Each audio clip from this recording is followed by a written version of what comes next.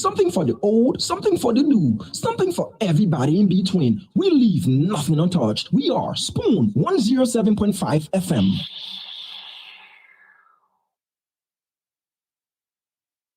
From the top of Wologisi to the beaches of Maryland, we cover Liberia like nobody else does. This is Spoon 107.5 FM.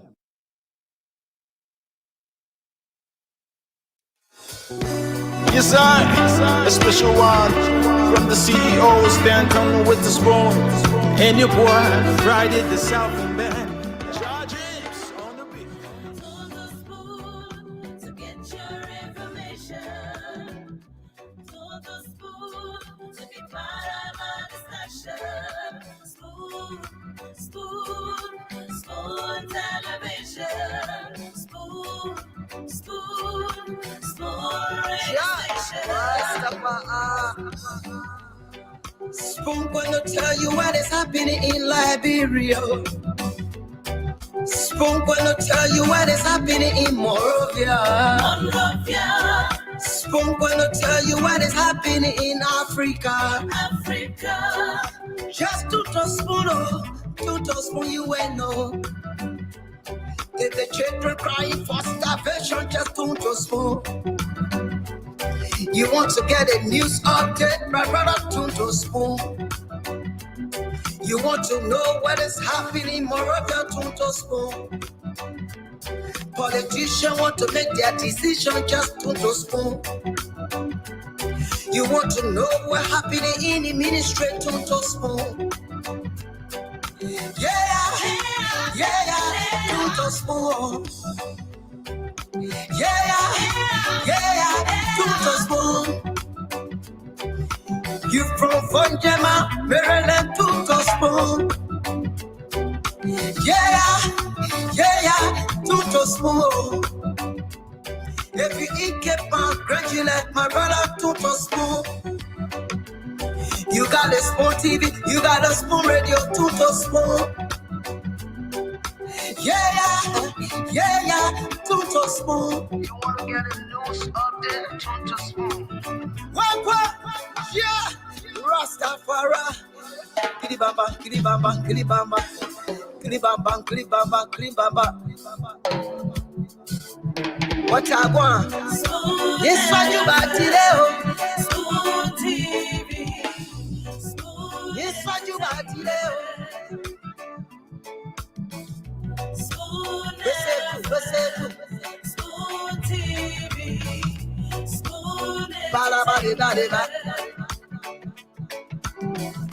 Spoon Skidibidi dabado. Spoon TV. Spoon entertainment.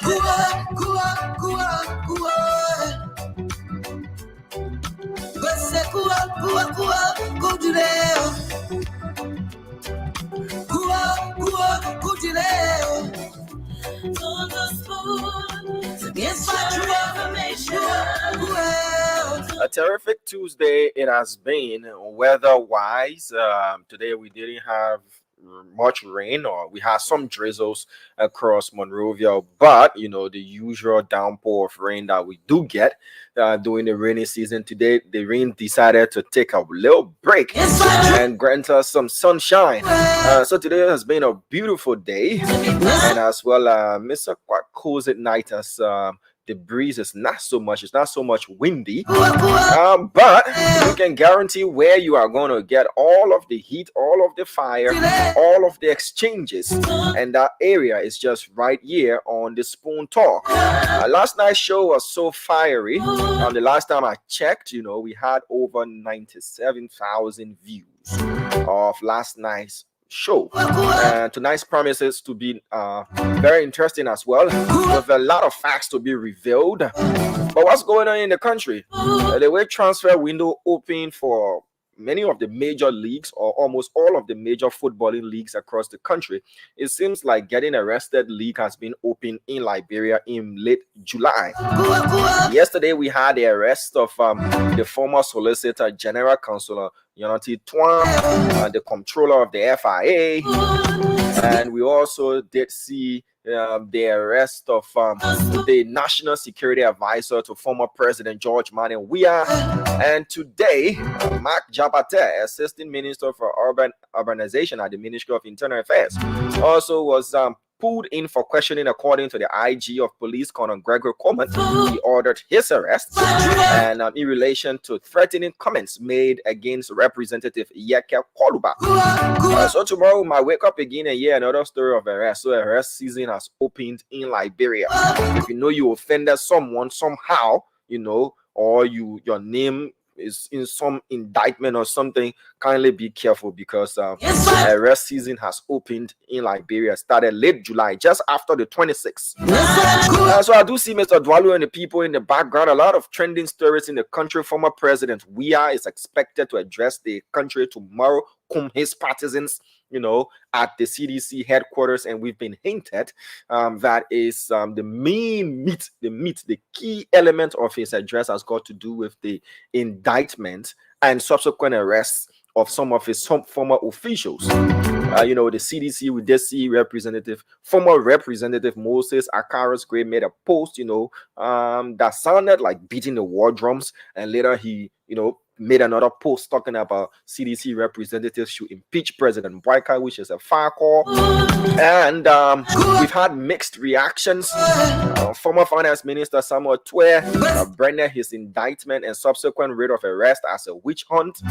And so many things happening in the country. Information Minister Jeremy Paye also made the disclosure today that substantial amounts of money were withdrawn from the CBL account, and we've gotten information. We yet to confirm the information, but we've seen it from several sources that the central bank governor, Aloysius Talu, has been suspended by President Boyka in relations to the audit report. The same audit report that has got the former finance minister in serious wahala.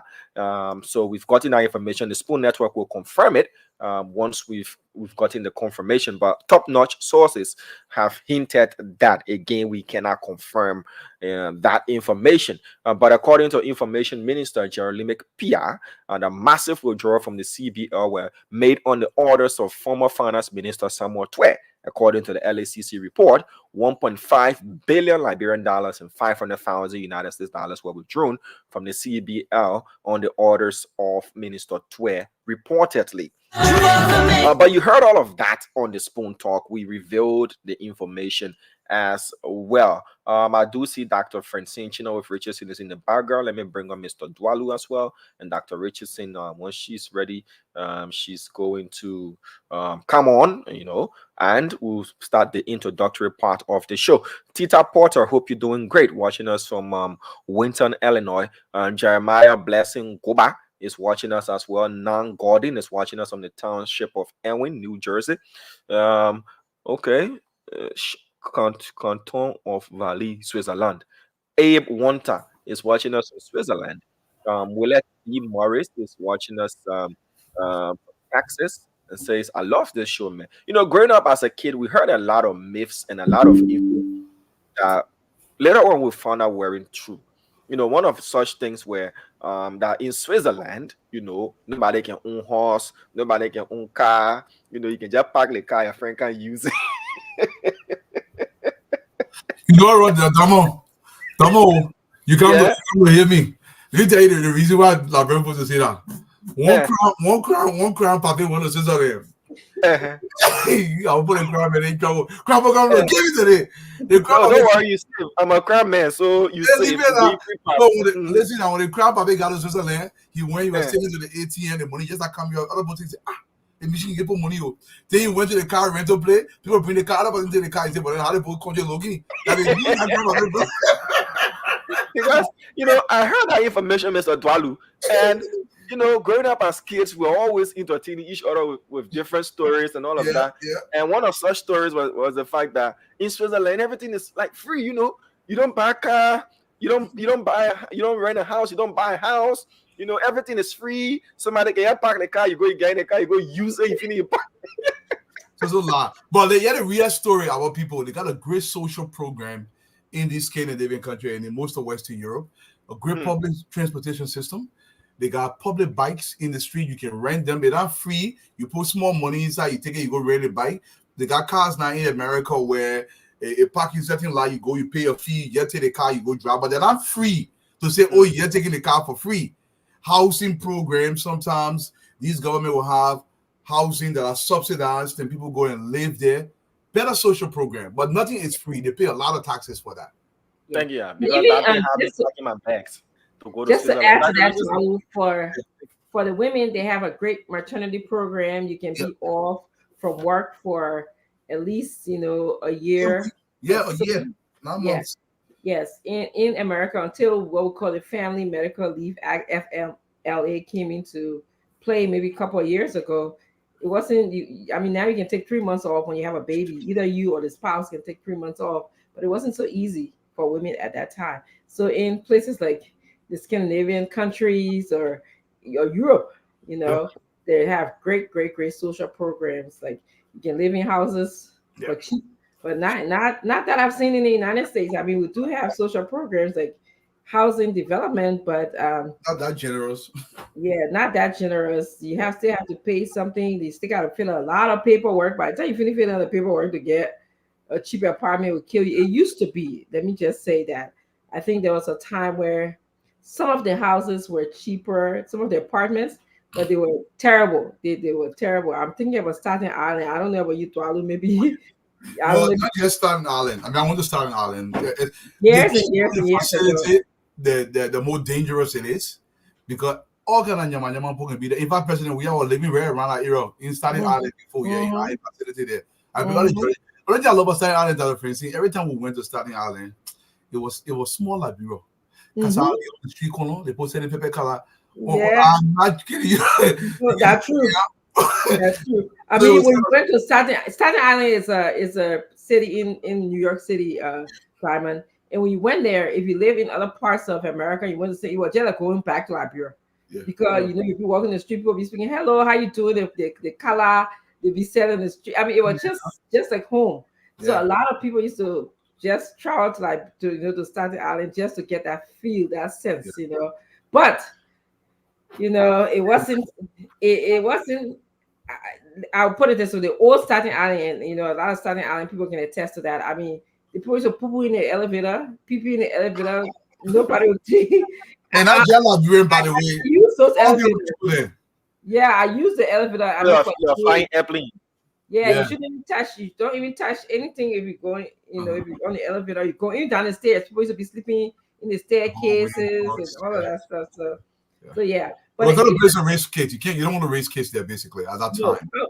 Even now, it still has some horribleness to it, but it is. But if you want to jolly, I'll play. But it has improved a lot. A lot of Liberians use Staten Island as a stepping stone.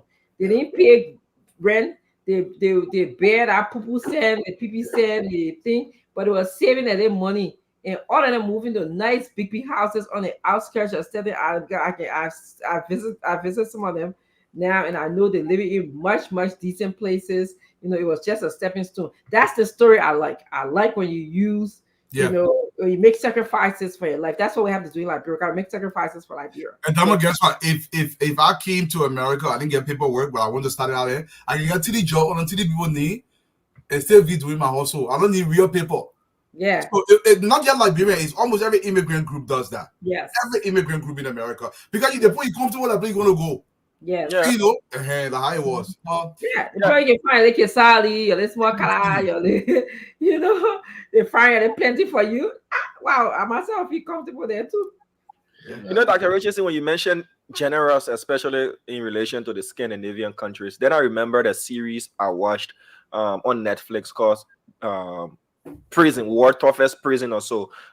This guy will go from country to country, looking at the various prison facilities, and he went to the Scandinavia belt, Norway, Denmark, Finland. I didn't see Sweden though. And the prison facility in Norway, I'm like, they want to have prison, and in Finland too. Interestingly, in Finland, they didn't even have a prison facility. They had to take their prisoners to Norway, and they built you see prison, you wanna like, why do people like? It's so nice, it's so, and I'm wondering, why these countries are, no wonder it's difficult to go to those countries, because even when you're in jail, there's a looking.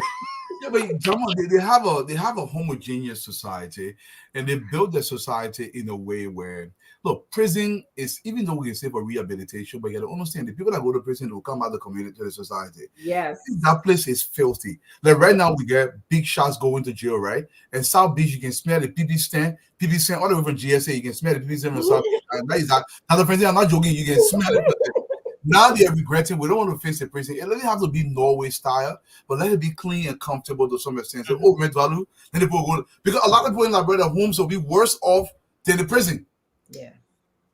So it depends on how people living. When you see it, you say, doggy, then let me just go to jail. Yeah.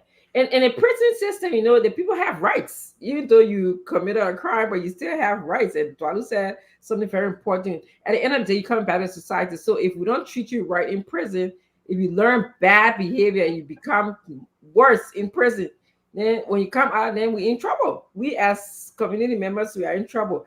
And, there's something called cruel and unusual punishment.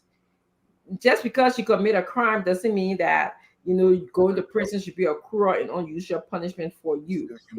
Yes, you still have to maintain some dignity, and you still have to be, there's some humanity that has to occur while you're in prison. You have to be rehabilitated. And yes, the people, they are entitled to get food, the 3 meals a day. They are entitled to get phone calls.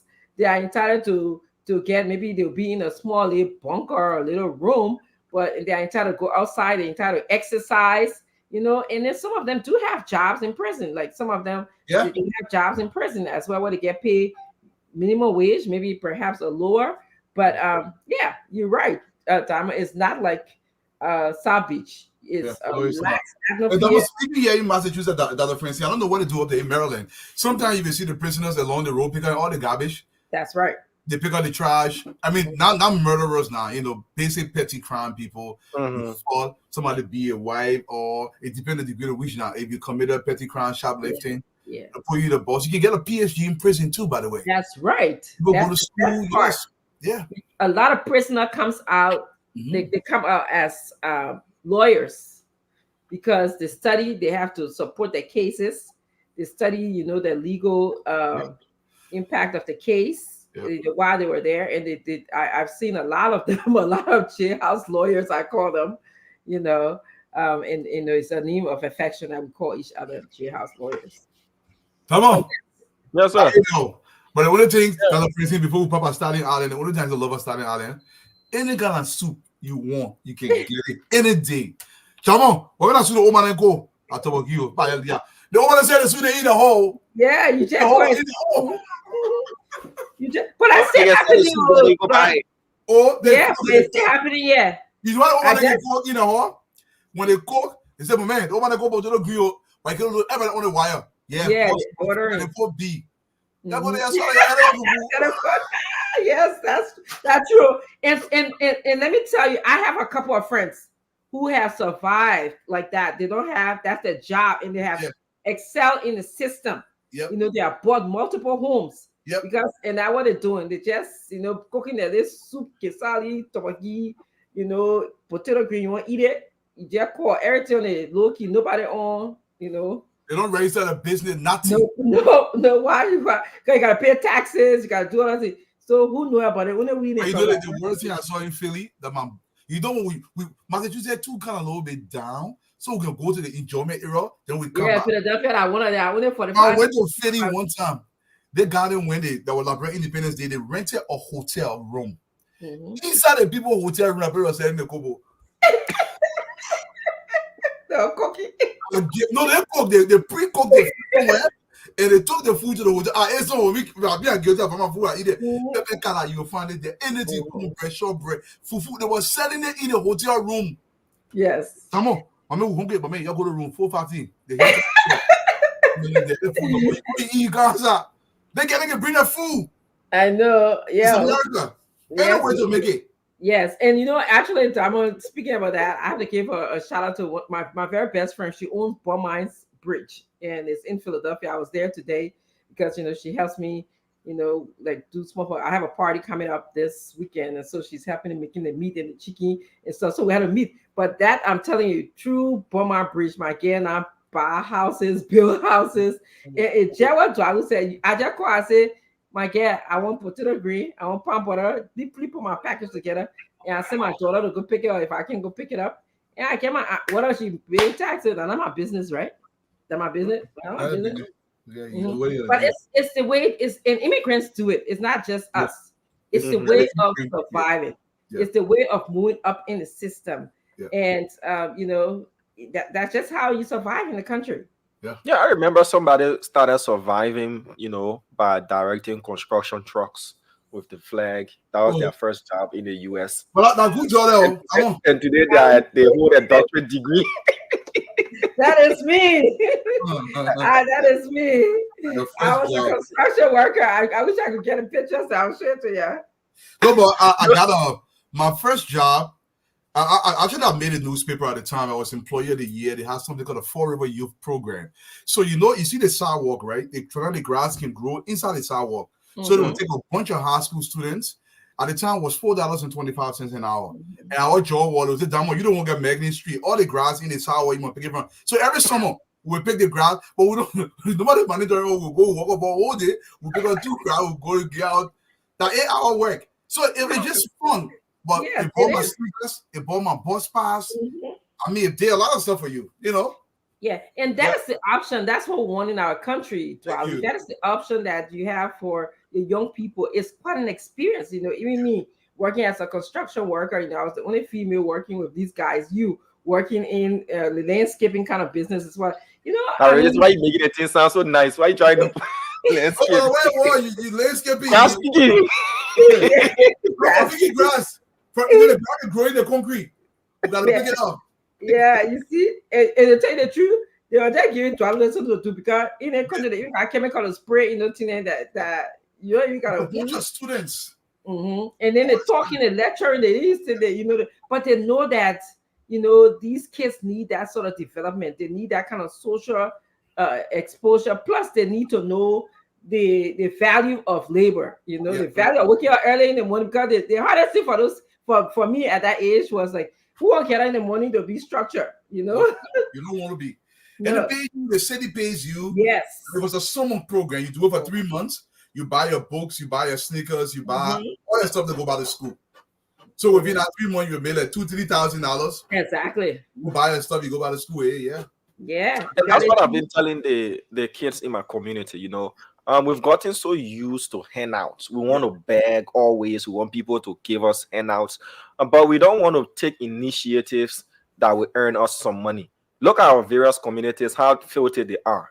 And you have able-bodied men and women, students that are on vacation, to even put themselves together and say, okay, we'll clean the community every first Saturday and last Saturday, and let community members, rally, as we can say in Liberia, put something together and give to them. That's how you can even start for somewhere, but they prefer not to do it. Even your vehicle will be parking to just take bucket of soap, water and soap, and come and wash your vehicle. And say, oh, we on car washing spree this weekend. Everybody washing your cars and get some money. They don't want to do it, but they prefer to come to you and ask you for handout. And if you don't do it, it's a problem. And we need to shift towards that, Mr. Dwalu. It shows you a sense of responsibility. You're solving the problem and you're earning income as well. I agree. Look, over the last 3 days, Friday, Saturday, and Sunday, I was not here. In Lowell, Massachusetts, they have something called the Lowell Festival. And the city spends about $1 million for that 3 days to host this massive festival. And every year I take my 3 kids, they will help with the garbage, because they have these big bins all around the parks, right? They will help with the garbage. They will help to go haul water. They help all the young kids in the community. They help. And they get a little fee for them. But they like Dr. Felice said, showing them work ethics. And they say, okay, you'll move all the garbage. They will say, okay, you're responsible for the 5 garbage here, it will not overflow. Because in a given day, we get anywhere from 100,000 to probably 150,000 people every day in this giant, the whole city shuts down. It's like a huge feast. Yeah. All the kids come and they work. Every year is hell for 3 days. Yeah. Those kind of things, kind of uplift the community. And they say it generates a lot of money. Exactly. My church would make every time we do my church would make between $15,000 to $20,000 because the church would sell roasted meat, roasted fish, all the Liberian food and people come and buy. Yes, the people are running in love with Liberian food. Oh, heaven. I have a funny story to tell. My oldest, obviously, who graduated from Temple, and so we're having this gathering to celebrate her, and she's not for all the American people now. So I said, but why we can't do your mac and cheese, the big chicken, all the stuff? They said no, they want potato cake quesadilla. I said, quesadilla keep going, just going out of stock. I said, get it behind me. Oh they my get God. it behind me for potato cake quesadilla, potato. I said mac and cheese. I said, she said, hey, God. I said, they don't want it. American people coming. The poor want to eat goat soup with syrup pepper. Everything. I mean, in our 2 Liberian churches there. So, because I was like, oh my God, you guys want to cook some more? Is it all I want to get some? Yeah. I said, I got a relative in a nursing home, so my husband went to go visit there yesterday. So he came home, he said, because the food can be so plain, so we can carry him pepper to pour his food to eat. So the head nurse, who is an American, looked at she went and tasted her food. I don't know how, because she shouldn't be doing that. But right. She tasted her food, she tasted the pepper. So she sent a message now to my husband. I want to buy some like pepper. The American wants in the message. So I said that $25 I would charge her for that pepper. Yeah. Oh, but I won't get my gas. She get it in her hand there. She can put it in jar, cook it. She be selling it $50 also. Of course. You sell 4 bottles of bulk. Yeah. Yes. Buy it. There's a lot of things, people way to survive in America that is beaten by America so many ways. Yes. So many ways, and so easily. And Tama, you make such an excellent point. When I think about it, cleaning up the city, the children cleaning up the city and getting the community together. Somebody taking the initiative to just give them something, because instead of just staying home and being in the streets and withering away, to me, be active and thinking, you could be cleaning up. Okay, we should have car wash. My days, during in Liberia. We used to raise money. We had car for all the country cook. Sometimes we do car wash. We wash people's car. We put a little blockade on the street. When you come, we ask you, can we wash your cars, guys and girls? And got maybe 25 cents those days, but that's a lot of money for us, So it can happen in Liberia. It really can. We can't wait for the government to do everything too. No, we have to take the initiative as Liberians. Come on. Let's segue into this thing. I got about 5 minutes from my people today on the issue of patriotism, but go ahead. I know you got something to introduce. Yeah, basically the news stories from yesterday still continue with an addition being the subsequent release of Mark Jabate. Yep. The IG confirmed that he ordered his arrest this morning after they bumped into each other, and he tried to play down his statement, his comment that he made against Representative Yeke Koluba. So he was at the Liberia National Police headquarters for at least 3 to 4 hours, subsequently released as to what the update we're waiting to hear from the LMP, whether the investigation continues or they've deduced that he doesn't have the ability to carry on such a threat. He doesn't have the opportunity and the ability to carry on such a threat, and to let the public know that he has since apologized and they've dropped the investigation, or they've closed the investigation. Also, President Weah is poised to address the nation tomorrow. Yes, at the CDC's headquarters. Top on our agenda, we've been told, is the recent arrest of some of his former top officials, and the indictment and rate of arrest out there for his former finance minister, Samuel Tuer. We've been informed that there will be so many other indictments coming up. And so, the cage has been rattled. And on this unconfirmed information posted that there's going to be a massive exodus. Others are looking over their shoulders. They say when your neighborhood's on fire, and you around, you start to see what to do to make sure you quench that fire or you let it be. The other trending issue has got to do with the central bank governor. We've gotten information that he has been suspended by the president. Again, that's unconfirmed for now until we can get it from the official sources. But we've been informed that based on the audit reports on the CBL, the president has suspended the central bank governor for an investigation to be conducted as well. So we're following up on that story. Mr. Dwalu, why do people have a problem with President Weah being called President Weah? I don't know why. Why? I got no. He was a president. Once a president, always a president. Always a president. In the United States, they say President Obama. Yeah, President Bush. I don't know. I always see that. I don't know why people do that. He was a president, and you got to give the man that respect.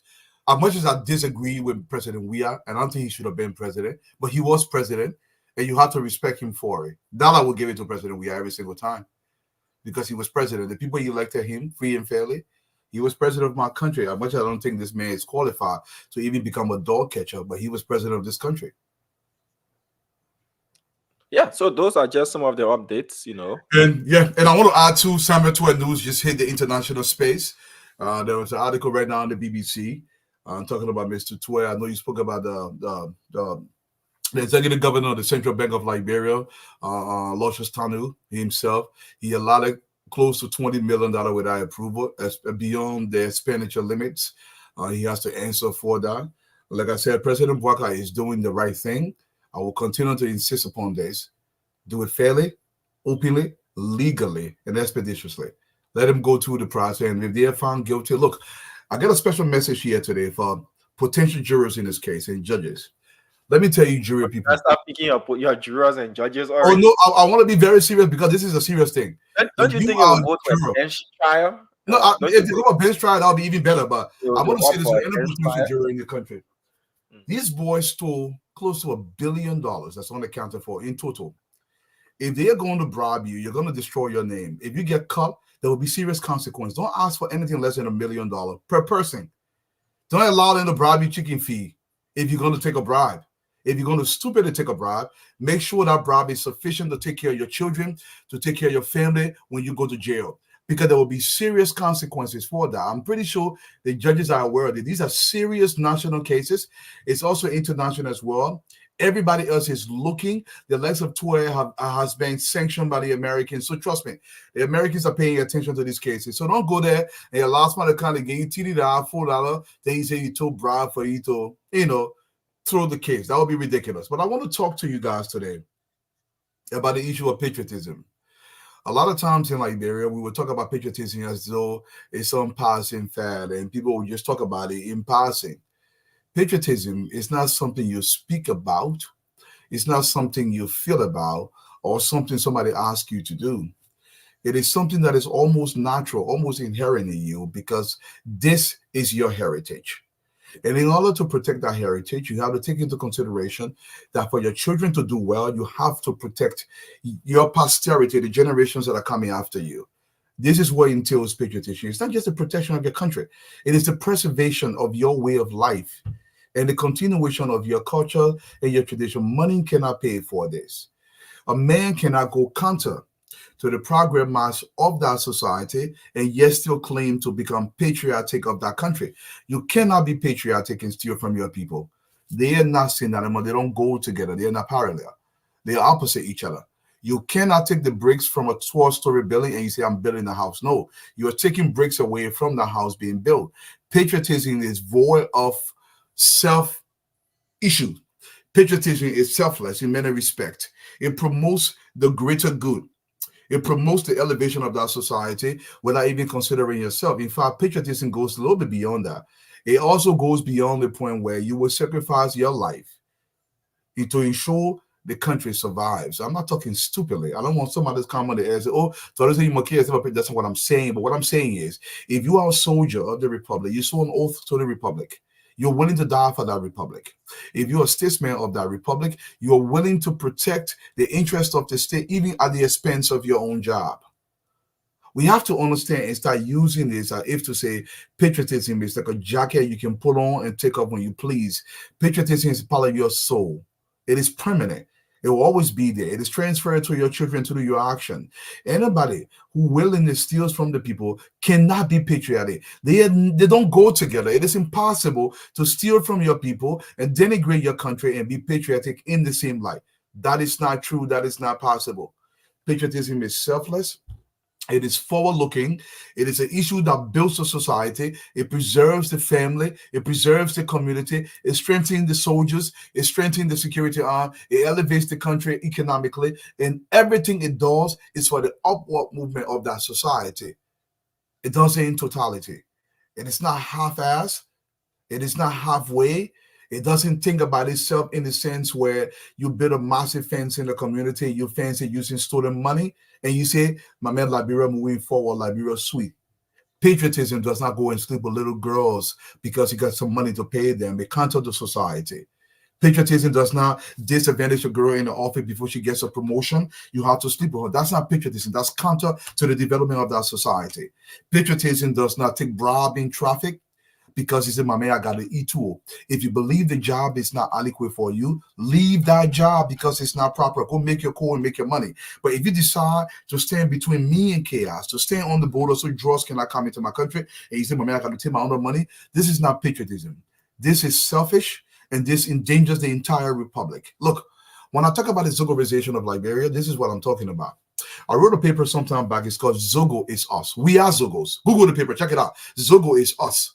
Because, you know, there is this concept where people feel that the friends get a her in defense, you get a car, you got everything. I think also I don't concern me. That's not true, my beginning. If that friend go drive to Douala and she leave a car to open small Zogo, open it affect her. So whatever somebody's child is a Zogo, we too have become a Zogo. In order to de-Zogorize the country, we got to become more patriotic. We have to do our job. If you're an immigration officer, you have a duty to the state, the duty to your fellow man. You have to do your job. If it calls for you to demand more salary from government, go ahead and do that to the legal realm. But if your justification is, I want to allow RRA to become a drug a conduit for drug into the country, and I'm going to turn the other way and make some money, you are not being patriotic. You are a danger to this country. Patriotism is selfless. It is continuous. It is actually blind loyalty to your republic. It preserves your customs and your tradition. Its entire aim is to make sure our next generation is far better than us. And the other way we can ensure that is by making sure we protect everything that preserves the Liberian way. Dr. Francine. Yes, Dwali, great education. I always love to hear your topics, as Nelson put it, food for thought. You know, it's amazing that you talk about patriotism right now. My daughter asked me today, right before the show started, Mommy, do you ever feel patriotic at all? And I stopped and I said to her, you know, I'm dual citizen. You know, I have a citizen somewhere else. But tell me, what do you mean? And she said, you know, with the Olympics going on, I feel so American. Can you imagine? You know, she said, well, and by the way, just for those are Liberia be, you know, participate. I believe this Friday we start, August 1st, 2nd, and 3rd. We'll be running in the Olympics. And then she said to me, and I said, but tell me more. And she said, I just feel like screaming sometimes. Do you all feel like screaming like red, white, and blue? Go red, white, and blue. I said, well, in a different context, in a Liberian context, you know. But then she said, I just have that devotion, Mommy. And I mean, she'd been to Liberia before, but she was, you know, this is how Americans think. They indoctrinate these children from the day they were born. And that's a good thing, you know, the devotion to your country, you know, the land of the free, the land of the brave. Those are the things that, you know, that's in their head, that their loyalty, that service to others, you know, that is what they have in the belly. So, you know, I told her, I said, I can relate in a certain sense, but I can't relate. But that's who she is. She's patriotic. And this time during the Olympic, when she sees American flag, like I believe the gymnastic, they won the gold medal. And it made her even more. She was like, I just felt a scream, red, white, and blue, red, white, and blue. And I was like, do we ever get that? You know, in Liberia, where our instead of screaming, B. Debbie Harris, and nothing wrong with B. Debbie Harris, a Bontown school, let me go to my own school. You know, do we ever scream red, white, and blue for Liberia? Red, white, and blue. Do we ever do that? You know, what happened to our flag day when we did that in the past, I think. So yeah, those are my thoughts on. Yeah, and Fadiga, when you come in, you know, Dr. Francine, your daughter is right. From the time she was born, she's been entirely indoctrinated into becoming truly American. Yeah, we don't do that in Liberia. So the concept of this loyalty to country, to God, country, and fellow citizen, it is not ingrained in the Liberian psyche. Here it's opposite. When you're even watching Barney from the beginning, or all the training toy show, it's infused into that. Yes. So by the time they grow up, they understand that. I love you. Yeah. You love me. Consideration for community. Yes. Selflessness. Yes. Yes. Yep. And we need more of that. Sharing. Caring. Sharing is caring. Right? Caring. Okay. Yes. All those little talks. I mean, learn that. They learn it. You have Care Bear and Sharing Bear. Yes. and they learn it from day one. The minute they get it, and they're saying the Pledge of Allegiance. They are pledging. Yes. They say that every morning, and it means something because the subject matter is related to that pledge. They're not just saying it just as something that is just talking. So by the time she's 18 years old now, telling me, red, white, and blue runs through her, and I'm saying Liberia runs through me, and I say I'm bipolar in a way. I'm doing. I don't remember one classroom that I sat in high school that was under the American flag hanging in the back of it. There was other in the corner somewhere, and people think it doesn't mean anything. Trust me, they are literally embedding certain things into you. And you know something I noticed? I was driving in Canada. I went from Toronto to Calgary. How do you call it? One of the Calgary, the capital. In every house, every little corner have the Canadian flag. Thank you. Waving everywhere. Either the big one hanging in a public building or at the different homes. Yeah. But very early on, even when it comes to selected service, like joining the army and things, the serving your country is so ingrained in people to the point that they reward you. Even if you come from there and you get that special privilege. And it's all about patriotism, like selected service. You have to join the selected service. Back in the days, I know when I went to the States Fair, you had to sign up for that selected service. I don't know whether they're still doing it, but you have to sign up for the selected service that you will, you can go and serve anytime. I think they used to have that year before, but I don't know. But we have to teach people who have to be patriotic, how to love this country rather than treat it like elephant meat. And this is the way I describe it when I'm talking to people. I like, look at if for some of us parents, look at it as if to say it's your own child. When you have that little toddler, when they're walking, when they fall, that pain goes straight through your heart, and you feel it like you going through it. And I hope we could look at Liberia that way. That way we will nurture it, we cuddle it, we will not want to destroy it. Yes, absolutely. But do I just ask a question? And let's address the question. Look, I love the audience. Please get involved. You say, how can I be patriotic when I'm extremely hungry and the government officials steal everything? It goes back to the government officials not stealing everything. Let me tell you something. I used to have a general at the School of Infantry. He would tell us this. He's a gentleman. A man is not patriotic because he's asked to be. He's made to be because the survival of his republic is dependent on it. It's not optional. The government officials that are stealing from you, you have to organize better. You have to mobilize better. Maya, we just ask, I want you to Google a paper. It's called A Message to the Legatees of Liberia. I want you to read that. It will answer your question in depth. Because what I was trying to do that for you to make you to understand that in order for you to take your proper place, there are certain considerations that must be made. And I understand the hunger portion, but in order to stop the hunger, you have to stop the very people that are responsible to stop that hunger in order to do their job. No man does what he's supposed to do until he's forced to do it. That offensive don't want to go to work. I guarantee you get that offensive the option. That offensive like it's in the middle for you to not teach. She was saying, don't worry, I'll be reading about. Before you couldn't answer the question, I'll tell you, let me sit out. Nobody want to do it, but we are forced to do things because there are certain considerations that must be made. So you as a citizen, you have a duty. And my job here is to make sure to show you what that duty is, so collectively we can pursue that duty. Fadiga. And Fadiga, before you come in, you just reminded me when you were talking about the service to country and the serviceman, like we say something simple, thank you for your service. Thank you. Wherever we see them, we respect them. How many times do we see military people in the streets of Liberia and we just, in awe and tell you thank you for even sacrificing your life to be in a barrack for us, I mean, we in fact we look at them as less important people. Like we attach a lot of stigma to that jungle, that army man. But people that sacrifice the time to protect this, the country from internal and external forces. But people don't regard it. The Americans have looked to the point that for some of us that didn't go the army route, sometimes I don't know, it's a weird kind of jealousy. Yeah, people just getting people, and not even some physical people that do. They are taking for themselves. But even on the job. Let me make you jealous more. I'm telling you, man. When you are going to college, you are broke. You know, every college student is broke. Yeah. I was paid to go to college. Mm-hmm. They used to pay me every month. I know. I was paid to go to graduate school. Look at that. When I got out my first job, the military found a job. It was a job that I ordinarily not get so easily. You get discount literally on everything, everywhere you go. When you go to the airport, whenever at the board, the military personnel board first. Look at you see. All got a preference. So the goal is to let you know, thank you plenty. To encourage you. Patriotism.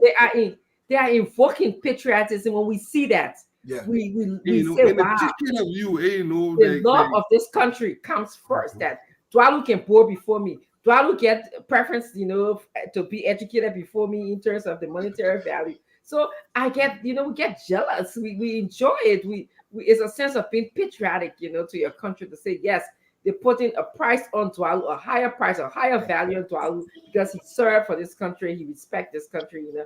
And I'm speaking from sometimes I know Dwalu, so that like, you know what? And I'm there what me and John. Look, in even those that didn't even go to college, they get extra points on the job. If me and Brother Kennedy apply to a job and we are 1-to-1, everything equal, same resume, the preference we give to people. They'll get to the military person, the veteran. Yes. Simple as that. They bring a lot. So the military training builds competency and leadership style in every individual.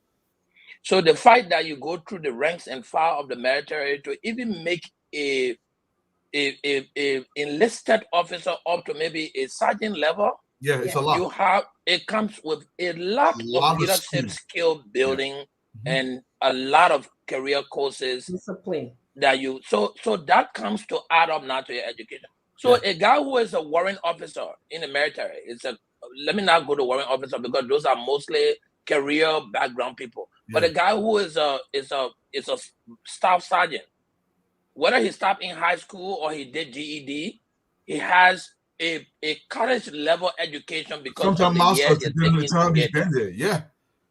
You know, so the military is a very unique institution, and you know, and I just wish that we could build up the capacity of our military because you know in Liberia they had the Boy Scout and you know all of those societal organizations that have reputation and integrity. You know, they need to see some chicken around sometimes. I saw them the other day. Actually, I spoke with a couple of guys from leadership. They were mostly focused on helping and mentoring young people. And then in the Baptist church, we have something called Royal Ambassador. You know, we you know, they also use that as a mentorship program. It's more or less structured after the Boy Scout, but it is a religious-based fraternity program. So there were too many things to build people capacity. And the military is way up here. Yes, and let me add, as a wife of a veteran, my husband was in the military for multiple years, fought in Afghanistan and Iraq. I mean, even in our retirement, we are blessed. You know? Can you imagine his health care, which is the biggest cost in this country? Yeah, my health care will be all paid for by the time we retire, and that's our concern. You know, I can't even fathom it. I really can't fathom it. Yeah. So, Dr. Francis, since you brought that up, you know, I'm not diverting from the topic. A friend of mine is going through a tough time with marriage. He's been married for 32 years, and I think he was 18 or 20 years old when he got married. Mm-hmm. They built everything together, him and his wife. According to this guy, they have a annual bank balance now of up to $200,000-300,000. Wow. They broke away. And the wife is carrying 75% of that money and the house and the car and so forth. So he called me and said, should marriage be a contract based on the certificate that will be reviewed every 5 years so that you get to understand that if it is not going to work in that 5 years, your cancer head, you know, everybody terminates it and walk away. So I wanted to pose that question to you who have more experience and probably longevity in marriage. Should marriage be a contract? that people can actually review, and should the marriage license expire, should it have an expiration date to say, all right, so the first license will get you will be 5 years, 10 years, 20 years, 15 years. You look like you've been having a conversation with the CEO because it sounded like one of your questions. No, I mean that's the question. The guy is destitute. He's everything he has worked for over the last 20, 30 years, he's going away with nothing. So you need a good lawyer. I was on the phone with this guy for over 2-3 hours. He wants to shoot himself. He wants to do all kind of things. No, right? You need a lawyer. That money to shoot, say you need to get a good lawyer. No, but you know what, Ron, nowadays we think about marriage in terms of, obviously if you're not sure, you don't know the details of it, but we think about marriage in terms of two people. And I think this is a business agreement. Marriage is a business agreement. It's not, young people listen to me very carefully. Marriage, love is all important, but if you go ahead just a marriage and a business of love, you're naive. It's love and attraction, physical attraction. No. It's not. Don't get me wrong. I'm not saying you will get a hunchback of Notre Dame. That's not what I'm suggesting. But what I'm trying to tell you is, you cannot base it off of that. You got to base it on potential and the person's opportunity to add something to your life. Not just look. The business, it looks with faith. Plenty with faith. Correct. Absolutely. You gotta love that person more intrinsically. The little things will happen, but like I said, I'm not near qualified that a person can handle that one because I won't require. Yeah, like somebody said, they both need good lawyers. All right, depending on what they contributed to the marriage, that will actually be the output at the end of the day. What you contribute. It sounds like a contract because you're talking about lawyers. You gotta go review. So if it is a contract, why is it not ending? Why can't they have a term limit? It's not a contract based on materialistic thing. It's a contract based on So why are you dividing a house? Why are you taking car? If it's not materialistic, just walk away and go. Well, the paramount that brought you guys together was not the materialistic thing. Like when you get together. But you see, at this point, Dr. Francis, we don't know that. That's the thing. We don't know what some people I know that. What some people act like they come in, they love you only because they see your potential. Some people can see your potential from far. They know Dwalu is going to get his job. The woman will get a lot based on so many things. Either the children, they still got minor children that will be with her. But she contributed to the family. She contributed. It's not automatic. When you're not married, it's different. When you're married, it's just not automatic that one person just get more. It's really hard to tell. And you guys, I see a lot of people and I deal with people on a daily basis. I was just interviewing a woman from Afghanistan. These people had an arranged marriage and they've been married for 32 years. They didn't even know each other. The man just said to the other man, just say, I like your daughter for my son. And the other man agreed. And they met in Afghanistan because he was here. He came on a SIV, which is a special visa for a lot of the linguistic people that came during the war. And so that's how they met. And these people have been going on for 32 years. So sometimes it confuses me. How about marriages last a long time? Yeah, because there has been statistics that arranged marriages do last. Yes, it was arranged. So then let alone the people in the report telling us who perhaps saw each other.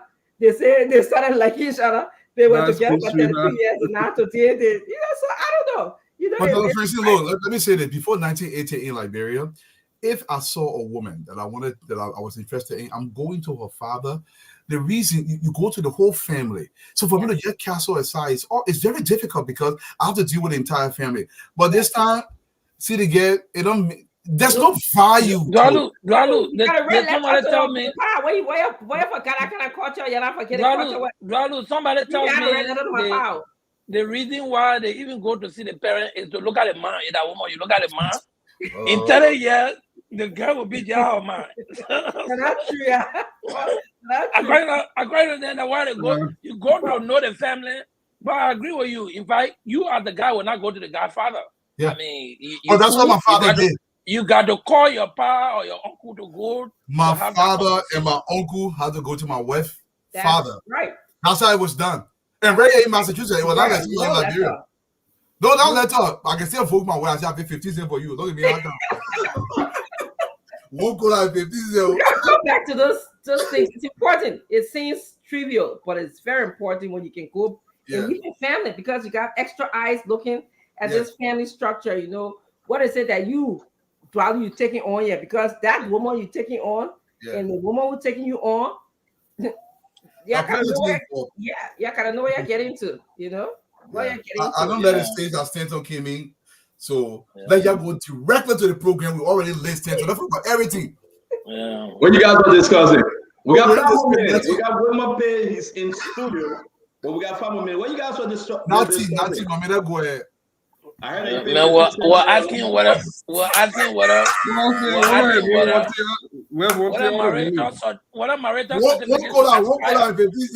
to have aspiration date.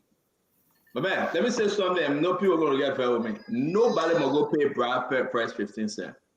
No. No, just stop that. You know why Guadu going back to Liberia?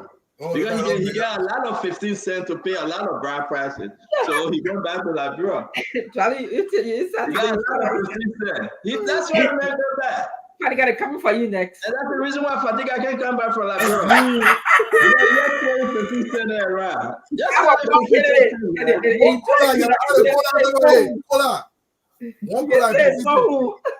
started 15 cent thing. I beg you, yeah. But man, I want to be grateful, man, for you guys. I mean, 122,000 people watched us yesterday, and counting 122,000. Can't you imagine? I want to be 5 times. No, yeah, but the radio is 5 times. The radio is in a million, man. Come on.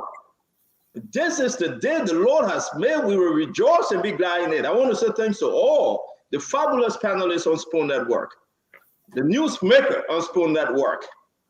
You got Abdullah Mame, you got Paul Kennedy, you got Al Hussein Yuji Fadiga, Mr. Dwalu and the Peoples, Dr. Richardson, and Remy Gray. You got Fadiga, nobody following Fadiga, they both following me. Samuel P. Jackson, the LDC.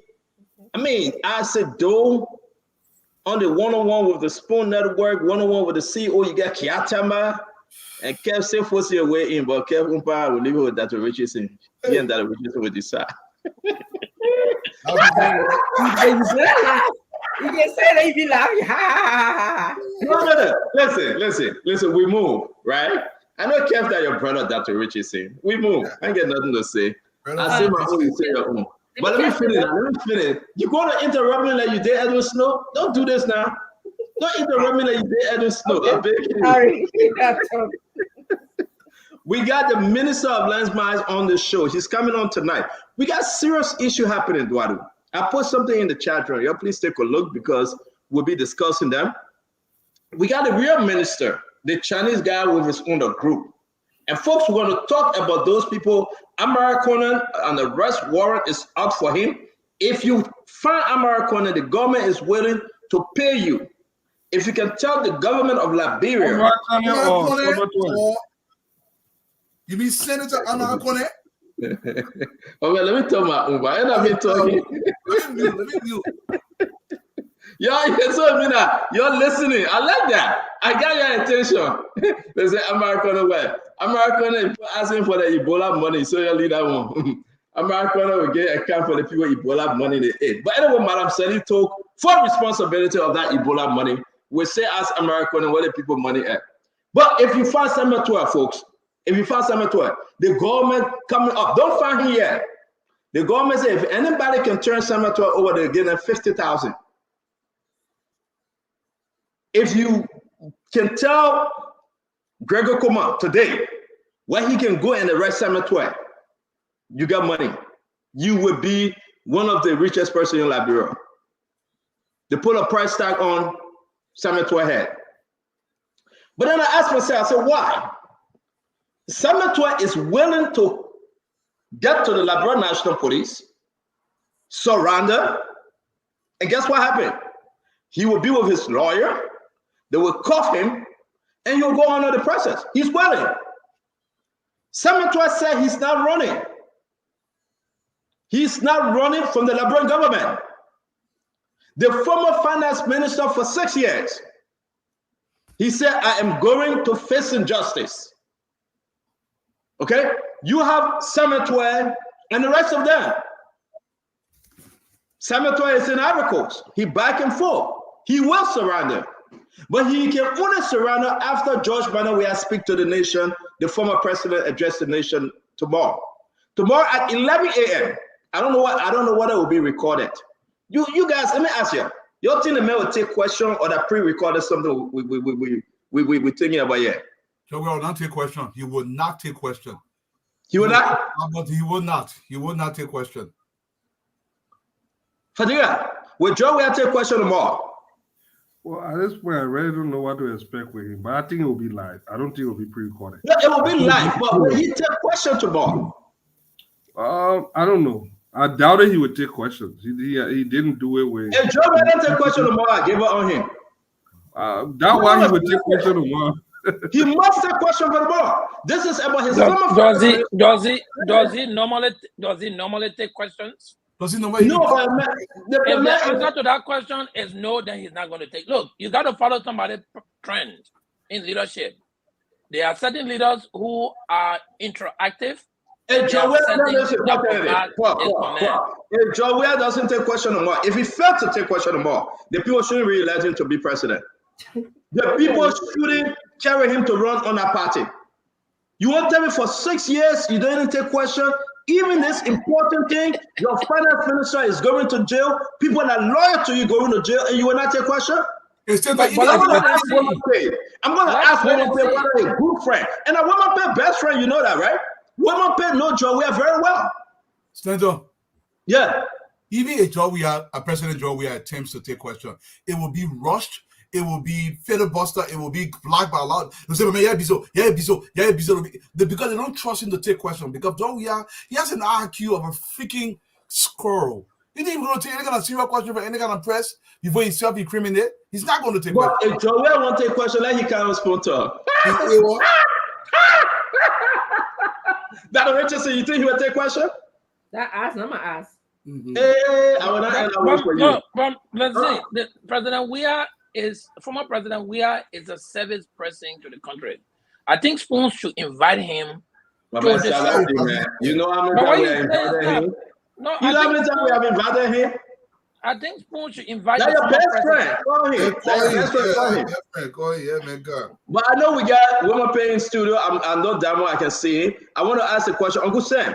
You think your cousin Joey will take question tomorrow? I mean, I don't really care whether he takes question or not. I don't care. Oh, you don't care? Of course not. Why? Why you don't care? The man said he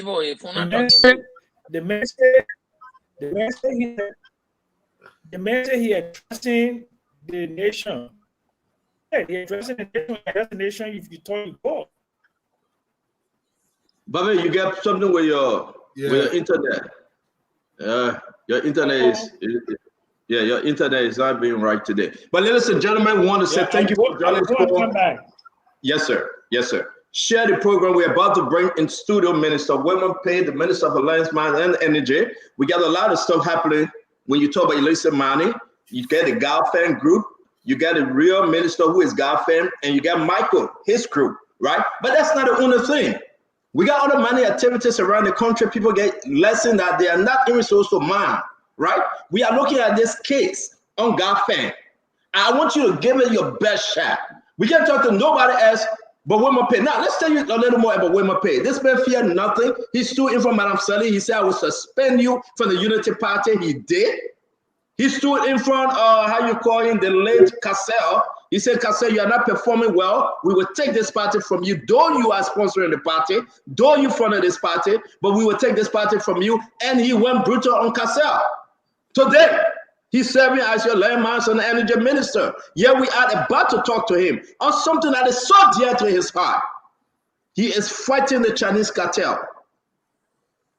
He said he got to do it for the people of Bapadu and Liberia at large. And with all the information we got, it's going to be interesting in the first segment. The next segment, we'll talk about other things happening. Mike Jabate arrest. We're going to talk about the arrest coming up on Samuel Twain. We'll talk about other trending national issue. The CBL today suspended Ben Governor Aloysius Stalu. And just understand, this week again, more suspension coming from the CBL. We will get into that. Ladies and gentlemen, let's welcome to the show Women Paye, the former chairman of Unity Party, who is now the current Minister of Alliance, Mine and Energy. Welcome to the show, Minister Paye. How are you doing today? Thank you, and hello to you, Stanton, and your team, actually Minister of Mines and Energy, is no longer lands. Oh, mines. Thank you. Yes. I left Labrador for long, so thank you for correcting me. No, thank you. So thank you. It's a pleasure to be here and to sit with you. And I'd like to firstly acknowledge the excellent work that you started here and you and your team members are doing to enlighten our people, to inform them, to educate them, to share with them, to inspire them, and to keep them focused on the national discourse, the main issues that are dear to the hearts of the people, the bread and butter issues, the policy issues, the different situations, the challenge of corruption, good governance, bad governance, and the rule of law, justice and rule of law. And I like to specifically recognize your emphasis, your focus on illicit or illegal mining across this country. I like to just say this very urgently for clarity, for the sake of clarity. We are not clamping down as a ministry, we are not clamping down on Chinese miners. We are clamping down on illegal mining activities. Those who obtained various licenses from the ministry, some of those licenses, not all the licenses issued by the Ministry of Mines and Energy are for mining purposes. Some of them are for research and all of that. We like to just recognize that. And we are not targeting any nationality. We are just targeting people who are operating illegally. We want to sanitize the environment, the mining industry of our country, and make it more productive, more profitable. That's why we saw before the Liberian Senate in the first place when we were confirmed, when we appeared for confirmation hearing. But thank you and your team, and for Spoon in particular, for the excellent job you are doing to educate our people. Thank you very much, Minister. Again, welcome to Spoon Talk. This is not your first time, so we're always good to have you. We want to say thank you for joining us, taking away your busy schedule, folks. As you can see, we have the Minister of Mines and Energy. We want to say, please share our program. Every one of us on set, can we please do that on our Facebook pages as well? The people turned out yesterday, and they are willing to turn up again. We want to say to all of you, it will be in our interest for us to listen to Minister Paye, ask him our question. If you have your question, please post your question, and let's make this show one of the best. Minister Paye, let me come back to you again. Give us a brief overview since you took over of the Ministry of Mines and Energy. I mean, talk to us. How far have you come? Firstly, we took over a ministry that has a lot of issues. And one of the first thing we said we were going to do was to restore dignity and sanity to the ministry. We were able to quite quickly embark upon a documentary. We did a documentary which is available, which we will share with you in subsequent time if you so desire. Because we wanted the public to know, Liberians to know what we were inheriting, and we pronounced to the world and Liberians that for us, we will not complain. We will be able to take over the ministry to know what we are required to do. The Ministry of Mines and Energy is responsible for two very important sectors of our country. When we took over, I tell you, even vehicles, logistics, equipment, whatever, computers, and all of those. Most of what the ministry was operating with have been very, very obsolete. If you go to the Ministry of Mines and Energy right now, we are doing a complete physical overhaul of the ministry because image is key. This ministry has a critical role to play. You have investors, you have visitors who come from outside, and the ministry is sitting right up there on Capitol Hill, right on the back of the Temple of Justice, right by the Ministry of Information, Cultural Affairs, and Tourism. is dilapidated. If I tell you that even basic things like running water, there was no running water running into bathrooms in that ministry. People are dipping water in this 21st century in a ministry that regulates not just the mineral sector and the energy sector, but a ministry that is also responsible for managing the water resources of the Republic of Liberia. So this is how embarrassing it was. So the first thing we did was to push the ministry to be able to say, hey, no, this is not acceptable. Now water runs into the bathrooms. Not only that, the ministry is also responsible for energy policy making for the energy sector. And we talk about energy, we're talking about electricity, all the different forms of electricity, whether it's traditional electricity generation, through hydro, through solar, whatever. That's what we are talking about. But this ministry did not even have electricity. And so one of the things we did was to also push to be able to acquire a 50 kVA generator. Because we were told by the personnel there that even the previous administration used to leave by 2 p.m., 1 p.m., 2 p.m. That's what was happening. And we said, oh, but what is this? We can't operate a day. When the national grid, the LEC is switched off, that means that was the end of gingerbread bulb. So we said, no, we cannot operate at this. For God's sake, this is the ministry that is responsible for our mineral determining and being able to market our mineral potential, the country. And I will say here without fear and favor, this is a country where we are so blessed in this region of West Africa, but yet we are the least of all the countries right now. Sierra Leone is far ahead of us. Since we obtained data about our mineral potential 55 years ago through the help of the U.S. Geological Survey, now we have not updated our mineral potential. So you can imagine Sierra Leone has been able to map out their potential so they can sell it. They can engage and attract potential investors. Guinea has done that. Cote d'Ivoire, all the countries around us. So you can imagine that. As our former South African Finance Minister Trevor Manuel once said, if you can't measure it, you can manage it. And this is a tragedy. This has been a tragedy. So when we were privileged and the president reposed his confidence in us, we thank God and we appreciate that. We did tell the Senate, the Liberian Senate, during our confirmation proceedings, that those are the issues we'll be able to tackle. So we did a documentary so we know where we are taking up from. So that as we make progress, we are able to evaluate ourselves as we go on. So right now, physically, we are not just reviewing the environment in terms of physical renovation, but we want to change the mentality of the people. Now people can go to work.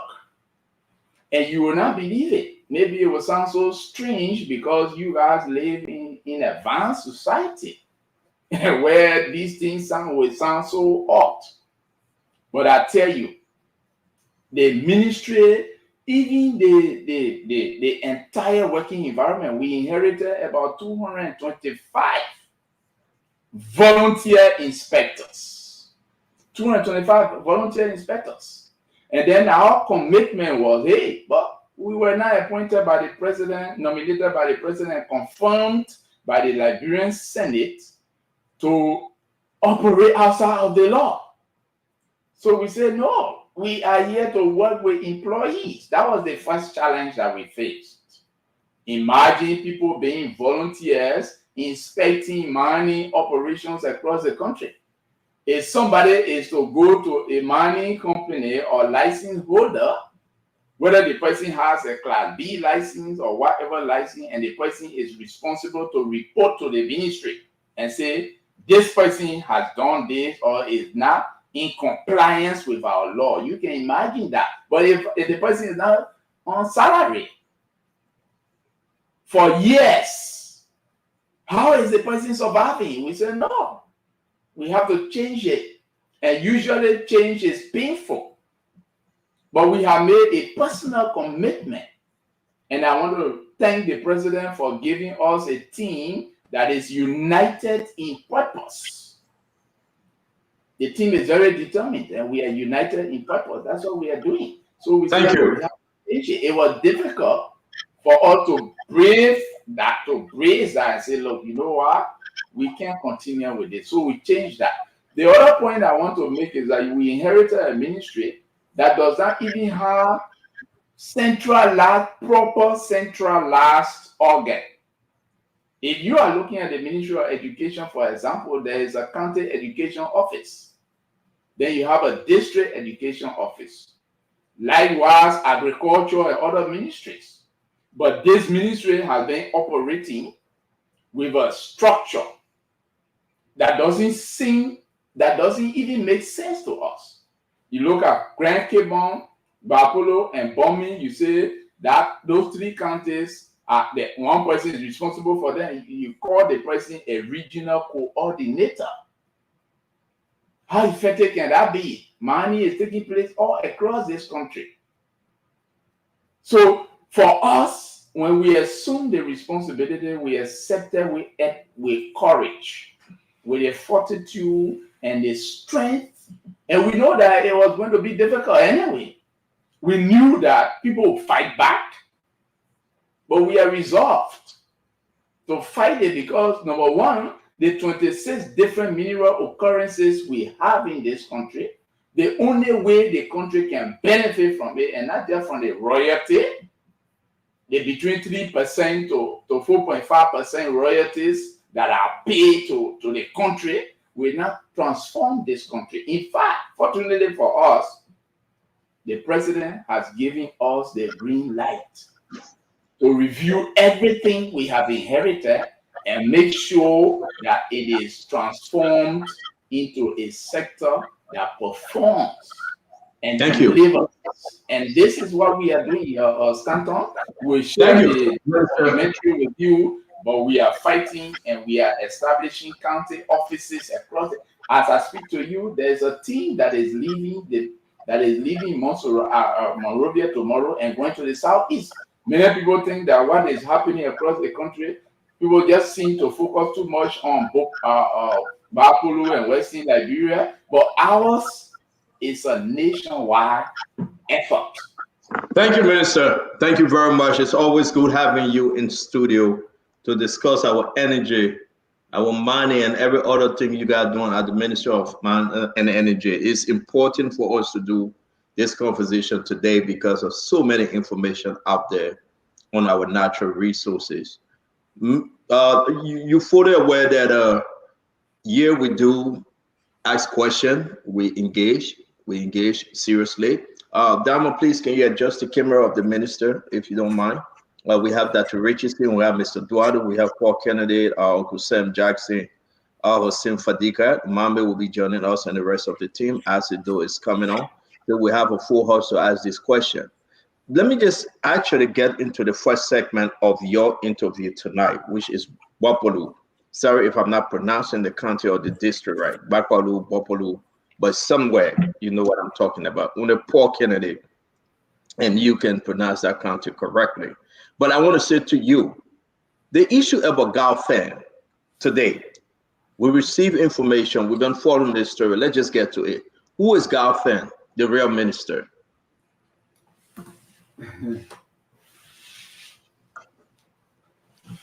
All right. Firstly, I will be unfair to the individual if I were to sit here and say, I know him. I don't know him. I haven't seen him. I am not sure since we assumed leadership at the ministry, he has ever ventured there to see us. Every bit of information we've had about him was before we assumed office. And then thereafter, everything continued in the media. But this is not the point. The point is that for us, we are not interested in any particular individual. What we are interested in is what the law says the ministry is responsible to do. The Ministry of Mines and Energy is responsible to do. The authority that is vested in the ministry, statutorily.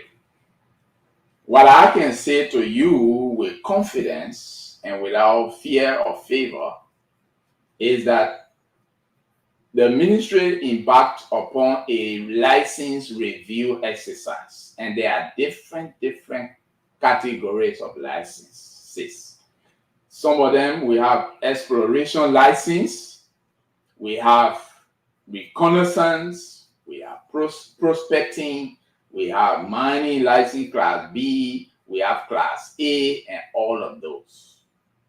So we as a ministry, without thinking of anybody, without having anybody in mind, my team members and I, because we have promised the Liberian people through the Senate during our confirmation hearing, and we said this on an oath, that we were going to review all licenses, and the sole objective, the policy objective being to be able to isolate, to determine who is legitimate and who is not. In other words, who are the people with genuine licenses to operate, to mine, and do business in this country, particularly within the mining industry.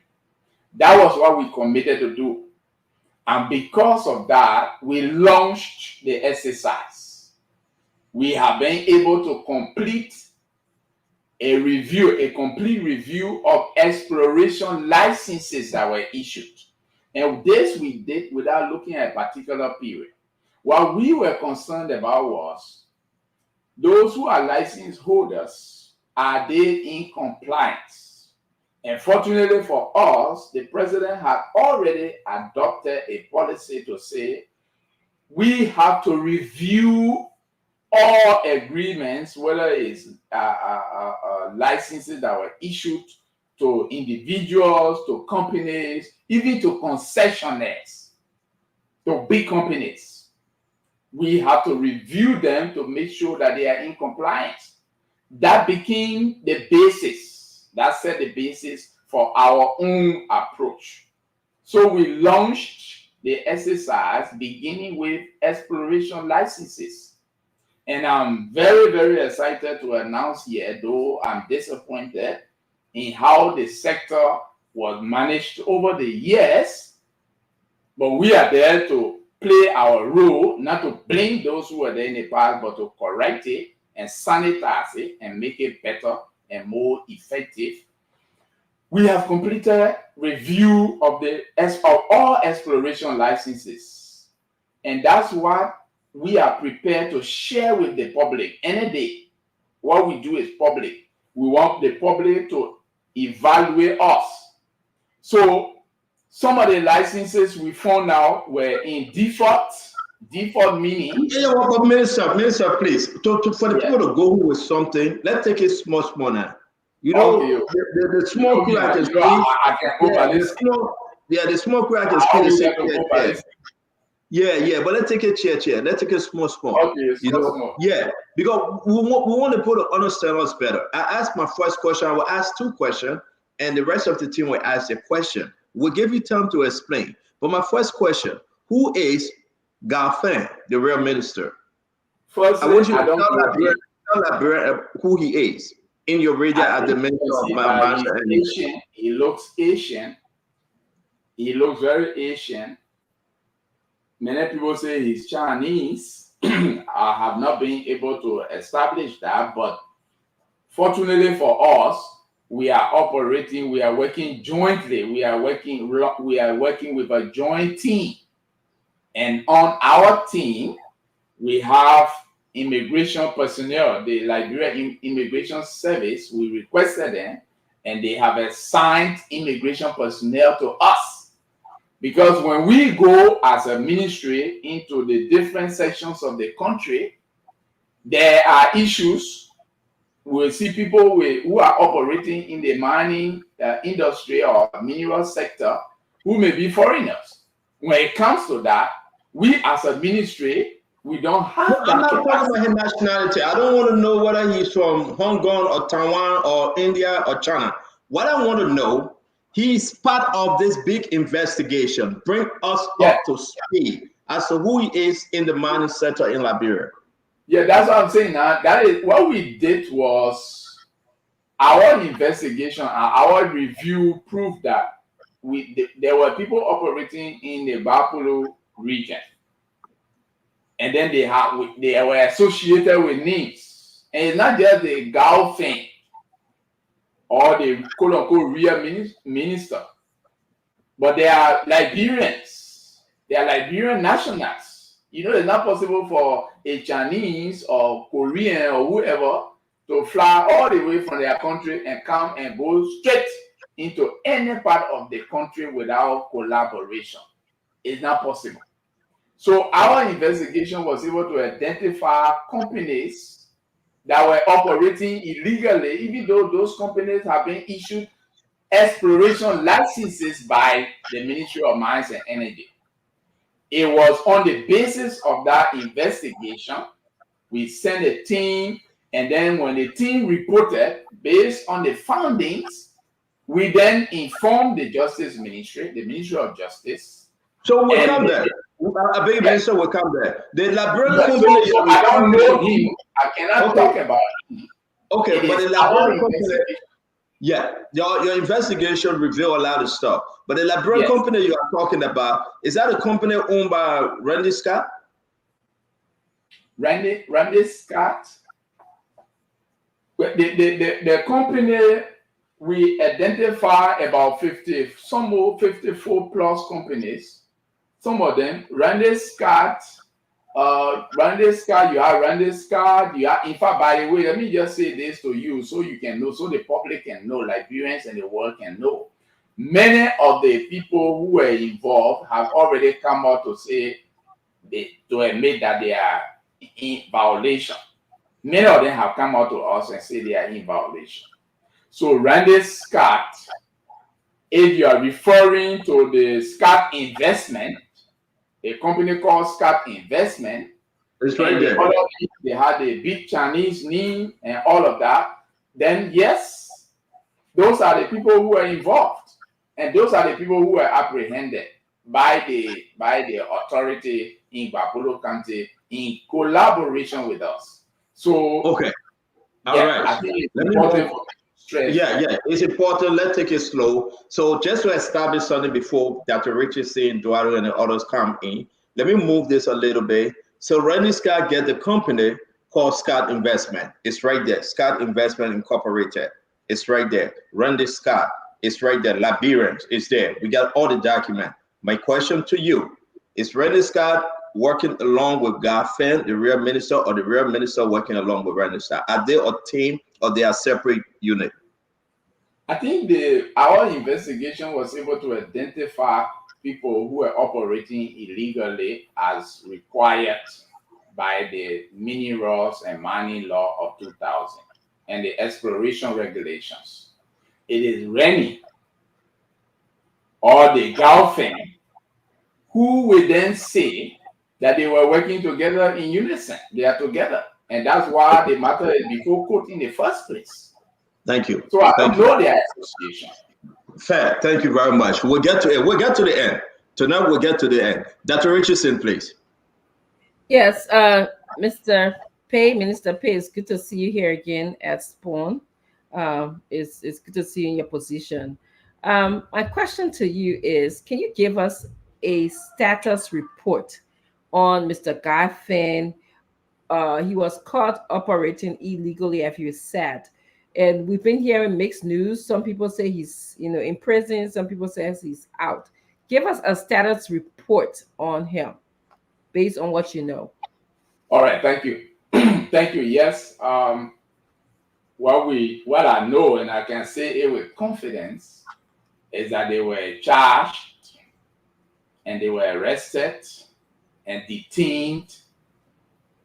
But then, as at early this morning, we were told that they have been released overnight, even though they have filed a bond that was due to be argued maybe in the next couple of days, but then they were released overnight. And fortunately for us, as God would have it, the Ministry of Justice intervened in this matter, and the judge, who was believed to have acted wrongly by releasing them when they are born, the file had not been argued, no hearing had been done, was ordered to make sure that they are rearrested. The only thing I can say is whether they have been rearrested. Thank you for answering. Sorry, it's important for us to show here is the bond, and I hope people can take picture and zoom in. That's the bond that they file, and you will be informed. Go ahead, man. Yes. So now that we have this big situation, this high-profile case where these people were arrested, can you tell us what are you doing to prevent this illegal mining in the country? What have you done in the past 6 months, or what regulations are you coming up with? What government proposal or what support are you asking the government to give you to stop illegal mining in the country? I think those are very beautiful questions, and that's exactly what we have been doing. The first thing is to regulate effectively. We needed to be capacitated, we needed to be strong, we needed to be visible across the country. As I said earlier, mining is an activity that is taking place all across Liberia. There's not a region of Liberia where mining is not taking place, which means for the ministry to be effective as a regulator, the ministry must be visible. So our first step was to make sure that we decentralize the ministry to make it more functional and present. We were also able to put to requests, and we are in the process of acquiring motorbikes, about 30 motorbikes. If all goes well, we just procure some vehicles, heavy vehicles, pickups that are accessible. Fortunately, we are grateful that the roads are now pliable even during the rainy season. That's why I said earlier the team is going out. So our first approach was to make sure we restructure the inspectorate division, the program of the ministry, which has not been effective. And let me just let you know that the ministry itself has been complicit in a lot of these things that have been happening because the ministry has not been effective. It has not been playing its role. It has been a cash cow that people were using as the instrument to line their pockets. They didn't care whether it affected the country or not. So the first approach we adopted was to make sure the ministry was in a position to regain public trust and confidence, which was totally destroyed. And don't forget that in 2018, the ministry's functions, statutory functions, were arbitrarily transferred to the executive mansion. Yes. In 2018. And I can share the documents with you. I will not guess, we will not speculate. So what we did was to restore those. This was discussed at the cabinet level. We wanted to restore first the ministry being in a position to play its statutory role. Firstly, what we want to know and what you and I need to know is it possible that an entity or agency or government established by law through legislation, anybody sitting anywhere can just arbitrarily transfer that function from that entity? No. So we needed first to make the ministry, to let the public and Liberians know, and for investors to know that, look, there is a regulatory environment here So if you want to come in to operate, you have to lay by the law. And this has implications for investment.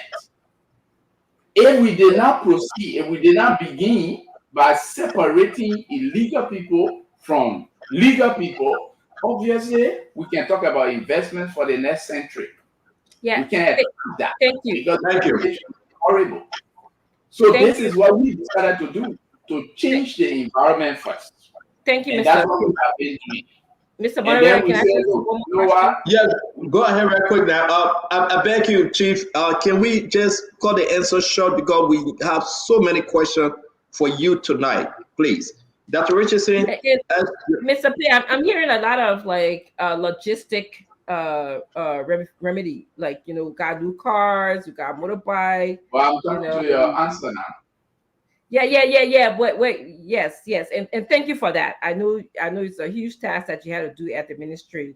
I was mostly looking for some laws that you are putting in place to prevent illegal. Well, I was coming to that. Yes, and yes, but in answering that, can you also tell us, because you mentioned a word that stuck in my head. You said the ministry was a cow cash, okay? Cash cow. I'm sorry, cash cow. Yes, it was a cash cow. Can you tell us how? Tell the Liberian people, what measure have you taken to prevent someone like you in leadership from having the ministry be a cow cash to you, or a cash cow to you? But the first thing we are doing is we review the licenses. We want to know whether the licenses people are operating with are the legitimate licenses that were issued to them. Number two, whether they are operating within the confines of the licenses that were given to them, because the license will tell you the scope of your operations, your limits. That's what we are saying. Mr. Paye, my question, I'm sorry, I beg you. I don't mean to interrupt you. With all due respect, I beg you. My question to you is, what measures have you put in place to prevent you from becoming a cash cow for the ministry? That's what we're doing. The first thing we are doing is to say, well, we abolished volunteer inspection, where the ministry had more than 225 volunteer inspectors. I said that in my intro. And the thing is that as we have the conversation, you need to be following closely now. So that's the first measure. The second measure is the second measure is that the ministry itself has sat there idly and allowed its legal role to be taken away from it. We had to restore that by taking administrative action, by making sure that we raise that up at the level. So now the ministry is playing that role. Number three, the ministry needed to regain public confidence. How do you regain public confidence? Lead by example. And the way to lead by example is to improve the environment. No institution will sit anywhere and be effective. Even if you are the best manager, you can't sit anywhere when you don't have the requirements to work with. And the ministry didn't have that. So we said no. Then we had to change the environment. We had to improve the environment. We had to require employees and management and staff of the ministry to rededicate.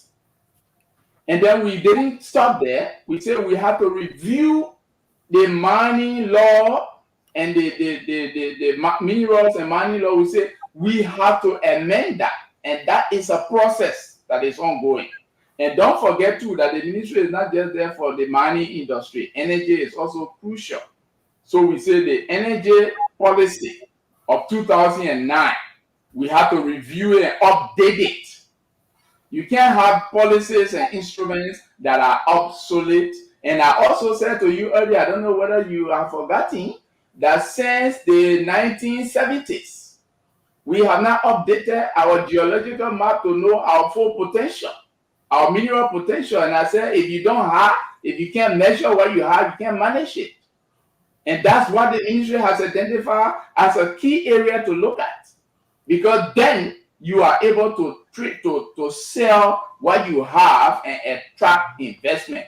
In fact, the reason why we're having some of the issues we have in this country is we have relied heavily on, and go back to what we have been saying and doing, we have relied heavily on a company coming, and this company, as a country, we depend on a company, go and assess what we have, then you come back and tell us, then we are able to negotiate and determine the value.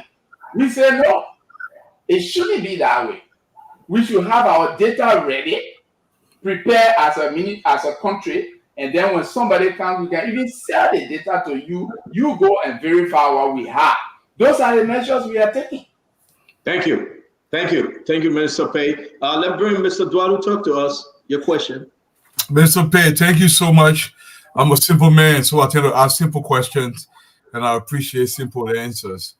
You stated, I just want to know, currently, I understand there are different degrees of licensing, A, B, C, D, whatever licensing. Can you tell the Liberian people how many active licenses are out there right now as you speak? And is it true that Ivory Coast is encroaching in Liberian water, actually doing oil exploration? Is there any truth to that? No, I can't speak to that because I don't know those facts. Especially with respect to Cote d'Ivoire, I can't say that. Okay. But what I can say to you is there are various schools of licenses. And I think what I believe you should be helping us to do and pushing us to do is to hurry up, as we are doing hastily, to be able to know how many licenses we have. And there's a reason for that. We don't know who all outside there have licenses. We do, however, have some records. Some of them scores of it. Like you have for class A, you have maybe about a dozen or pretty close to a dozen class A licenses. And then class B, you have scores of it. And the exploration licenses I just spoke to you about over 100. And then there's another category of licenses we call class C licenses. That one you're talking about hundreds. So this is why we as a ministry are saying, look, and in fact, by the way, maybe you don't know, some countries in the sub-region are saying, look, you know what? Because the industry has been compromised and is in the hands of people and regulators have lost control, we are putting a halt to everything. We are canceling everything to start afresh. So we have to also say, hey, you know what? We must first determine what we have. And that's why since we took office, we are not rushing to just be issuing licenses all over the place. So it's important. Your question is very important, but we will only be able to answer that after our ongoing license review exercise. Thank you, Mr. Minister. We promise Liberians that we will do. Excellent. So just for the sake of clarity, you are not sure what's happening with Ivory Coast. We make that very clear. And number two, you don't know with any equivocation or clarity as to how much license total that are being issued and currently active by the ministry. You don't know that, but you're finding out. That's what I'm understanding. Is that correct? No, not entirely. What I'm saying is, and it's good for us to be very empirical when we are saying these things because this is a public platform. Correct. And they tell you that before, at different periods of our history, licenses were issued. I also did tell you that in 2018, there was an executive action taken, not legislative action, which is what is required for us to change our statutes. An executive action was taken to transfer the processing of applications from various categories of mining licenses to the executive mansion. I'm not guessing. So then we as a ministry now, we need to establish which licenses were issued through the right channel, through the procedures that have been established by law, and which licenses were issued outside. In this case now. Okay. So I just wanted you to know that. I understand, Minister Paye. The only reason why I asked that question is, every ministry, I would think, there are certain procedures and guidelines set within that ministry as to what criteria a person must meet before a license is issued. And there will be some guidelines demarcating what kind of license is issued. But my second question is very simple. According to yourself, and I think most Liberians nowadays, about 3 to 5% of our mineral, this is where we get royalty on 3 to 5%. I believe this is so ridiculous. I've advocated heavily to close all the mines in Liberia. Like you said, I'm glad you're recommending this. The Minister Paye, hopefully you can check out a paper that I published called Close the Mines in Liberia, all of them, and what we can do to restart the mines. And I'm going to ask you this question.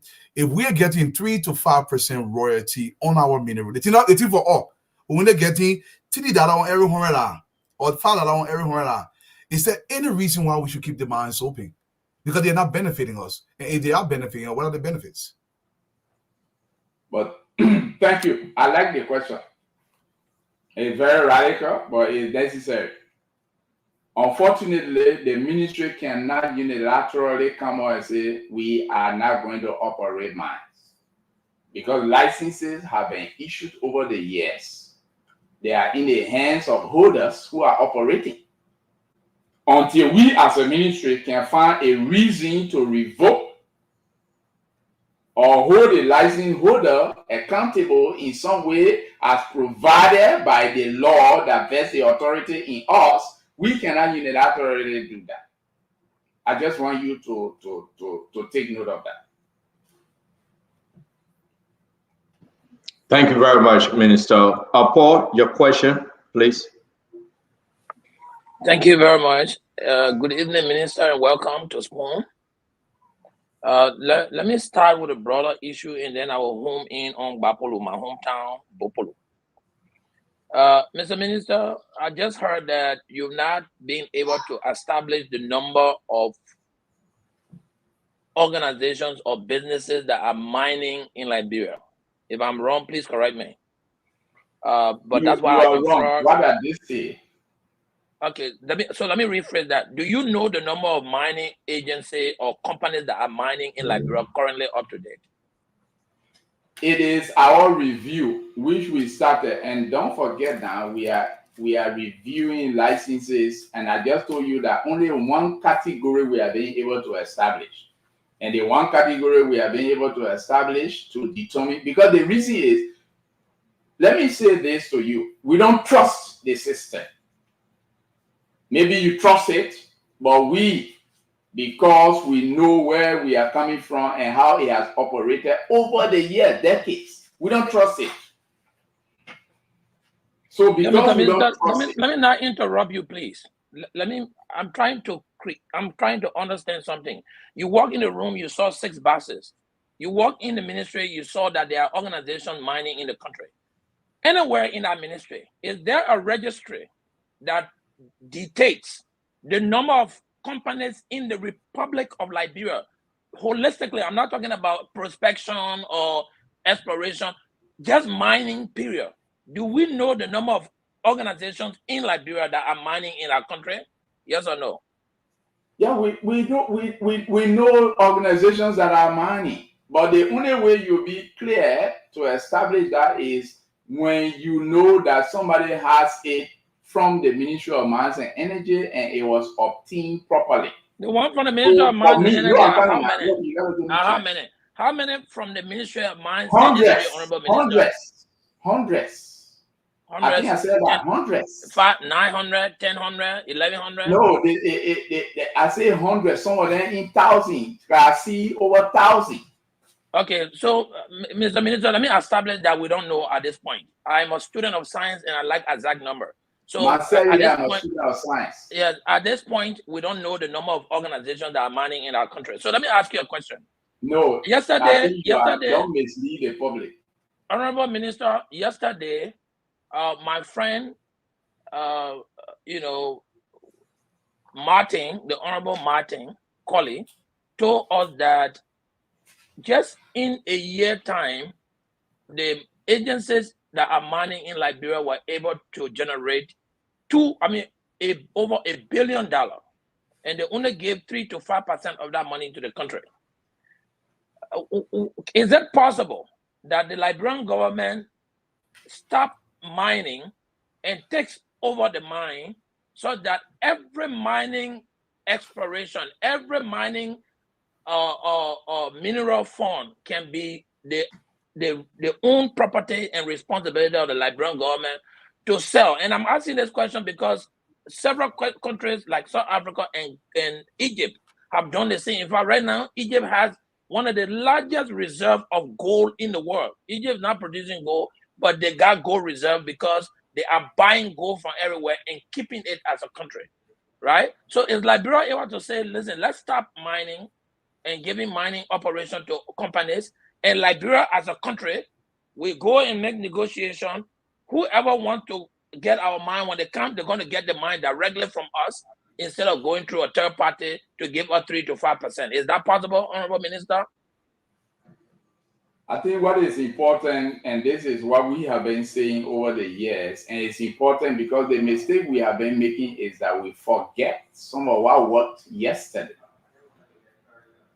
Some of what worked yesterday. Even before the Civil War, when we had the mines in Liberia at their fullest capacity, Lamco, Bond Mine, all of them, it was still a kind of public-private partnership.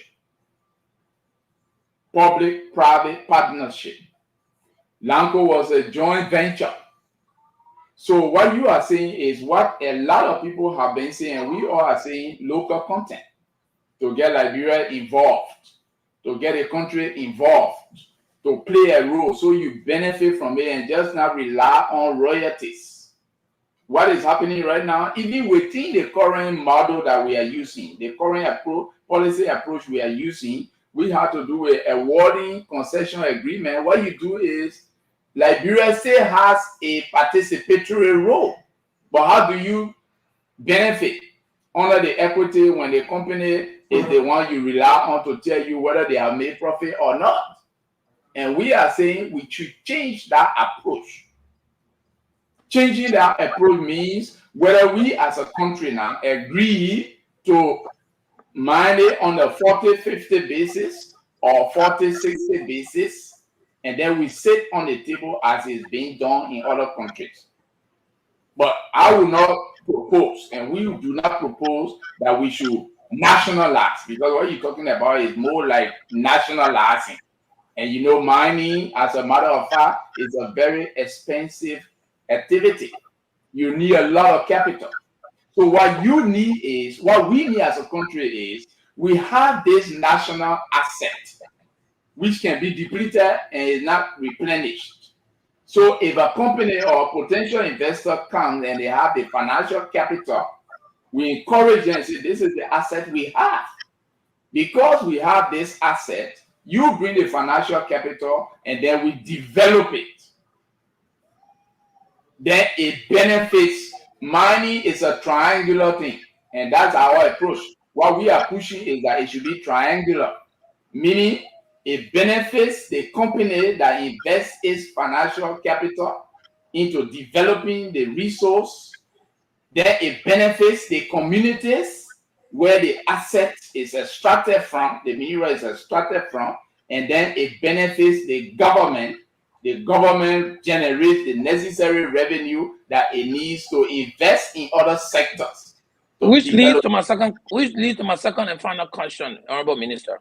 The companies are into these various areas, digging gold, digging diamonds, and doing a whole lot of different exploration.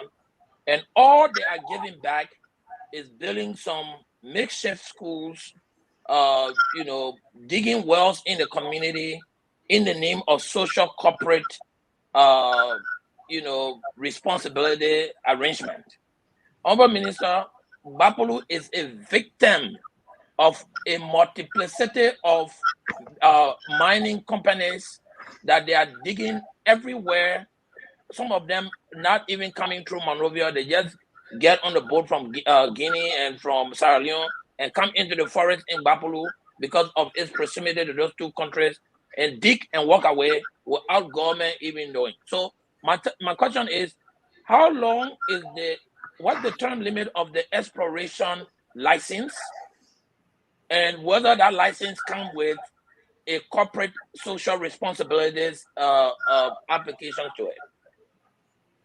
Yeah, the license comes with a responsibility.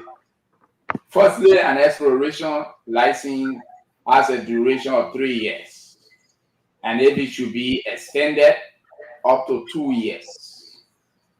And exploration, as I said earlier, is actually a scientific investigation to determine the mineral potential of an area. When you acquire an exploration license, you have to investigate.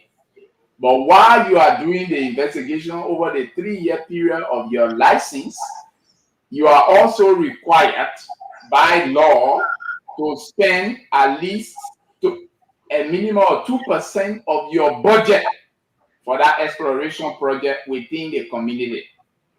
But fortunately, and as I said, which has been abused over the years, is that an exploration license does not give you any authority to mine.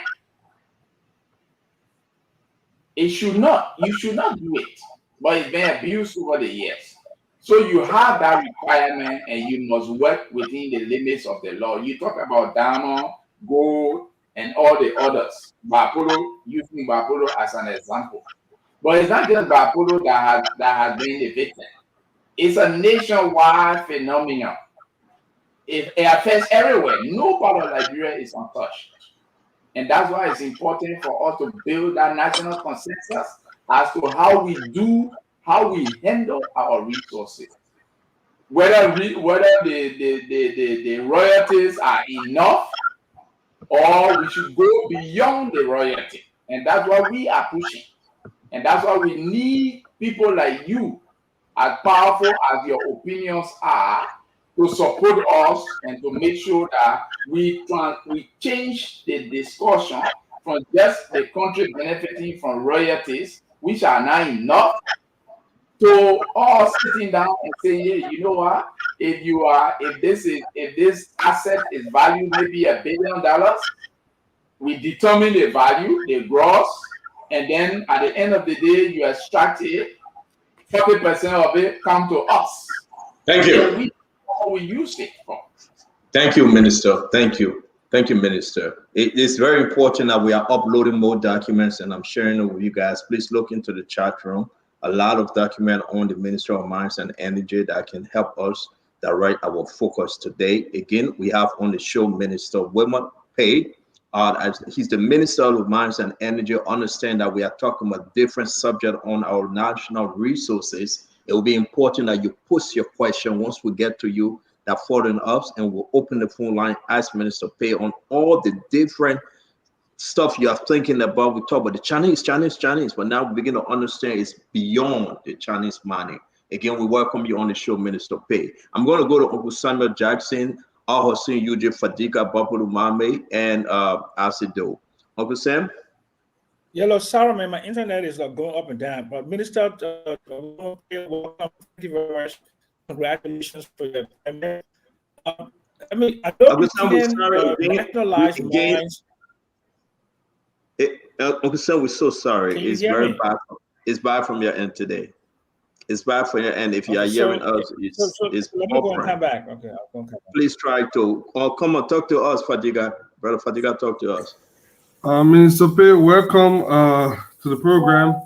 I was going through the document, the case file for Gaofeng, and there are several things that concern me. This guy was able to bring 50 excavator, 25 wash plane across multiple counties. In Bapolu County, he used 20 excavator and 12 washing plane in the Bele Yala area.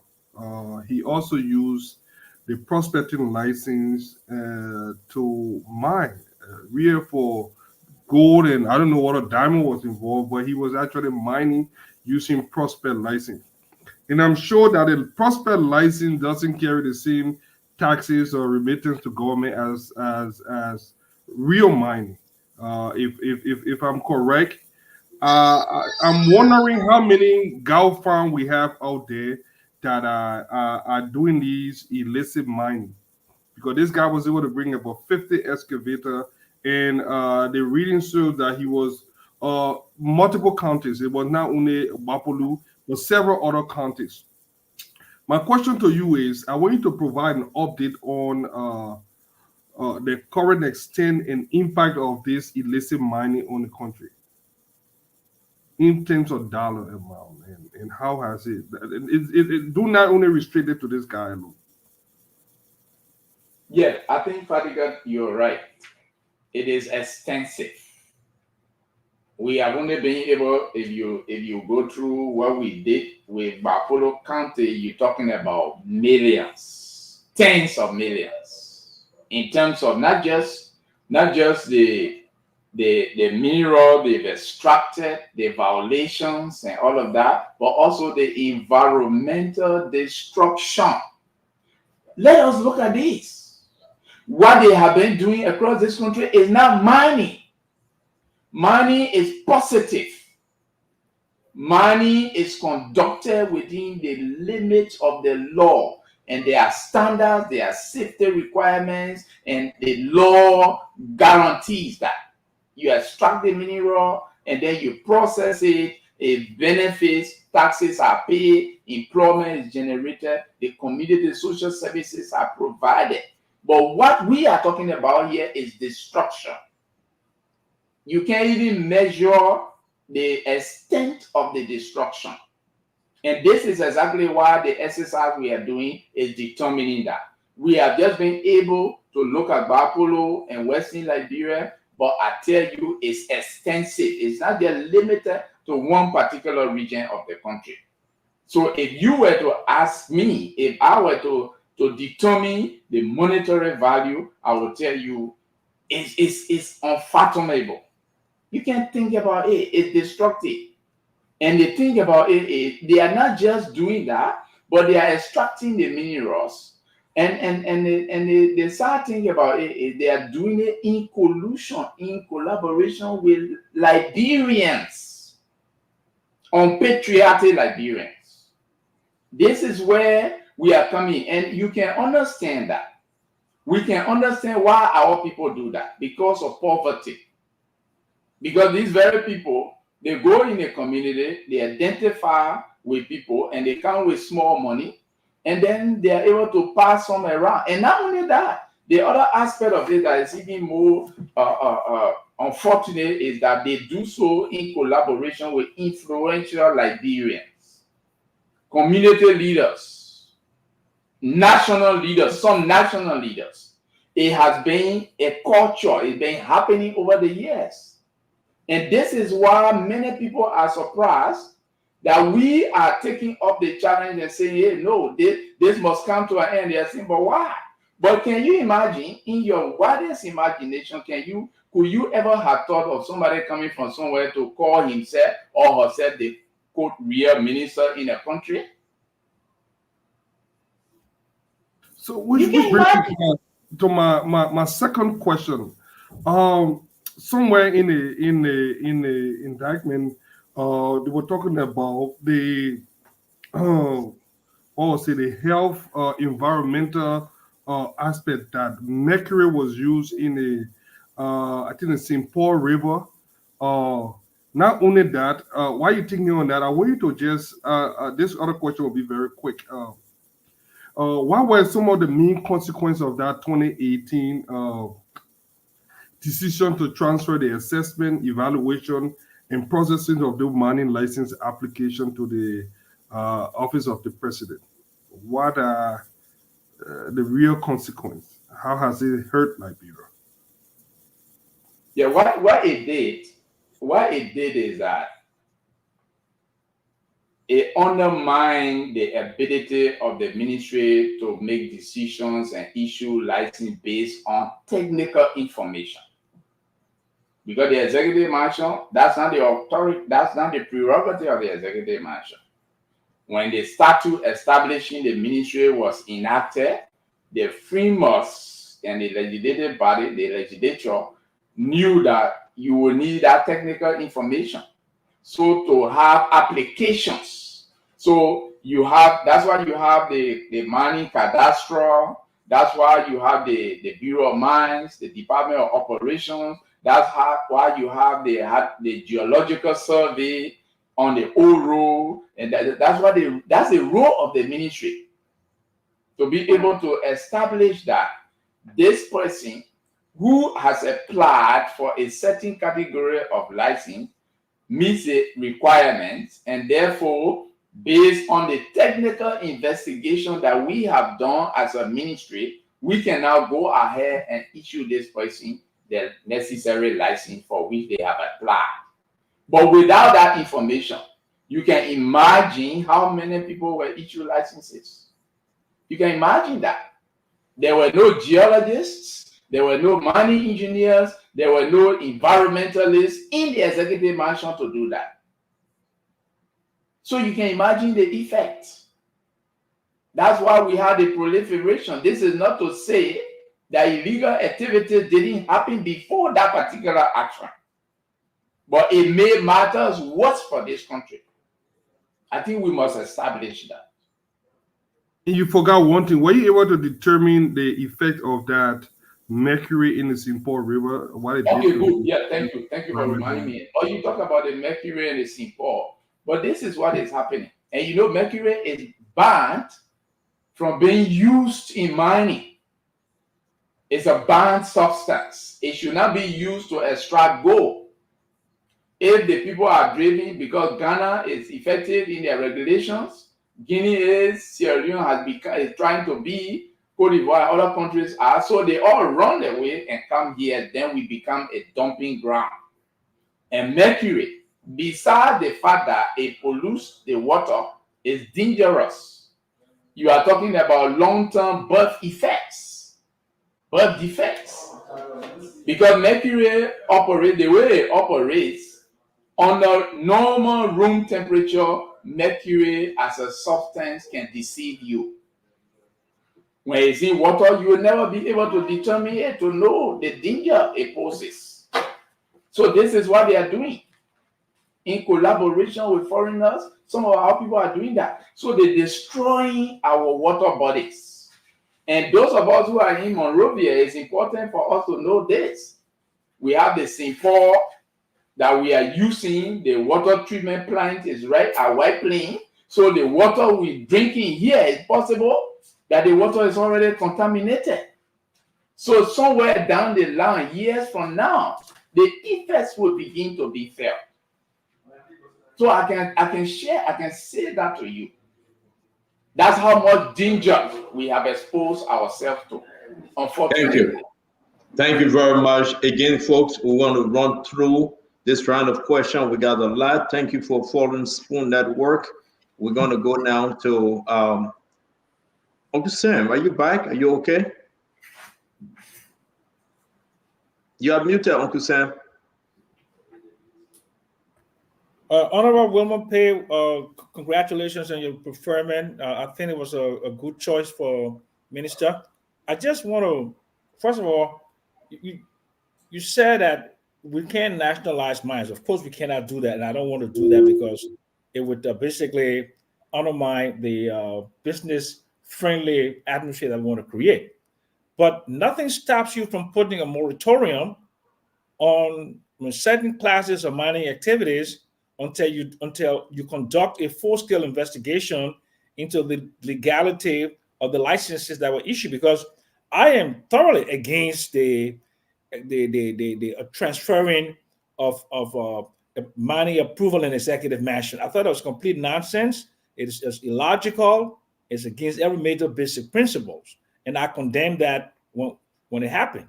So now, because of that, you said there's a proliferation, but why don't we just go ahead?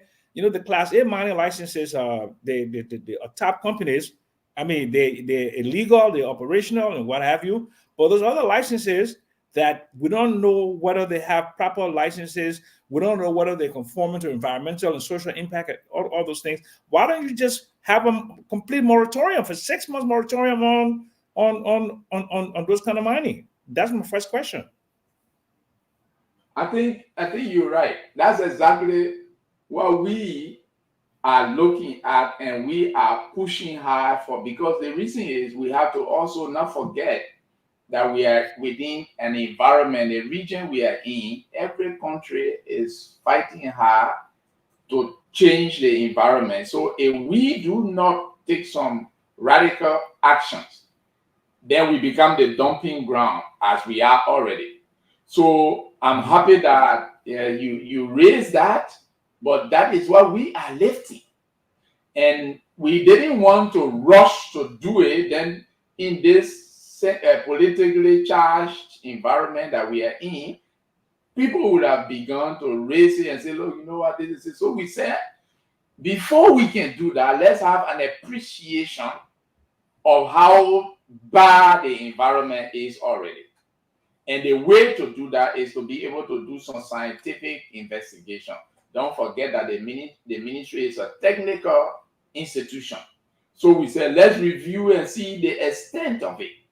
And from what we are seeing, I think I can say to you with all confidence, and I appreciate that, we could be headed for that. And that is a very likely, that is something that we can do without fear or favor. We can look at that. It's important. It is easily justifiable because they're not giving the appropriate revenues to government. They're not abiding by environmental and social, rules. They're not doing anything. They're not. I mean, government's not getting revenue. The people in the communities. I mean, corporate social responsibility, all of that. So I think just basically say, as of day one, we have a 6 months or 9 month moratorium on all Class B, C mining licenses until we do a thorough review. Now that brings me to my second question about Liberian equity participation. You're a minister of mines and energy, and I don't know if you know Wilmot, but Dr. Kroma, I understudied him, and I was his clerk when he was putting together the mining code of 2000. Okay, and there's I think it's section 9.22 of this is that Class A mining licenses up to 15% equity, free carry interest to the state.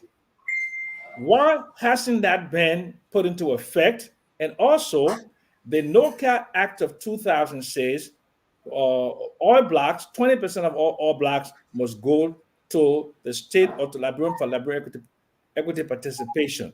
Why haven't there been an enforcement of those free carry interest 9.22 in the mining code of 2000 and also the NOCA Act of 2000, where it says that 20% of all black must go to Liberians? Why haven't we enforced that?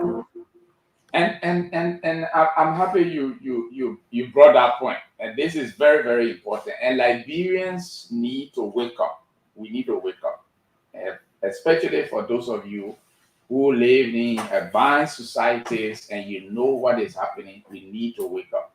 That 15% equity is a theory. It's a theory. It's a theory because you don't have any evidence that it has translated into any measurable outcome, financial benefit for the country. It is a theory. We need to change that model. And that's what I said earlier. What we are pushing is to change the model, which we cannot unilaterally do as a ministry. This is something that has, for example, you talk about for especially for MDAs, for mineral development agreement, for concession, and this is, don't get me wrong, I am not opposed. We are not opposed to foreign direct investments. Don't get us wrong. We are not opposed to that. But when these companies come to our country, all they need is a verified piece of information that there is an asset. So when you have that asset, any bank can give you money.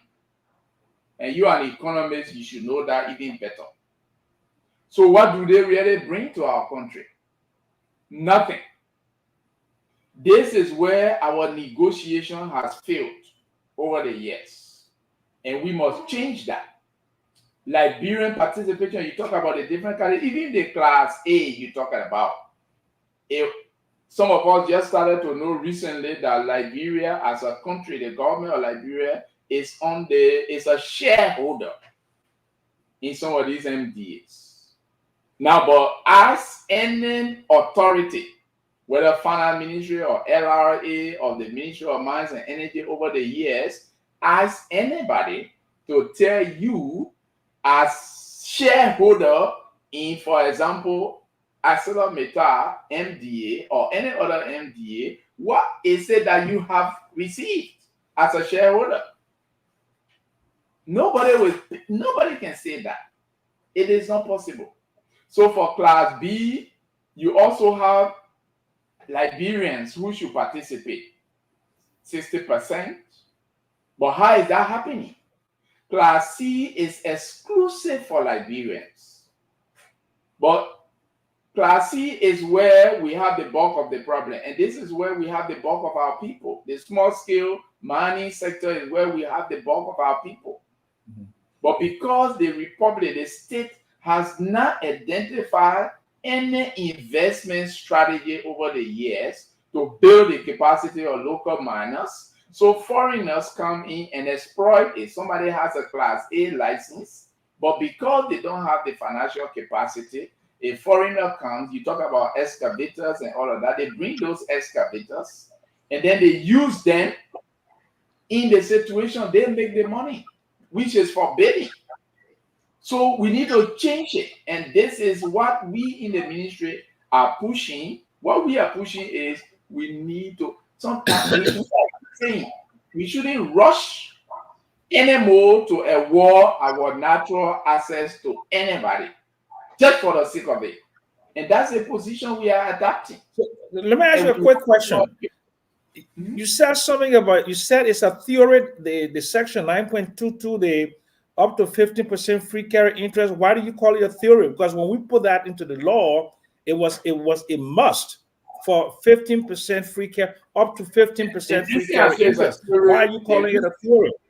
The reason I say it's a theory is we have not been able to establish, to find out any evidence, and you cannot even say it either, that at this particular point, this is what Liberia has earned from its equity share, other than the royalties we charge, which is already spelled out, whether it's 3% or it's 4.5% as it is, but it's not there.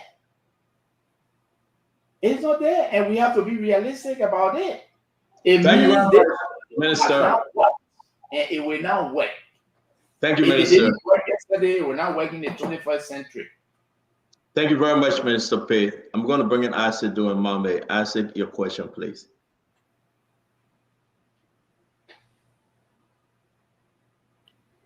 So, Minister, hi, and welcome to the show. Congratulations for being appointed. I have 3 questions for you. It's actually 2 A and B for one, and then the other one, please. So, I know. So, first off, Minister, I was shocked to hear one of your answers to our colleagues asking you of the number of licenses that are out, and you responded that you don't know. It is a little shocking because I am aware, though, that the Ministry of Lands, Mines, and Energy definitely has a database. And I'm sure you are aware of the database called the Mining Cadastre. It is one that hosts all of the licenses being issued. You've been minister for 6-7 months now. Are you saying you have not had the time, be it you or one of the deputies, to have accessed that database in having a good understanding of how many licenses do we have out in Liberia? Is that what you say? And I will appreciate a shorter answer because I know you've been giving very long answers that may not actually answer the question. That's the first one. I think you are not being fair to us. Right. So. Because firstly, you are refusing to accept all of the issues we highlighted. which makes it, most of which make it impossible for anybody anywhere in Liberia, whether in the ministry or not, to be certain and say with confidence, absolute confidence, that we have 500 or 1,000 licenses. Otherwise, there should be no need for us to be reviewing licenses in the first place. I think it's important for us to establish that. It's fair for us to establish. Maybe we are used to public people or officials or policymakers trying to decorate falsehood.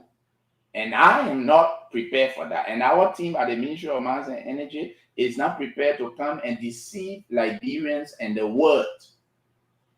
Especially so when we are determining that there are people who hold our licenses who should not be holding those licenses in the first place. I, as Minister of Mines and Energy, cannot say with confidence to any forum that we have 500 license holders in this country, when I have already established that out of the 78 exploration licenses we have established, more than 20 of them are illegal. They should not be there in the first place. So if they are in a cadastre, then they should not even be there in the first place. And our role as a ministry and as a management team is to make sure that we correct that, so that with the data we present, and data should be credible anyway. And data should be credible. It should be very credible. If it's not credible, then while presenting, you'll be misleading the public. So like I said, let me end with this. Do you know that Liberia right now, we are still presenting to the world a mineral potential map that was developed 55 plus years ago?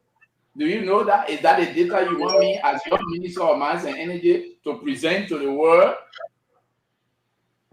And you will be convinced that I'm serving you the right way?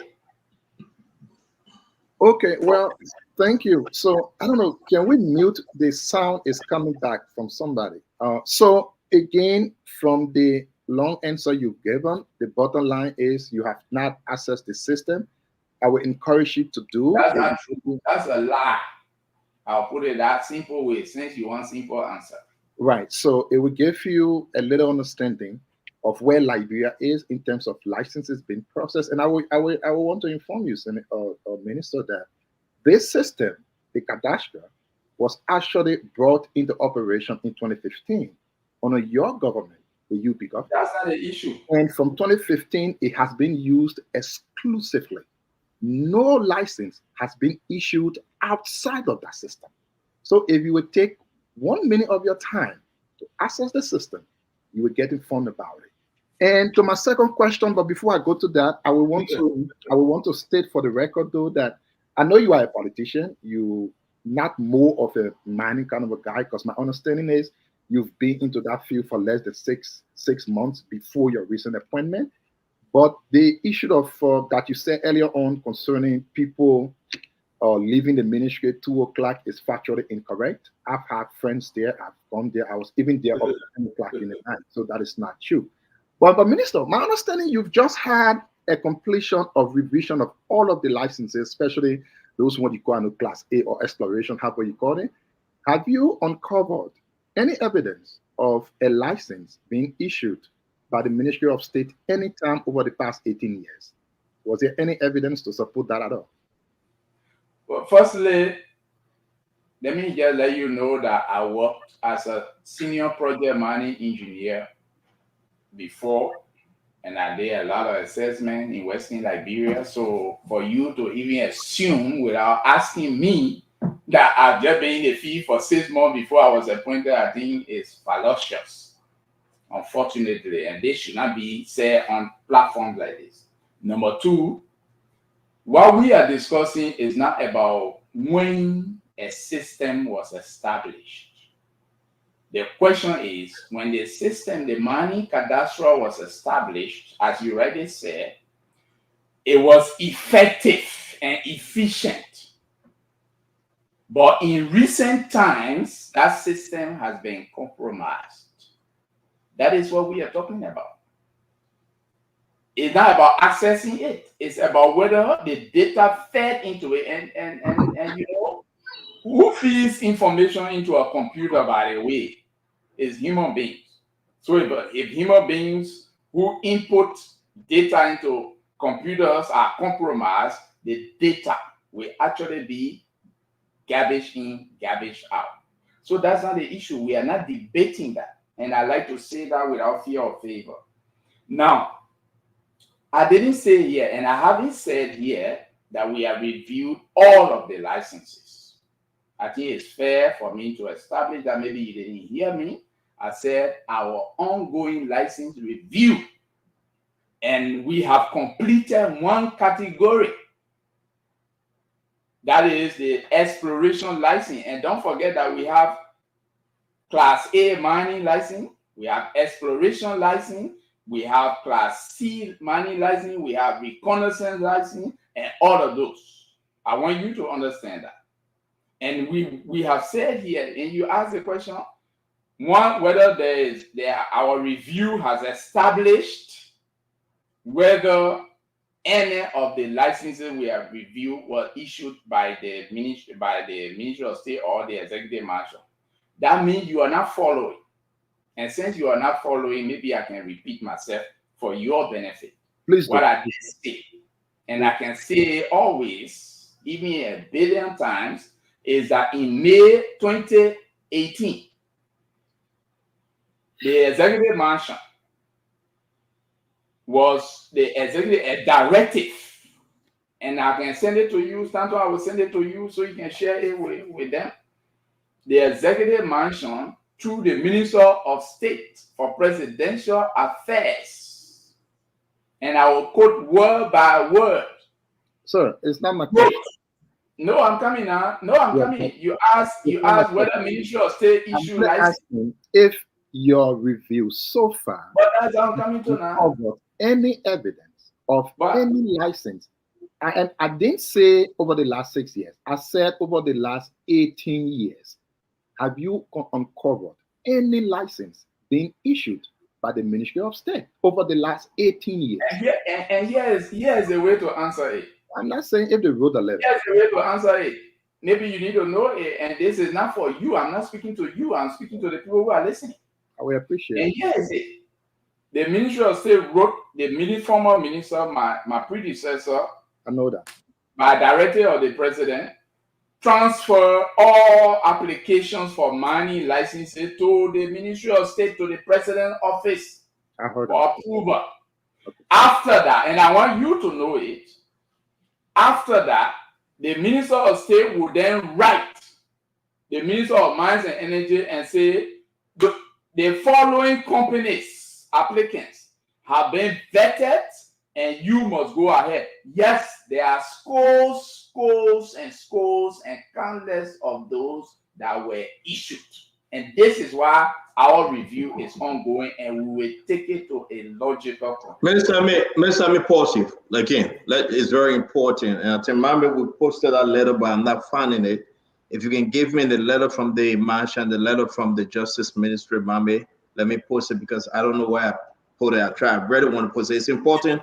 I think the minister has it. It's important, but we had it here before, and we posted it. So it's in the chat room. Let me find it.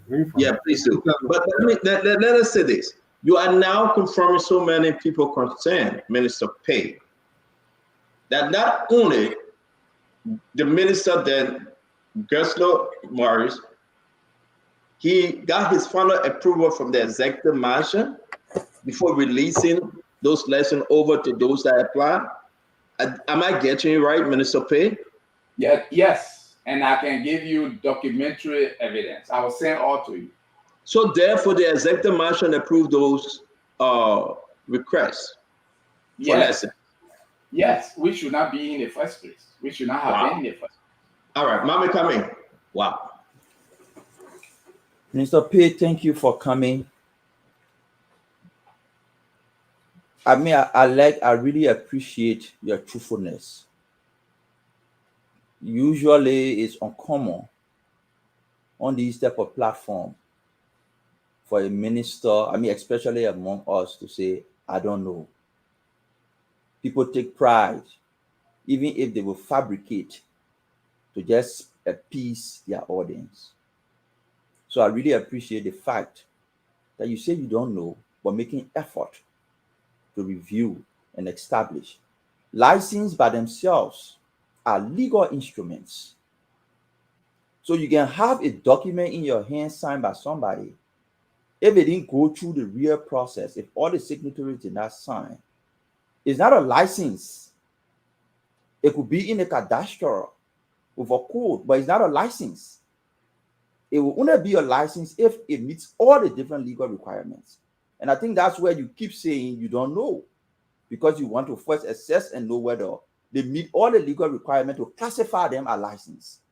And the one that don't meet the requirement, you go and revoke them. So thank you for being truthful. I was shocked. It would just be a compliment for you. I was shocked to hear the Minister of Mines sounding like an advocate, because it has been the opposite. People have been calling on the Minister of Mines to say some of the things you say. The people are destroying our environment. That's have been the complaint to the Minister of Mines. But this time, the Minister of Mines saying it, and even going as far as putting people in jail and pursuing them even after the justice system tried to put them up. I don't know how far you will go with this, but I really, really hope you can go as far as possible to bring an end to this situation. My question to you is, you speak about sharing revenue, you speak about government and concessions. I want to understand what role in this reform you're having that has to do with communities. The communities, what share do they have? How do they benefit beyond corporate social responsibilities? This noise about corporate social responsibilities, how do they benefit beyond that? Does your reform capture that? And to what extent you can assure them that they can benefit more than just corporate social responsibility in the revenue sharing? Yeah, thank you. Thank you, Angola. Fortunately for us, we have now the Local Government Act. And in the Local Government Act, there is a provision for revenue sharing. This is why an effective and efficient regulatory environment for the mining industry in Liberia is key for every segment of Liberia. And this is why we need to first clean the place in the first place. When we clean it, and I want to thank the superintendents, the Ministry of Internal Affairs, the different entities of government, we are collaborating and coordinating very, very well. What it will do is that, for example, Bapulu County, which is your region, will benefit. When we have 10 companies operating and licensed to operate in Bapulu County, we can hold them and they are there. If they generate, if they are raising, if they are extracting maybe 1 kilogram of gold from a particular region, and that is valuated and then sold, and the royalties are paid, and all the taxes associated with it, portion of it, as provided by the Local Government Act, remains right in that Bapulu County and will benefit the community. So what we, right now, the current approach is not helping the communities, because the license holders, what they do is they go to the communities and take advantage of the poverty conditions. And they go there, they resort to PRO, public relations. They go and meet the community, maybe some few influential leaders of the community. It could be youth leader, it could be local government official, it could be lawmaker, it could be ministers like myself, and people who are powerful in the community. And then they side with them. Once they get them on their side, they go and then sign MOUs with communities. influence them to sign MOUs with communities. And whatever they give, that's it. But they forget to know that their resources are being taken away.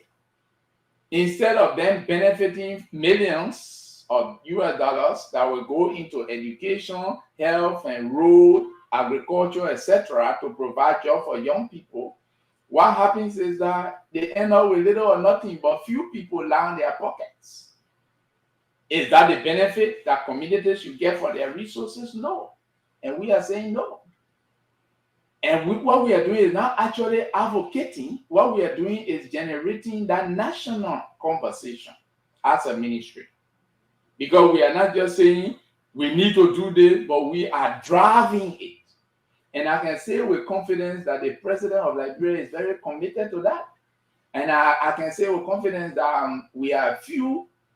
I'm privileged. My team and myself are very privileged because the president says to me and to us, Wilmot, I don't want anything. I don't have any interests other than for all that we've been criticizing over the years for us to correct it. This is the opportunity that God has given to us. So if we fail, and I'm saying it here on your platform so you can know it, if we fail, it will not be because Joe Buckeye failed. It will be because we chose to fail. And that's why you see the commitment that we are showing, the determination. So it's very, very important. And it's very important. So revenue sharing has not been working, but now we need to make that local government act, that provision, we need to make it real. And the way to make it real is to make the mining industry and all other sectors of the country productive. We generate not just revenue from it, but jobs are created for hundreds, if not thousands or millions of our young people who leave school but have degrees and certificates that cannot even make them to get jobs. Last question. This is what we are talking. Thank you, Minister. Last question. Assessing the mineral stock of the country. I mean, when I think about it, I think it's a very hectic task. It comes with a lot of costs. We've been trying to just do it with soil in the agricultural area to just assess and determine the quality of the soil across the country. It's been taking for years. Then you're talking about minerals.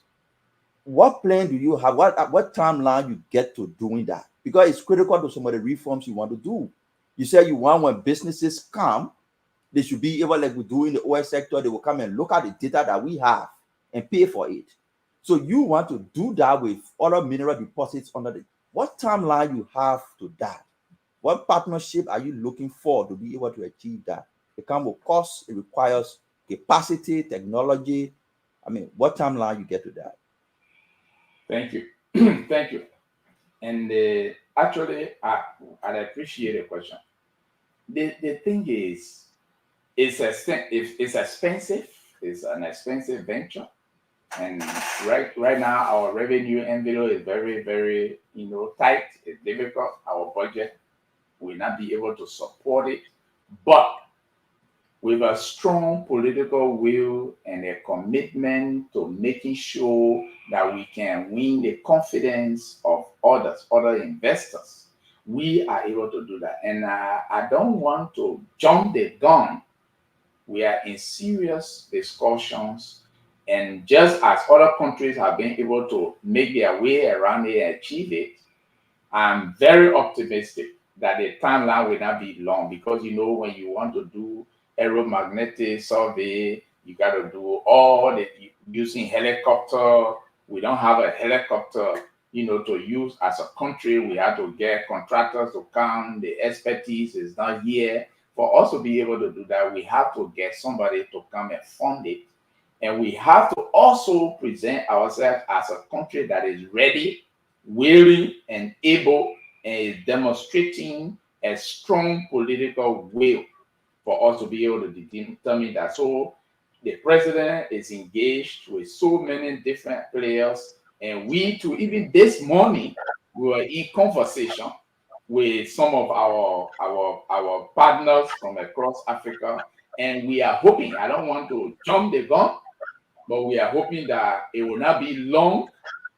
If we stay in the ministry for the next 2-3 years, I can assure you that we will have accomplished that. Thank you. Thank you very much. Minister Paye, thank you very much again for coming in. We'll be winding down. We have to move to other conversation. What's your take on ArcelorMittal? ArcelorMittal is a major player, one of our key investors. We appreciate their investment. We are in touch with them right now. They even have a new CEO. What we have been saying, this is not just about ArcelorMittal. What we have been saying is that all concession holders across the country should be able to meet their terms as provided in the different MDAs that they are operating under. Have they met the term, Minister? Sorry? Have they met the terms all these years they were given? Have they, to you? We were on the opposition, beating on the person of our government, the former president, saying that they allowed our people to live in tent. They are ill-treating our folks out there in Nimba, using our roads from Bon County to Grand Bassa, refusing to pay the corporate social funds. They argue that they did. Senators and representatives saying, no, you didn't. Now you have assumed the office as minister. Are you okay with ArcelorMittal terms and conditions? No, I think that's what I'm saying to you now. Generally, we are not satisfied with the whole environment, not just ArcelorMittal. And that's why we are reviewing all of these things. And maybe it's something maybe you are forgetting. The president has made it a policy that all concessions in this country must be reviewed. We initially, you were part of the meeting, Mr. Minister. You were part of the meeting. You were part of the meeting.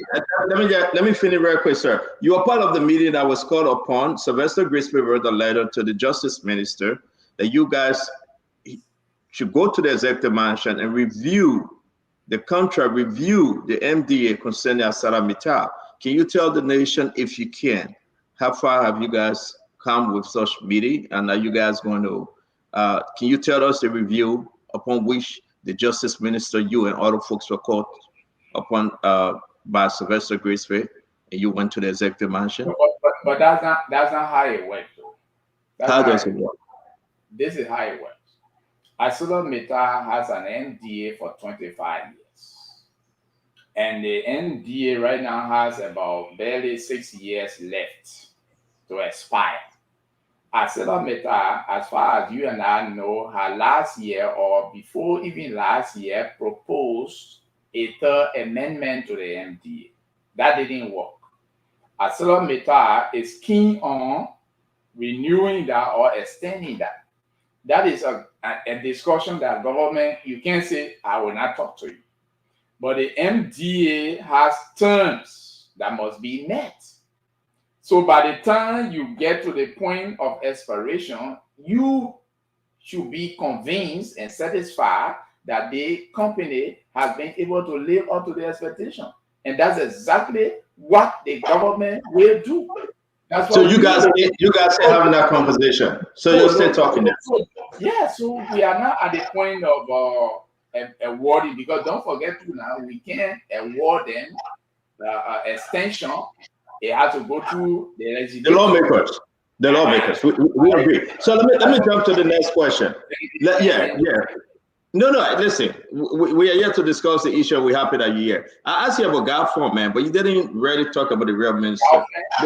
Galfond. I asked you about him. You didn't jump to it too much. The decision that he was released, the decision that he and the 7 others were released.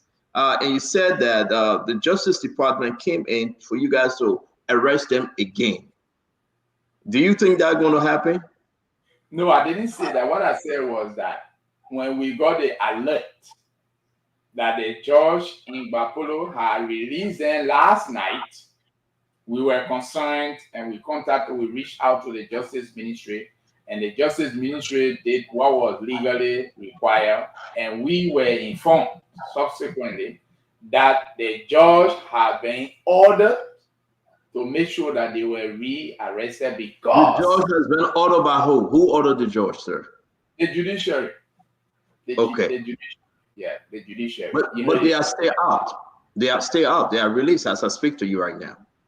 Very good. That's information. So what we do for us is that we will have to take it up. And you know, our role as a ministry is we identify the issues. When it comes to prosecution, that's our limit. We supply whatever information is needed. So if that be the case, if you are so focused on Randy Scott, on Orator, on Garfan and the rest of them, if I mean your ministry, if you are so focused on that, the big thing is that how much did you charge them for fine, discovering that they broke the law? What was the limit of the fine?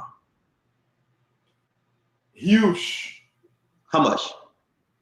I think I can't say, but it should be. There was $30 million on your document. Your document said 25 million to 30 million. Millions. Were you in the confine of the act? Were you in the confine of that which governed the ministry that you should charge them between 25 to 30 million dollars? We could have even charged them more because we're talking about yes. We're talking about yes. What your document says, I agree. And that's why we're going to push you on tonight.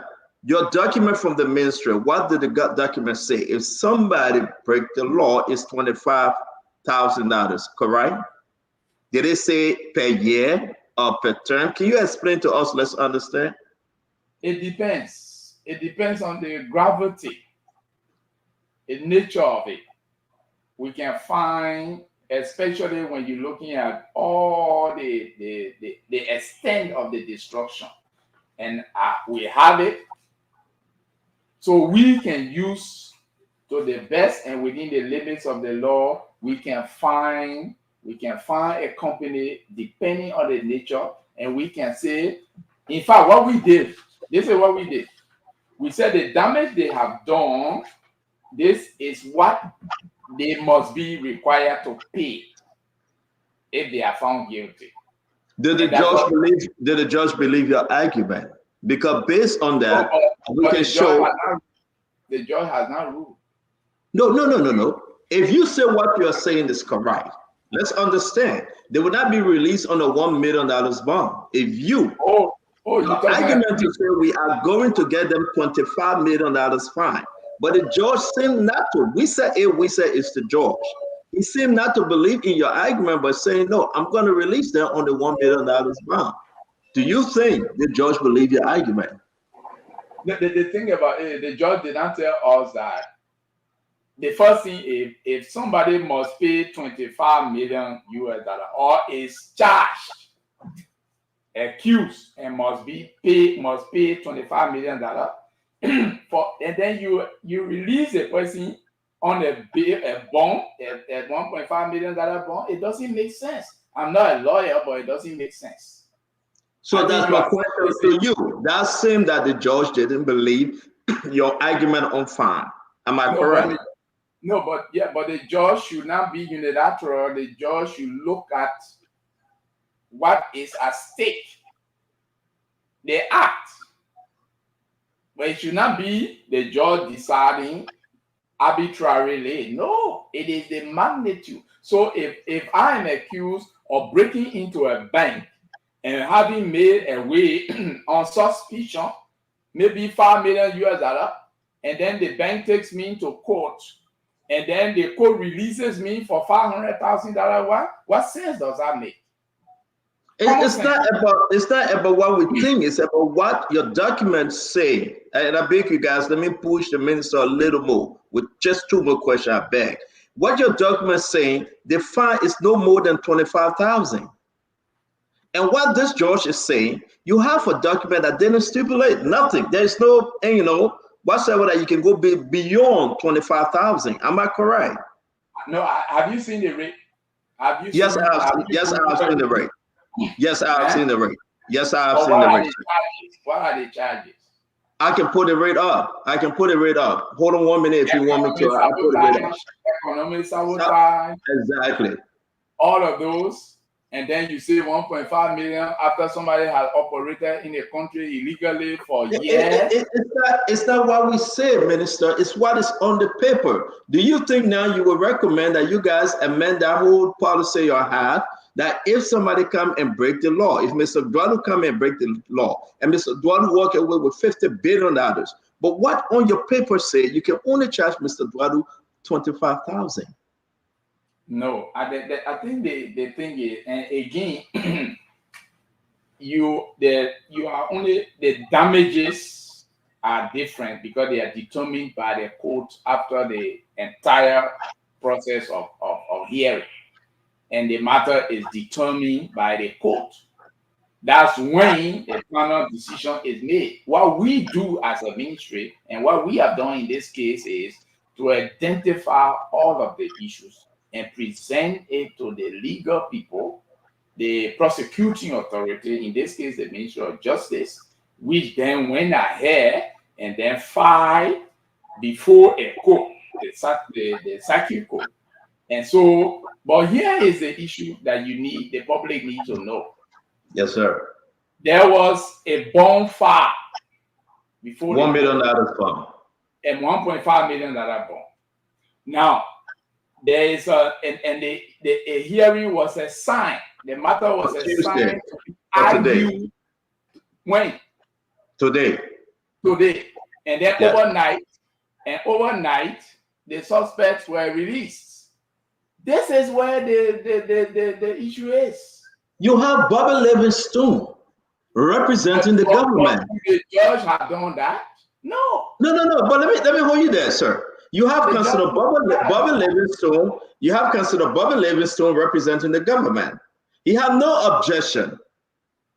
You as a ministry, you as a minister, you cannot go stay in the court because you have been represented by the Justice Ministry. You have Councilor Bobby Livingstone and other lawyers representing the government. They had no objection with the George Wissa decision. After these people were released, no, it doesn't matter. After they were released, prior to the assigned date, which is today, up to today, you guys went back to Bobby Livingstone to argue, and again they say you'll get them and put them back in jail. They have said, but let me move on. But the guys got to ask the question: why Garfan? Why Ronnie Scott and not this federal? Who is this federal? Who is he? What is his name? His name is Sen Yong Song. Let me. I don't know how to pronounce his name. This the other Chinese guy from the other side. Say that? Which company? Where is he operating? This is the guy that information that we have that I'm going to put it up. The Sano, the River G, the River Cess Company. He served as consultant, and according to the minister, his name is. Let me get you his name right now, and that's the reason why I put him up. I want to ask you my question. All right, his name is Zing Yang Song. His name is on your document. Why are you and the ministry not after him, but only after Randy Scott, the Liberian guy, and Gao Feng? Knowing very well, this man, Zing Yang Fong, is also illegally mining with some association with other folks involving Sano County, River G, River Cess, and etc. But I told you earlier that our team is leaving for the Southeast. I told you it's a nationwide exercise. That's what I told you earlier. Do you know him? Have you heard of this gentleman? No, I don't know him. You have not heard of him? No, I don't know him. Except maybe I went through. Yeah, I don't know him. I have to know. I have to be able. And this is what we are doing here. Have you asked Amafole? You know Amafole, am I correct? With Amafole, you mean the acting director of Mines? All right, you met him there, correct? Yes, Amafole. Yeah. Have you asked him about this gentleman? Have you had a conversation with this gentleman? No, I'm coming now. I think we have to be careful. I don't have to be asking people, do you know this person or this person? The reason why I'm leading to my question, Minister. I'm leading to my question. I mean, you don't have to answer if this thing under investigation. I respect it. But I want to have you on record if you say you don't know of him and you never heard of him. This gentleman. Am I correct? he's wearing something. So a lot of Chinese go to the Ministry of Mines and Energy. And in fact, by the way, there are many Chinese that are operating legally in this country. Some of them are operating under different licenses and all of that. They may have associates and all of that. Our responsibility as a ministry is to make sure we regulate the sector when we identify issues. Yeah, I have seen this guy. Well, that's the same guy. Maybe because he was squatting. That's why I changed the paper. That's the same guy. No, you were looking at that. Yeah. So now you remember who is he? Can you talk to us a little bit about him? No, I don't know his name, a Chinese name. But the thing is, as Minister of Mines and Energy, people come to me. What you know about him? What you know of him? No, I can't remember what I know about him. Except you tell me. Maybe then I can get some facts and connect him. If you can connect him to some company or whatever, you give me the name, then I can verify that information. But I don't think I can say anything. It won't be fair to somebody if I would just say, oh, I know him, this is who he is, or what he's into. I want to be very, very So because I have to give the guys a chance, my last question here, let's do it very quick. Can you tell us about this mineral that was found in Immigrant County? All right, let me put it this way. It was on Thursday, the eve of 26th, that we got a call, we received a call from the Nimba County Police Commander. And I want to be as factual and empirical as possible. Informing us that there was this lady who found, quote, a diamond. Who found a diamond, and she was refusing to cooperate with the police and all of that. So she was with the police, and then I said, but then I want to talk to the lady. Put me on loudspeaker, and the police put me on loudspeaker. I said, and she spoke to me. Later on, she said she wanted only to meet the Ministry of Mines and Energy. That's the only way she will release whatever she has. She will show it. For fear that, according to her, she had found a diamond and then it could endanger her life and all of that. So I said, but then, since she was not cooperating with the police, I told the police commander, it is not your duty. Your duty is do the best you can, escort her to Monrovia, charter a vehicle, give her all the maximum protection, and bring her to the ministry. Then we will determine what this substance is all about. And then fortunately for us, the National Security Authority, NSA, got in touch, and then they escorted the lady to Monrovia on 26th day, Friday morning. If I was on my way, I had just dressed up, about to go to the Independence Day celebration. When they said they were coming to my house, I said, no, let's go to the Ministry of Mines and Energy. So I immediately contacted all of my team members. Don't forget now, and I'm acting lawfully. I'm acting by authority vested in me because the ministry has a government diamond office that is responsible for valuating precious minerals, diamond. And we had that. So I was not doing anything to the contrary. So they escorted, they followed me, and then we went to the ministry. My deputy minister for planning and research and the manager of the government diamond office, the office of precious minerals, I have to call it. We went and we tested it. We tested the substance. I think I sent a picture to you. We tested it. It was not diamond. And let me say it to Liberians and everybody around the world. That substance found in Sanikote is not diamond. It is opal. It's a quartz mineral. It's a gemstone. It's a quartz mineral. It's valuable, but it's not diamond. But then she wanted to leave it with us, leave it in our custody. I said, no, That's not our policy. If you find your mineral, what we will do as a ministry is we'll make sure if you don't have a license, we will then sit down and look at it and determine how we can license you. You pay the necessary tax on it, and then we value it, and whatever royalty is paid, and then you do your trading. So we can't keep it. And here is why we said we couldn't keep it. Imagine if we had kept it and she left and something happened the next day, they'll say, oh, it was a big diamond they found, but the ministry changed it. The ministry changed it to different things.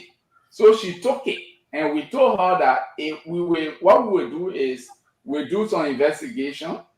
We found out if there is a potential buyer. When people develop interest in it, then we get in touch with you. That's how she took it away.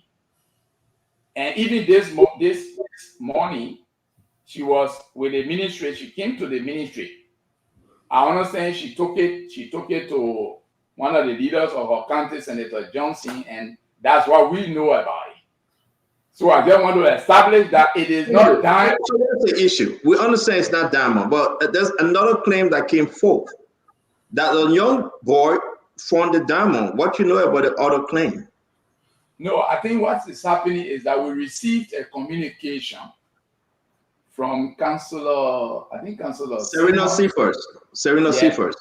So again, I don't want to be too hasty, but what we usually do is when we receive complaint or communication like that, we attention it to the appropriate people, and then we allow them to do some evaluation. Is it true that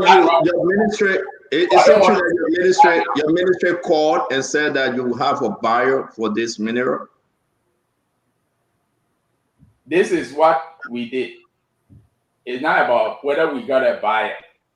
The Department of Planning, which is responsible for research, reached out and said people are expressing interest, but you can't sell anything when people don't see it and don't value it. You got to value it. You're talking about mineral now. You're not talking about something that I can sit down here and say, I hustle and so thing, please send money to me. No, it doesn't work like that. So you have to have. So there's a dispute on the mineral, right? Sorry? There's a dispute. Well, I don't want to say it's a dispute until those who are claiming can establish that there is a dispute, because what we know is that a lady took it to us on Friday. Is this a former mayor? No. Former mayor. Or you choose not to call her name, that's okay. No, I can call her name. I don't think it's secret. Okay, what's her name? Yeah, she will not feel offended. I think it's Mema Kamara, who took it to us, and we tested. And that's why, because the little boy came to the Spoon studio, we ran with this story. He and his family, they crying, they're complaining. I found a stone, I found a diamond, and this woman took it from me and took it to Prince Johnson. The family tried to seek help. Nobody could help her till they came to the studio.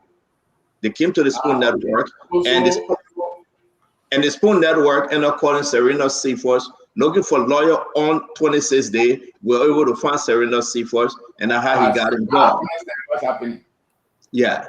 Now I understand what's happening. And I was able to speak to Prince Johnson, the senator. He said, as an elder for the county, I took seeds of the diamond, and we're going to get this resolved. So we trust Prince Johnson and Serena Seafirst and the lady lawyer that they can come up to a resolution and everybody can be happy. But let me play this diamond, then we can bring in Mr. Duado and the rest of the team. This is you testing the diamond. But you see diamond here, right? So you will see the light right here to indicate that this is a diamond. But since it's not a diamond, we hear no sound and we see no line up here indicating that it's a diamond. So this one is not a diamond. But let's try the diamond and see a difference there.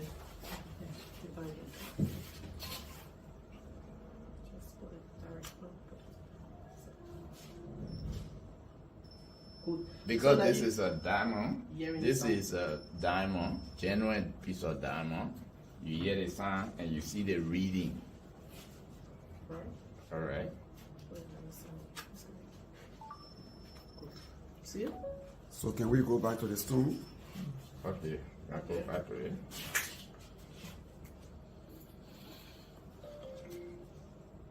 Certainly. Oh, no No response. No response, yeah.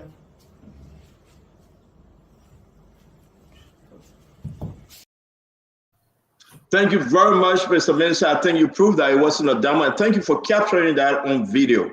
And everyone was able to see, and we'll play this again. Mr. Dwalu, Dr. Richardson, my brother Fadika, and Fatima, let's talk. You can ask your last question. Sorry to bring up all the issues.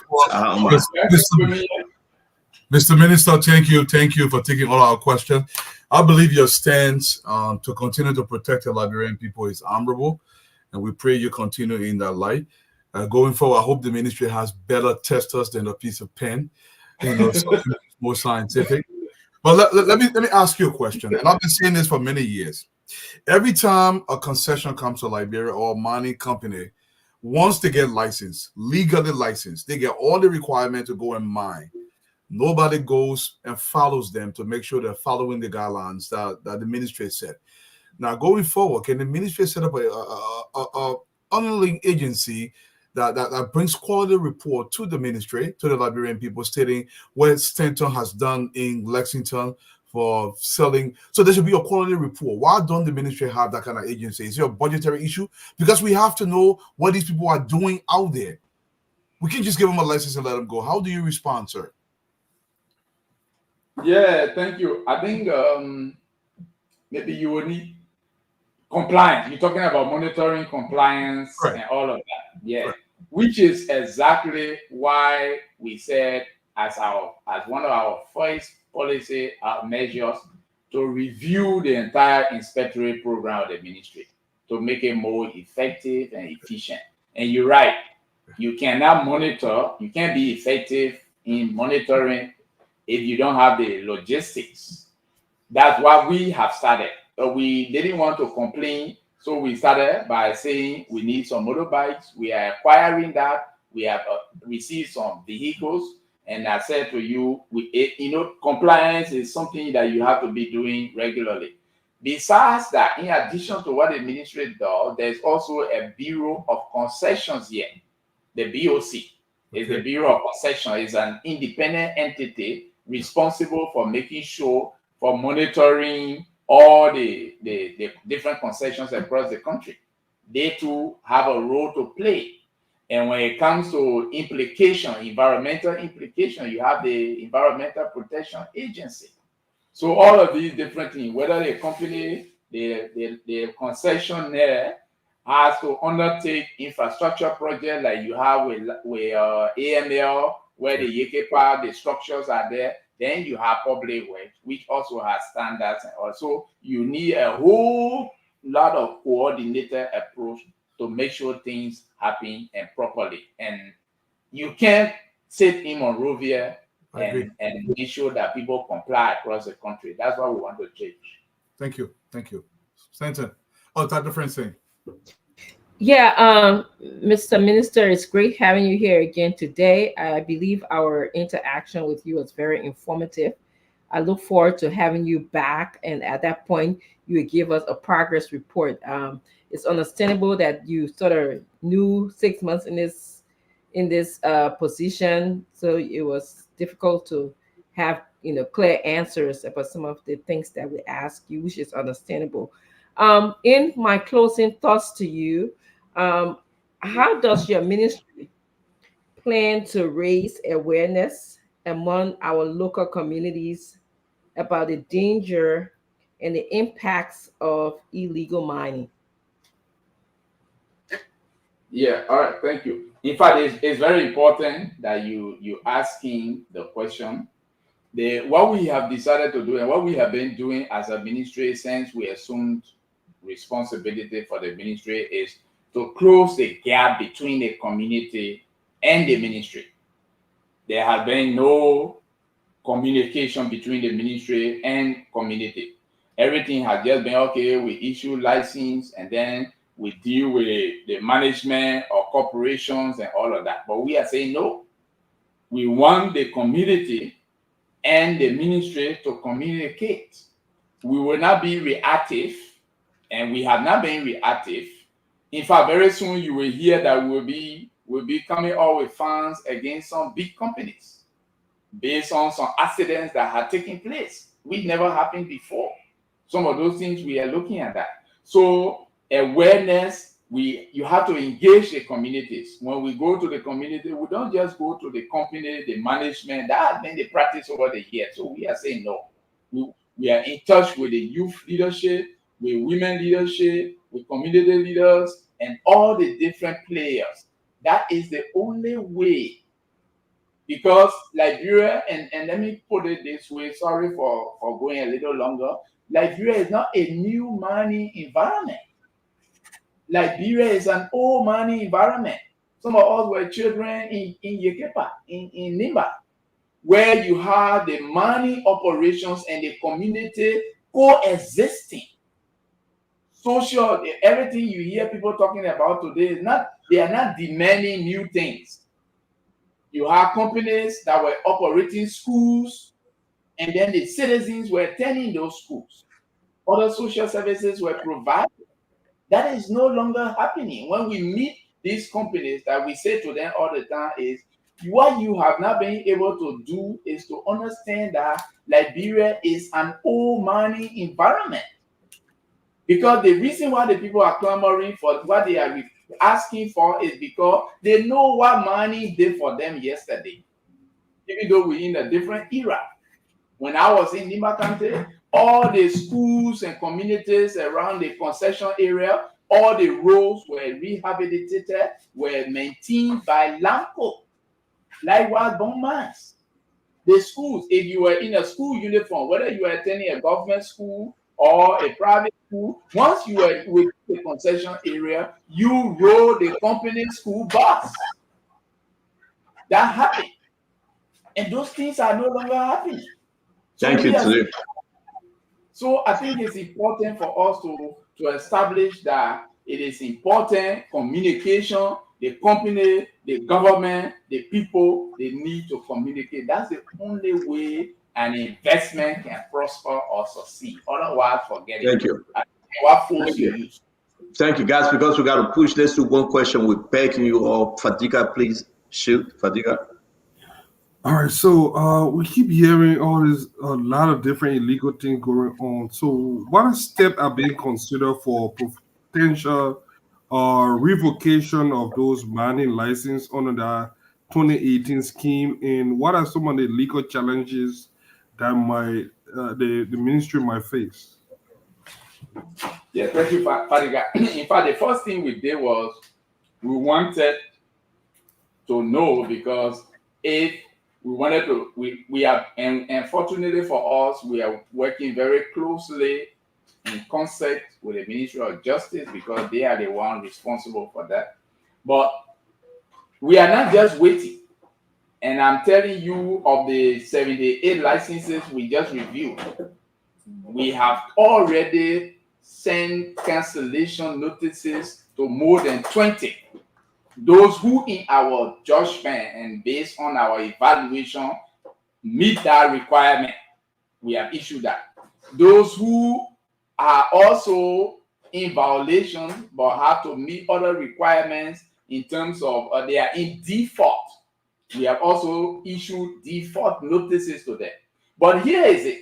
The law provides that when you issue a revocation or termination license to a license holder, 60 days is allowed. Within the 60-day period, if the person, maybe if a default, they have to cure it within 30 days. But if it's revocation, you wait, because you have to, don't forget now, we are a democratic society, a country of law. So you have to give that person, that potential violator, a chance. They will respond. And then within the period now, then it can take effect. That is what we have done. And that's just what we will do. But we will make sure we work within the limits as provided by the law. Where we are not, where it requires we go to court, of course, then we get the Justice Ministry involved. Stanton, I know we got to go, but because my question was very quick, I want to do this quick follow-up. Those licenses that were, I think, or you intend to revoke, is just certain pattern. What are the demographic of those people? Or are they common? I mean, if you don't want to go there, don't. But is there a specific pattern you notice among those people, individuals?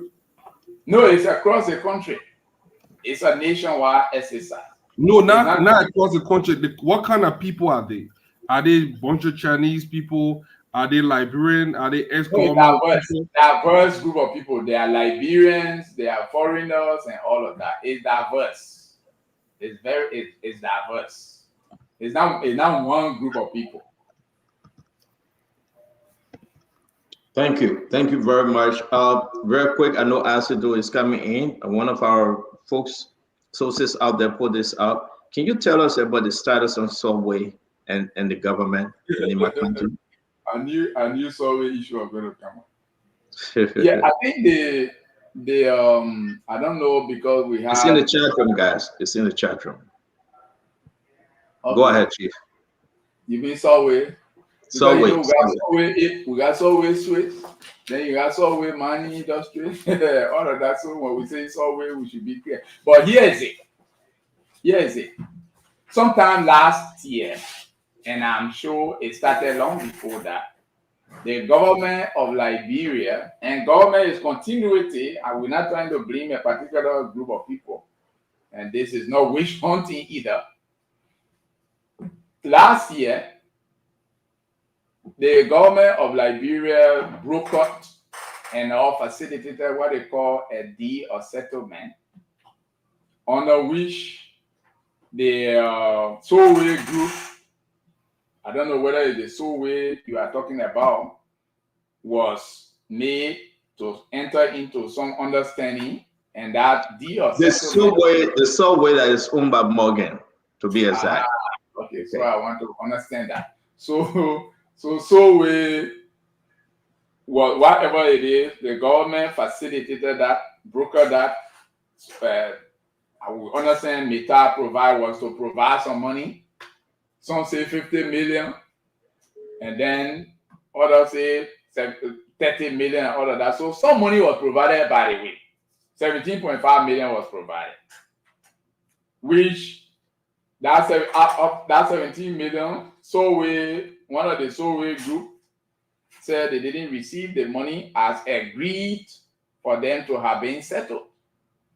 Now, what the government has been doing since coming to power is to make sure we first establish where the issues are, who are the people, who signed what agreement, what amount was agreed for what, and all of that. In fact, just 2 days ago, we were in similar conversation, and it continues, because there's also an ownership issue between the Solway factions.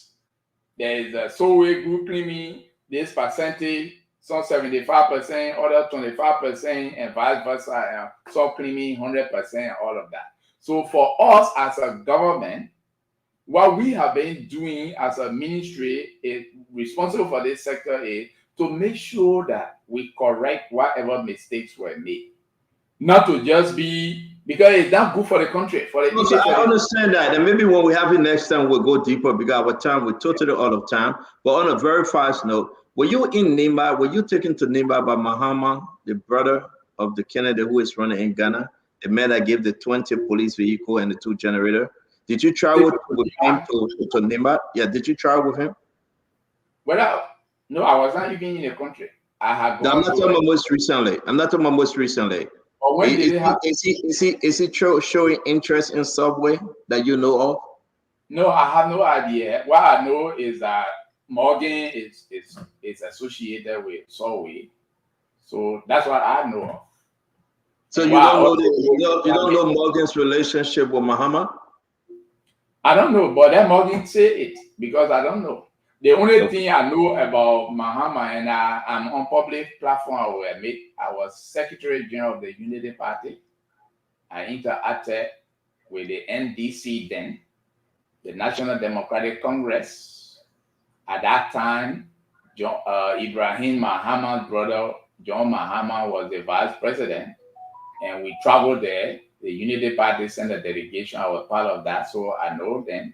That's how. As of now, under the Joseph Yiban Bwaka government, have Mahama ever shown interest in any mining sector in the country, in any resource that you know of as Minister of Mines and Energy? No, I'm not aware. Maybe, but I'm not aware. It has not come to my attention because I know all the institutions. Here's what happened now.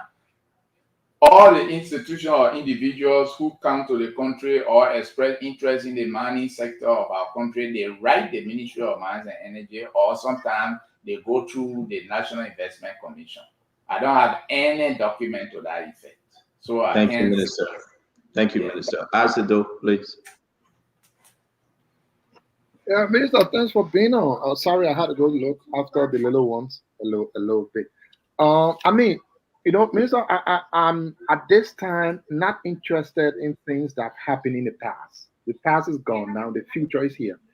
So it is important we look at the future, your plans for the future, what Liberia can benefit from the mining sector, from the future. Forget about the past now. I know we've said a lot about what happened yesterday, what happened last year, what happened while over years ago. So I wanted to ask you when it comes to the let me just put the question this way. Can you give us an idea on royalties on diamonds, gold in our country as compared to other countries in the Mano River Union? And as the minister, what will your plans be specifically on the issue of royalties on gold, diamonds? Because you know these things are very important to attracting investors in that sector. What will you be putting that will help Liberia benefit more? What will be your own strategies, your plans that will help the country better? Let me start with the last, but quickly let me clarify that if we forget the past, we are doomed. The past is critical to guide our forward march. So that's the first clarification I wanted to make. But thank you for the question. Royalty, we have to go away from relying solely on royalties. We have been relying on royalties over the years, and I just gave you the range between 3% if it's gold and other mineral, 2.5, 1 point something percent up to 5 or 4.5% and all of that. We have to go away from royalties.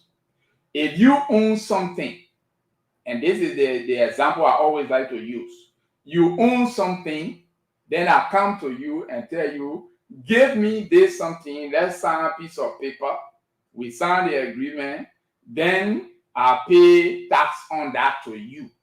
It doesn't make any sense to me. It should be rather on the other 50-50 basis or 40-60 or vice versa. Because the asset belongs to you.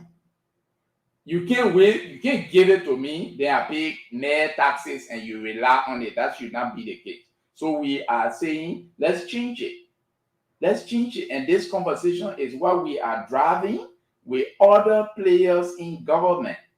That we should not just be charging royalties, but we should be looking at what is being extracted. For example, 1 billion tons of iron ore is shipped from Liberia. If iron ore is $140 per ton, you determine the gross value and then you look at it and say, okay, this percentage comes to Liberia. That's all. We change it. The company decide what they do with their portion. Simple as that. You can take that money and direct it wherever you want to direct, rather than just waiting for royalty and royalty and royalty. That model, that approach has not helped us, and our ministry has been the one champion here. Fortunately for us, there are key players in government, LRA, finance, justice, all across. We all are reasoning together on that. So we hope that when MDAs are being reviewed and all of these things happen, we all can come together and have that national consensus. But royalty, for gold, for example, we are the highest in the sub-region, in the Mano River Union. So obviously that is risky for us. Because if gold, the royalty on gold in Sierra Leone and Guinea is, for example, 2%, and you are charging 3%, and you don't have that effective mechanism to regulate the sector and be able to trace the gold from the mine all the way to the processing and to the point of export, you run the risk of smuggling. You run the risk of smuggling because people will go where they think they can make more money. And we are fighting to formalize the sector, the small scale mining sector. Sometimes another thing is we focus too much on the big concessions, but the real money is in the small scale mining. The small scale mining, the diamond, the gold, and all across the country. Billions of dollars. In fact, if you even want to know the real statistics in West Africa here, and especially Liberia, you want to know the real statistics of on the volume of gold that leave Liberia to go outside. You can only go to Dubai and get that statistic. You can't get it yet because a lot of your gold is being smuggled out because your regulatory environment has been ineffective. We are a country that we gotta go, but you are so, to tell you the truth, I'm enjoying you tonight. It may not be 100%, but at least we're going to grade you before you leave tonight. You're really helping Liberians understand, the waste in some of our natural resources out there and how we can fix it. We say thank you for coming. Fatima will ask one question, Uncle Sam, then Mama will ask the last question for us to go one each. Fatima, we gotta somebody send a question to me. I wanted to ask that if you guys. Okay, after. Let Fatima come in after. Yeah. Should I go now? Yes, ma'am. I would like to say hi to the panelists and to our honorable minister who have just been sitting here mesmerized by, and to all of the viewers around the globe. Minister, I don't really have a question. I have a statement. I've admired you. I've admired your answers. When there was times where you did not honestly know, you said, I didn't know. There were other panelists that came here that would try to fake the funk, that would try to make it up, and we'll go back and fact check, and the fact check will be under fact check, and we can't find no facts.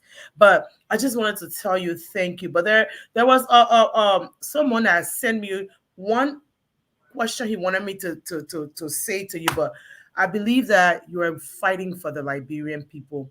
You've set forth the president's agenda. You're working tirelessly to include our people. I was moved when you said on July 26th, when you were supposed to be at the barracks or wherever with the president, you were there trying to engage a citizen. You didn't go to your house. You didn't go beyond the door or under the ground. You went to your office. You called people. They were sitting there. You videotaped it.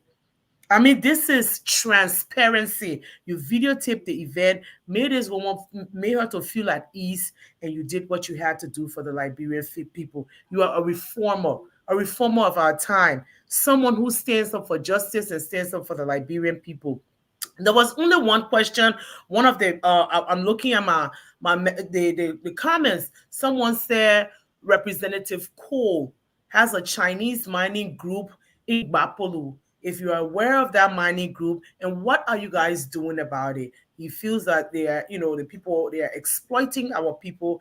And from all indication of what I've heard you talk about today, you are trying to stop all those people that are, mining and leaving our people out from their own resources, because this is for Liberia and Liberians. You're putting Liberians first. You're putting Liberia first, and I want to commend you. So would you please answer this question from one of our viewers who said Representative Cole?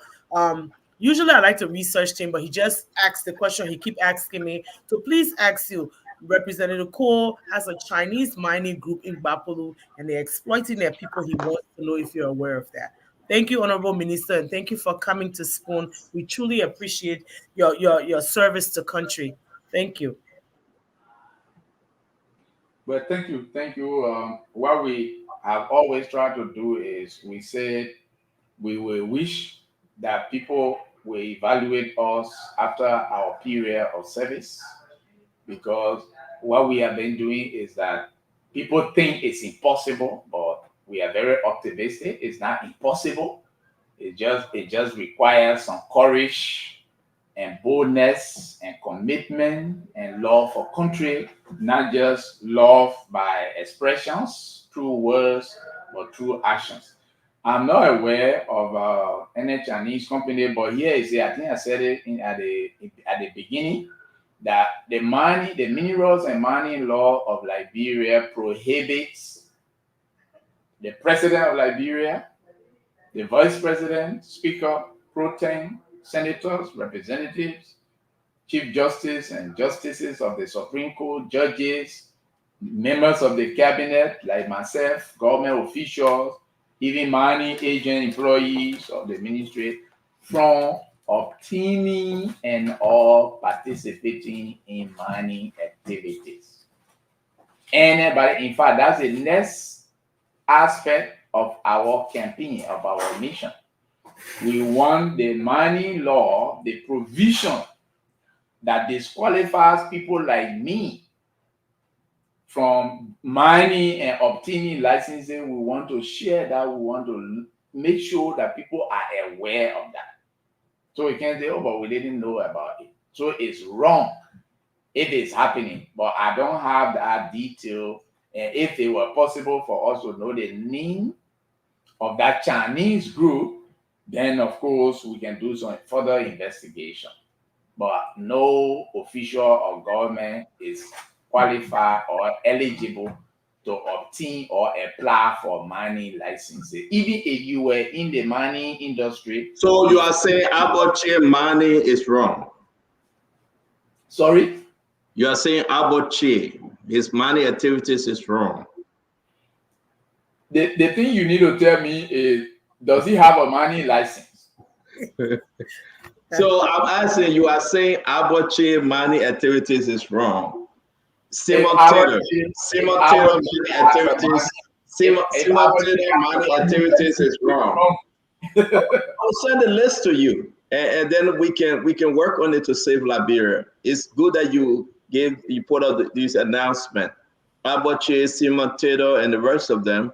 We will find out. I will send a list to you. Guys, let's wrap this thing up. We are done. It's 7:31. The minister, folks, said he have to go. I'm sorry, we cannot keep him any further. It's 11:31 in Liberia. We settled for only 10:30.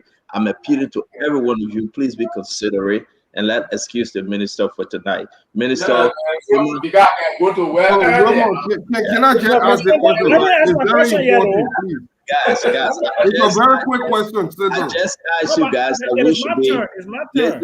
Listen, no, guys. go Uncle Sam. Listen.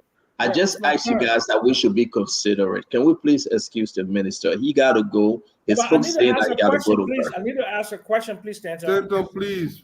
All right, go ahead. Please make it short, Uncle Sam. Please make it short. Mr. Minister, are you aware that the MDA that was signed between Mittal and the government of Liberia, the equity participation of the government of Liberia is 30%, and Mittal Steel is 70%. Is that 30%? Is that free carry interest, or is the Liberian government required to contribute capital? That's the thing. And then I have a second part to that. So let's do one. He got to go, Uncle Sam. Please be considerate, Uncle Sam. We would talk about later. It is the same question. Oh, Uncle Sam, man. But the same question, Mr. Minister. Do you know if Mittal has ever declared dividends since it's been operating in Liberia? And has the Liberian government benefited from participation in the dividend from its operation here in Liberia? Those are the two questions, A and B. The last question is the last question. The answer is no. Never declared dividends. No, it hasn't. If it happened, that record has not reached us. Number two, you talk about the interest. In fact, that's why. Is it free carry or is it a capital contribution? Well, again, just recently, the president appointed us to the AML board. It was at that point and that we knew and we had reached out to Meta. That's what we will do. If Liberia is a shareholder, the government of Liberia is a shareholder, and we are there to represent the interests of the government of Liberia, then those are the issues we should be taking up. Finance Ministry, ourselves, and justice. So please give us chance. Let's go in because we just requested. The appointment was just made, I think, barely a week ago, and we have immediately reached out to know how the board functions, and then we will take those issues up. But I told you from the beginning that the equity share that we have, first of all, I think the question I thought you should be asking is who has been managing our equity share in the first place? But it should be the Ministry of Finance. The Ministry of Finance is the the one. It has not been happening. It has not been happening. If it has been happening, then we need to know. So since we are in now, we will now do the right thing to make sure. With all due respect, Minister Paye, you guys were in power for 12 years. You signed the concession agreement. And in 12 years, then you find out if there was a free carry interest, whether there were dividends. I mean, Mr. Jackson, you guys were in power for 6 years. And you were in power for 12 Let me ask a quick question.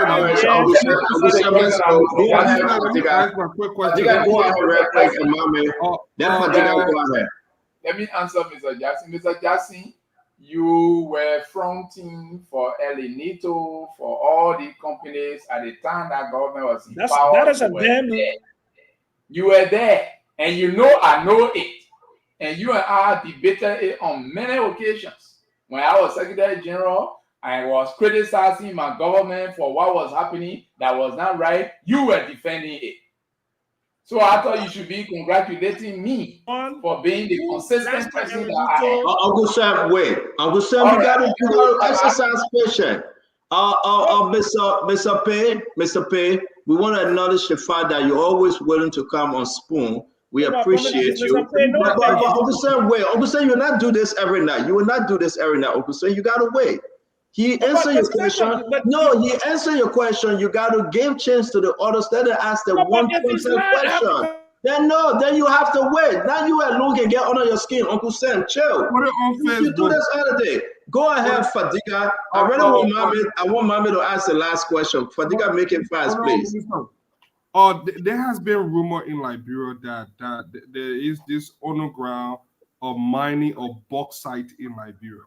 I know Guinea has a huge deposit. I'm concerned why Liberia don't have some, maybe because they didn't give it to us. But do we have bauxite and is there some illegal mining of bauxite in Liberia that we don't know of? That's exactly why we are carrying out our compliance inspections across the country. Then we know, of course, Liberia does have bauxite deposits.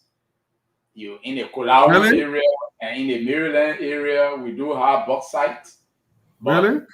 Yes, we do have Kulawu, Maryland. We do have bauxite deposits.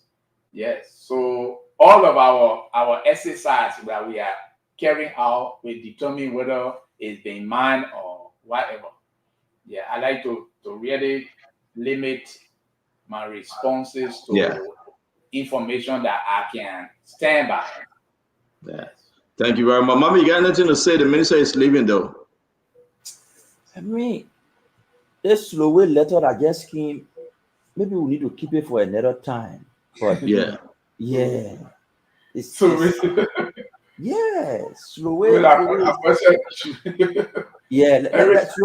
is making it clear that they already agree during the past administration to waive their asset to Mitar, and they enter into a settlement agreement for 50 million. And they agree that Meta will pay in installment. And in this communication, they say Meta pays 17.5 million, but up to today they've not received it. But this looks like the Solway Swiss group. This is the Solway Morgan's group. Yeah. Is it the Morgan group? Let me see. Yes, it is the Morgan's group. Yeah, this is what they said. Let me read it. Who signed the letter? Let me read it. The letter is right there. Paye, a police chief investment officer, Subway Investment Group. It's a consistent, Minister, let me just read the part. It's a consistent with the above referenced settlement agreement.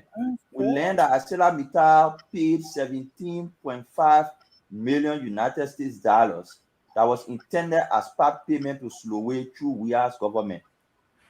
Under the deed of settlement, Sloway was not informed of the alleged settlement nor approached at all in relation to it, nor did it receive any of the consideration which that's correct was purportedly paid. But let me correct it right away.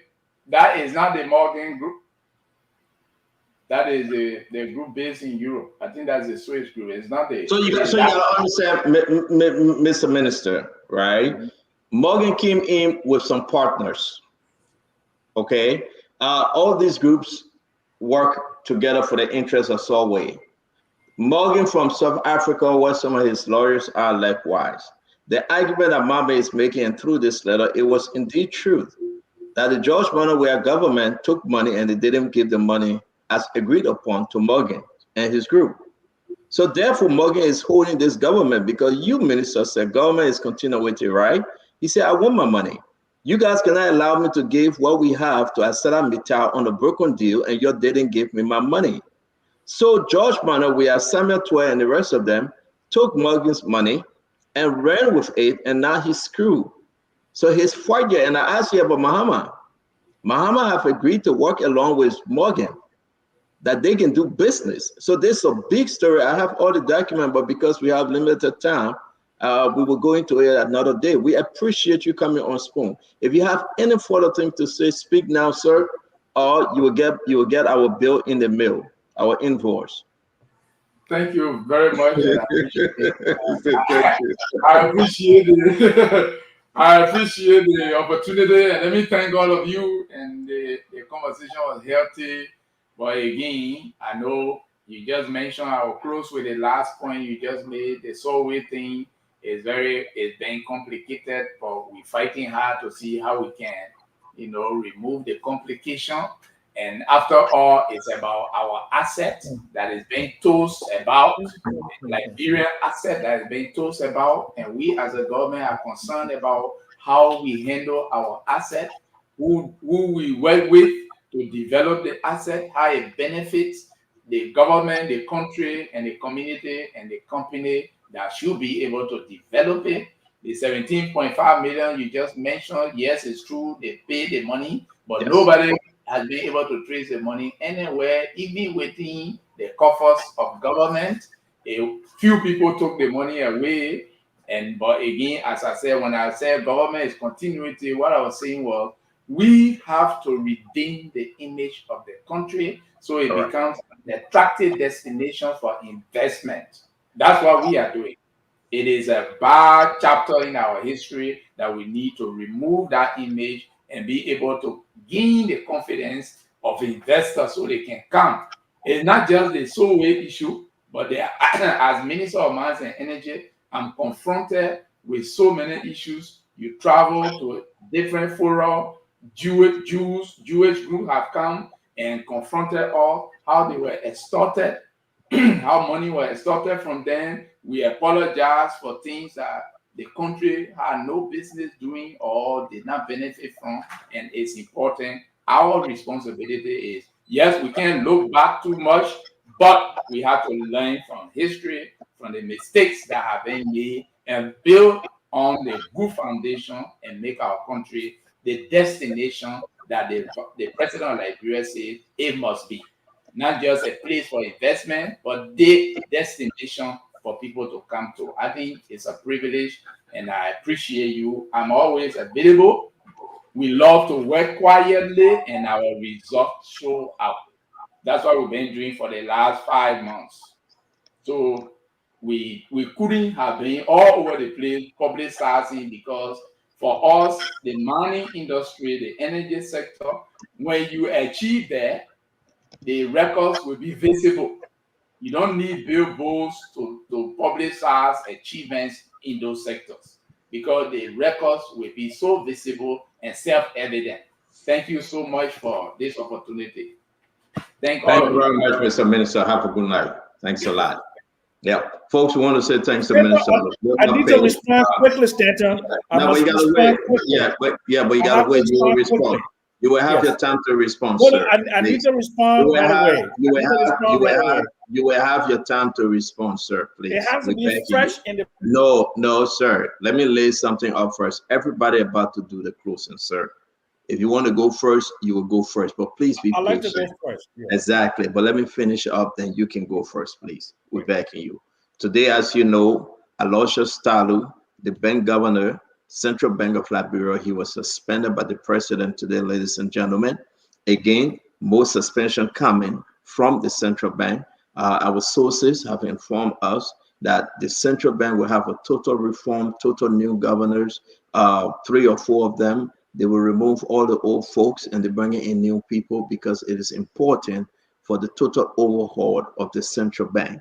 Having said that, we also want to inform you, yes, indeed, today Mike Japater was arrested today and he was taken to the Liberia National Police, where, of course, he was booked, but he was later released in the care of his lawyer. He should be going to court, and we just got to inform you that Mike Jabater, he was booked because of threat he put on Yeke Kodoba. He said he wanted to kill Yeke Kodoba. Because of that, I spoke with Gregory Coleman, the police IG. Gregory Coleman confirmed that yesterday, as he was walking into another radio station, he saw Mike Jabater coming out, and he asked his guys to arrest him and take him to the Liberia National Police. So, but Mike Jabater have been released and pending investigation and court proceeding.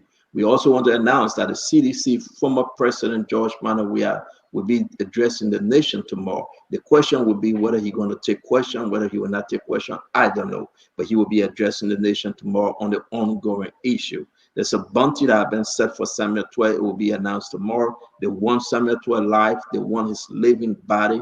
If you can point where Samuel Twe is, they will reward you. But Samuel Twe must appear before a judge. He must be taken to the Liberia National Police and he must be arrested. So say our sources from the Liberia National Police. We want to play this video clip very quickly. Then Uncle Sam will be the first to close, and we will end up with Dr. Richardson as we leave from here in peace, not in pieces. This is Gregory Coleman this morning speaking on the issue of Mike Jabater. As I was walking in the studio, I ran into Mike Jabater, and he came apologizing. He's sorry. He was just joking. I told him, I said, no.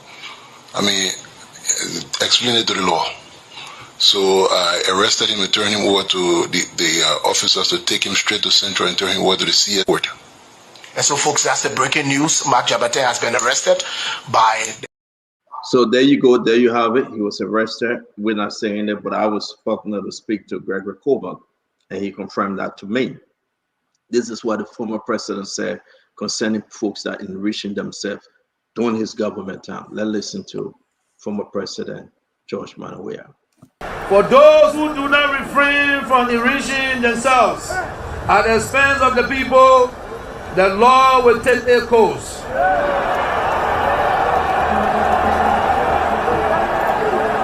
I say today that you will be prosecuted to the full extent of the law.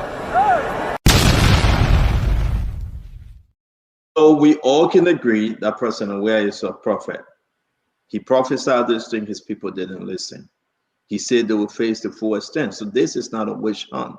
The leader, President George Manawia, the former president, prophesied under the anointing and saying those who take from the government illegally will be prosecuted to the fullest. And this is exactly what we are saying. From my end, may God bless you. May God keep you. May God bless our country as we celebrate a new day in Liberia. I want to encourage Mr. President, be the best you can be and do the best you can for Liberia. That tomorrow we can remember the Joseph Yema Barker presidency. Have a good night from my end. I'm going to give all this to Dr. Richardson, who will control the rest of the program because Stanton Witherspoon got to go to church and pray for his sin. Bye-bye, folks. I will pray for you guys. Don't worry. For you guys, especially you're in Liberia, I will pray for you. Okay? I'll pray for myself. For me, Beg you, please. I need edible. Look. Uncle Sam. Uncle Sam. Yes, it was Uncle Sam's chance. Look, William Paye was very brilliant and he did an extremely good job. But at the end, he became a political activist when I was asking him a question about the 12 years of the Unity Party and the 30% equity participation in the government life, which is a legitimate question. And he pivots to a lie that I was involved with El Anito as an owner or shareholder of something. And there are people that on this platform know that I fought against El Anito. Okay? I have no interest in El Anito. So to come here and to try to pivot, and then Miss Binta, as usual, post under there that I've been exposed. Binta, I was not anywhere near El Anito. I fought El Anito in this country.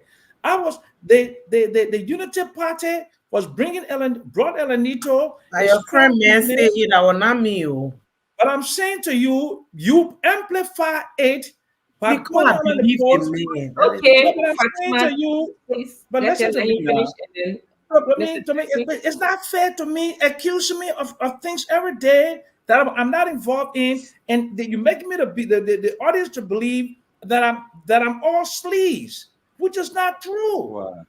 Okay, that I'm not sleaze. I was not involved, and my man knows that I went to the University of Liberia when he was there, and we fought against El Anito together. Okay, and El Anito sold the Western cluster to the current owner, which is Sassegoa. But to come here for the minister to say, because I asked him a legitimate question about Liberia's 30%, whether there have been dividends, if he doesn't know that, that's fine. But the Unity Party government was 12 years in power, then they should have been able to harness and nurture that 30% equity for us to know where it is today. And that's a legitimate question. And because he could not answer that legitimate question, were you ever a consultant? Were you ever a consultant? Hell no. Hell no. Uncle Sam, calm down, Uncle Sam. Were you ever because you always accuse me before you start working there? Before you start working there, were you as a sleaze consultant? I'm a global economic consultant for Western Cluster. I was never a consultant for Western Cluster. Did you ever do the job? Did you ever do the job directly or indirectly for Western Cluster? I never did in my entire life. I was an advocate against Western Cluster.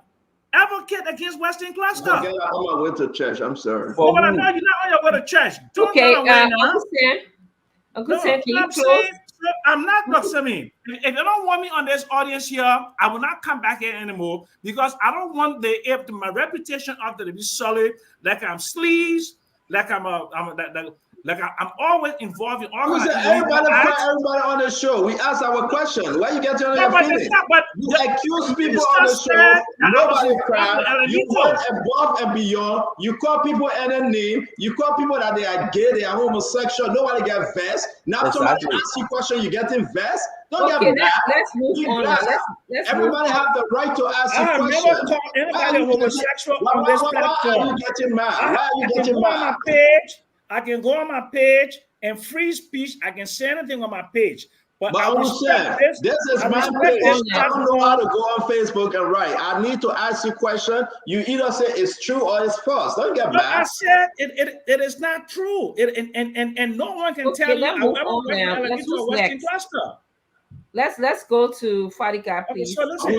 Uncle Sam, Edwin Smith said you're a consultant and he gave you money. Oh. Yeah, you know, Edwin Smith never said that to you. You know that's not true. So let's not forget about that. So, but listen, it is no joke. It's reputational risk for me. So, but good night, guys. I'll see you later. Have a good night. I thought you were going to stay until everybody. No, I can't. I mean. Okay. Uncle Sam is just getting grumpier. Fadika, please close, and then we'll go to Fatima, and then Amula, and then I'll be the last to close. Yeah, we need to pray for our Papa. He's getting very grumpy. So I won't say much. It was a great show. I think William Paye did his thing. I'm just shocked that there's so many things happening. I just can't wrap my head around it. How people could just be so brave to just, look, I think the only thing I won't be relieved until I see somebody is actually punished. That's why I'm asking, is there any party? Because even though foreigner that came to Mali said they couldn't have done it with all Liberian presidents, with all the help of some Liberian company. And with everything that we know now and more to come, I just pray that we punish those people. That's all I can say tonight. If we don't punish those people, honestly, we'll not do justice to this country. If we can recover some of those stolen money, that would be good for our country. Because millions, billions, in fact, even came to enter the billions of dollars just left in thin air. They take prospect license, and a man with it didn't pay no tax, nothing. And I don't know what are the guys. One of the things I wanted to ask Wilmer is, do they have agents to go in the place to check those different mines to make sure that they are verified before they even leave the country? All those different questions, no answer. But it was a great show. I hope to be back tomorrow. And yeah.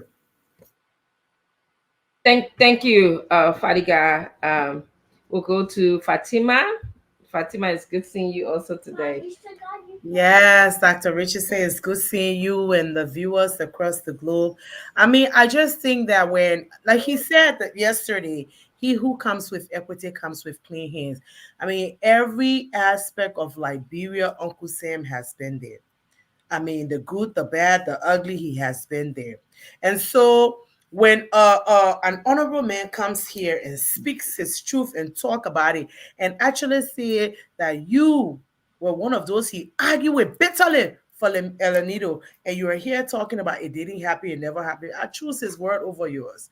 I mean, I'm not trying to pass judgment or anything.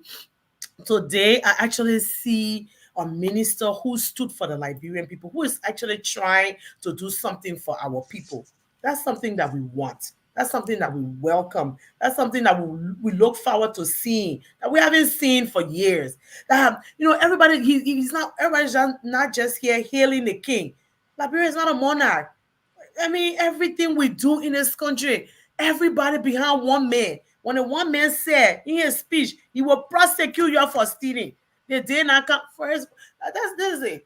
Swan TV, you can go back and rewind the tape. Last 2 weeks, when the Liberia National Police, the director Gregory Como arrested, named those people and said that they were no longer people of interest. They welcomed it. They were happy. They were singing praises. Okay, and when he started going after people that the courts decided were people of interest that needed to come and give account for money stolen from our coffers, our country, going over the counter, stealing millions of dollars. Okay, when the poor became rich overnight and we started doing it, look, we need to put our country first. Today, Wilmer Paye showed that he is actually someone, he is a reformer who loves his country, who's working with Joseph Numa Boakai's agenda to move our country forward, and we welcome it and we welcome him. And so I just want to say thank you to all of the viewers, to all of you, to all those that were giving questions, and our viewership went to 6,000 and change. I'm begging you, please, my people, y'all continue to watch Spoon, because I told you, if we continue to educate our people about themselves, telling them that they are part and parcel of this country, their lives matter, they matter. They shouldn't just go take mining places and give it to people who came to just research and let them steal all our diamond while our people don't benefit. When we start educating the mindset of our people and awakening their spirits, Liberia will rise again. I thank you all. Sorry I'm late, but we got to mix the coins, we got to work, and that's what's happening. But thank you, Dr. Richardson, and of course, all of you on the platform. Cousin Mame. Yes. I know that's right, Fatima. Mame, would you like to go?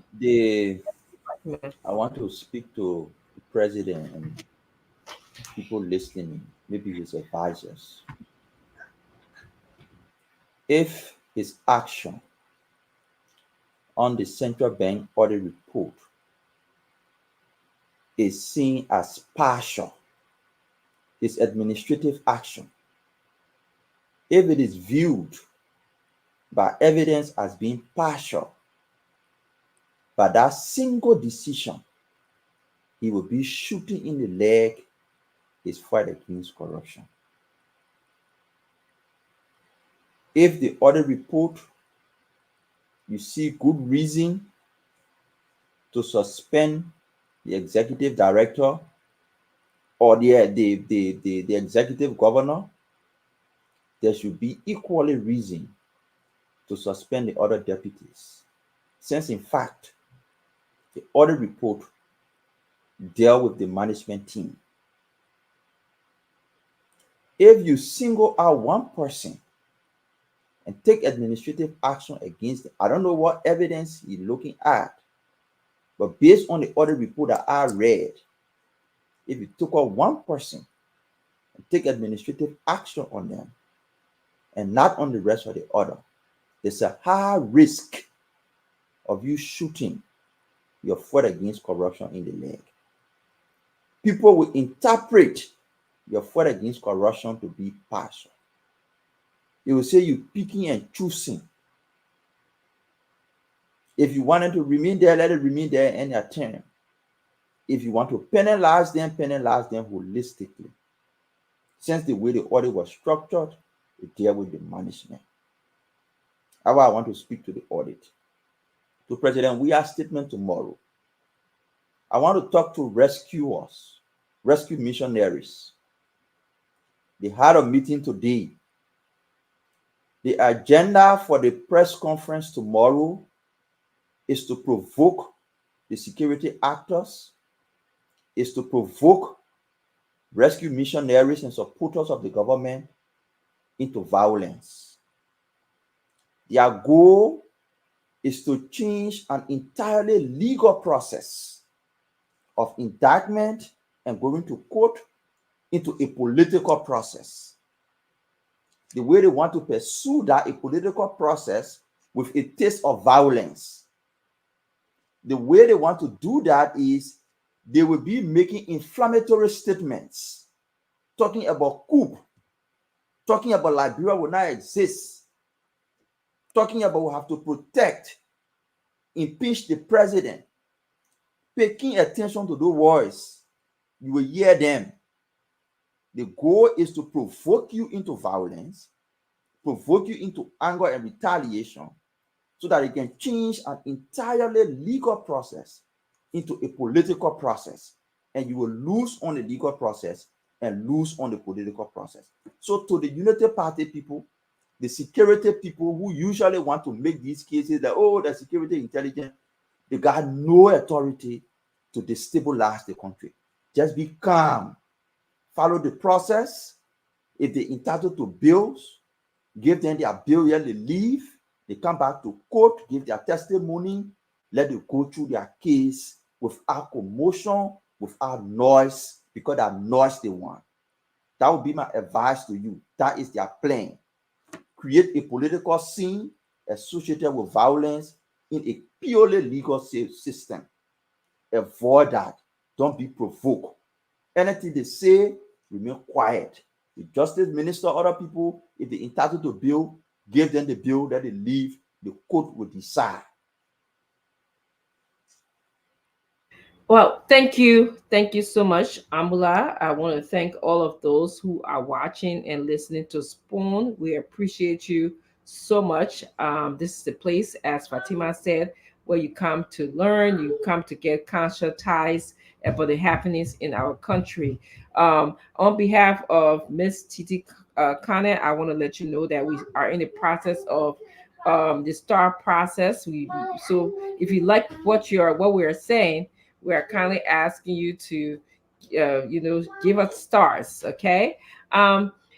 Just in my closing thoughts, just hold you guys hold on. The young man is going. I'm laughing. Take over. Yeah, I mean, I don't know whether she will come back to do her closing or whatever the case, but It was a good show. I mean, I like the way I they think she went. will come back. But Amula, let me just say something. When an older person, okay, somebody who wants to be respected in the community, goes on Facebook and washes his dirty clothes. Like, we all have the equal ability to go on Facebook and say things about people. You know what I'm saying? We all have the equal ability, but you know, if you're the oldest on the platform and you can just say anything about people and you think you can get away with it, then what? Please, we're equally retaliate. Guys, I'm so sorry. You know, it's grandma duty's son has been my grandson has been potty trained. So in the middle of this, he said, Mama, I gotta go to the bathroom. But in closing, you know, something I wanted to say, we heard about Aloysius Talu, who is basically suspended from the bank, and that story is still unfolding. It seems like to me I read your post, Mame, it seems like there's other actors, like the deputies you're talking about, and someone from the Buckeyes office, very close. His nephew described this person as, who is also involved. I'm looking forward tomorrow. Please come back, audience viewers, to hear more of this story. So I really would like to hear more. I want us to be fair and talk about the whole spectrum of the story, ranging from the head, the middle, and families of the president. I also thought the show was very impressive. Minister Paye did an awesome job. He educated the public. I look forward to him coming back. It's been only 6 months. I want him to come back where we can get more statistics. I believe, you know, I hope he will be gathering statistics. I know it's cost money. I hope that he will get the support from the government, where we need to know what kind of minerals do we have in the country. We don't even know. Do we have bauxite? Do we have gold? Do we have diamond? You know, what region of the country do we have these different mineral in the country? I want to hear more. I know he said he's engaging the community. What type of engagement is he doing? Is it by radio? Is it by one-on-one conversation? He said he's meeting leaders? Is he speaking colloquial? What is he doing? And that's the kind of engagement. And what kind of statistical data is he keeping on the way in which he engages the community? And maybe some outcome-based study. Is he hearing anything about maybe the community is aware about joining in with maybe another party who's not a Liberian to sell our mineral in the country? Maybe the better it will be for our country. But I'm very saddened, to tell you the truth, when I hear about the millions and millions and millions of dollars that we are losing due to illegal mining. It just breaks my spirit. It breaks my heart. It hurts me so bad, because I'm thinking, you know what that million of dollars could do? It could build our schools, healthcare, infrastructure, the things that we dying, that we really, really need in the country. Then I am hearing that. So, you know, I don't want to call the name of the person, you know, I don't, you know, because I cherish you on yet, but you know, somebody stealing or doing something illegally to take, you know, money away from the government. So I hope that we'll be able to strengthen the Mines and Energy Organization, so that we'll be able to support different aspects of our government. So my people here, thank you for watching. Please get in the habit of sending us stars to support the show. You know, Miss Titi Kane, the CEO, she has a lot of people working and she supports a lot of people, and you supporting us helps us support the people that she has working for her. Thank you very much, panelists, and I look forward to seeing you guys. I don't know if I'll be here tomorrow, but I look forward to seeing you guys. See you soon, Fatima, and see you soon. Bye-bye. Saturday, baby. Yes. Oh, Nelson, you're here. Hi, Hi, Dr. Richardson, Cousin Fatima. Hello to everybody. Yes, Nelson's here. How you doing, Nelson? Well, I'm Nelson, doing good. it's good to see you. How's the trip? Yeah. Oh yeah, the trip was great. It was great. It was good, and I want to say thanks to everyone.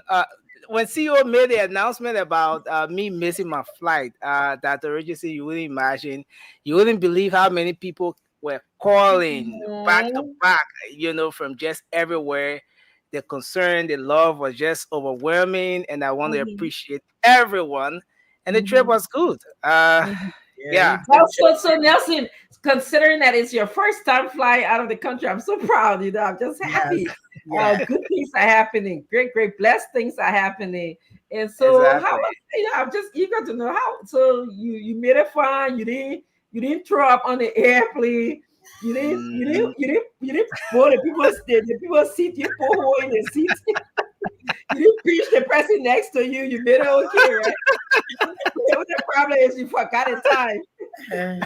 Exactly.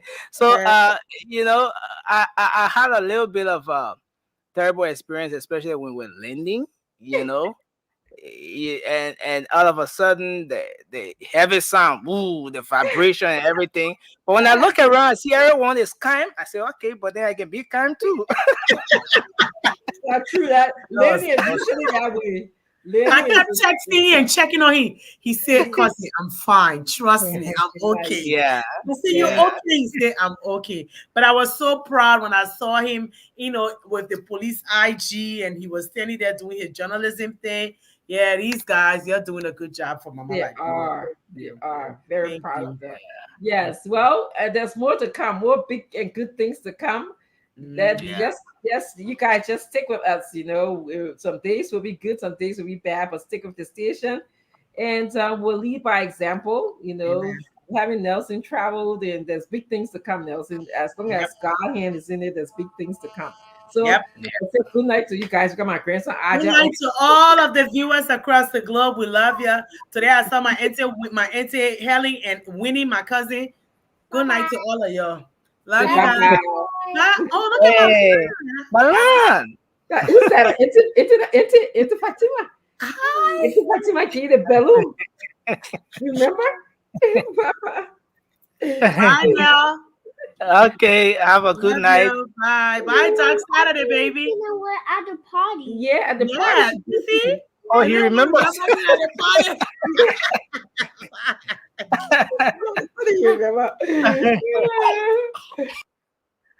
Yeah, and again, folks, we want to say thanks to everyone for being here tonight. Thanks to all of you for always making the time to join us here on Spoon. This is your network. This is where you get the news. This is where you get to interact with the newsmakers. You get factual information about the happenings across Liberia. You get all of the updates here every single time.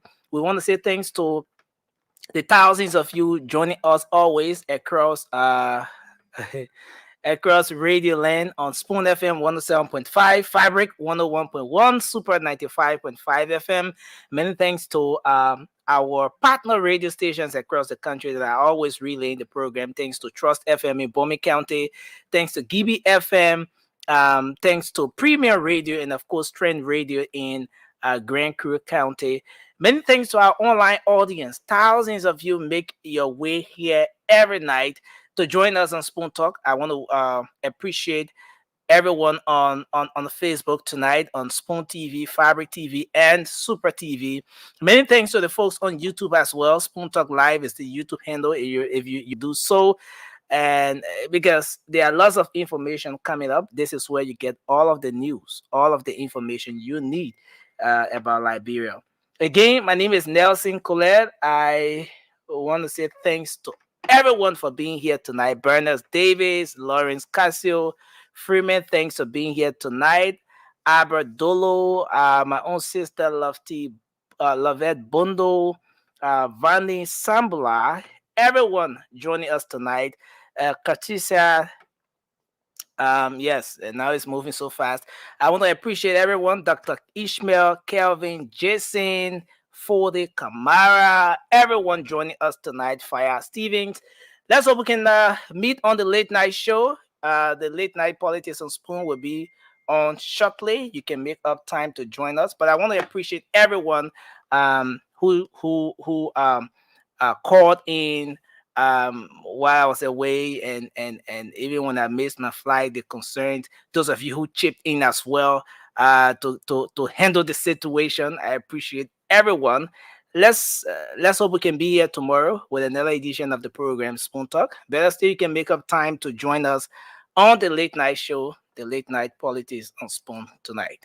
Bye bye for now.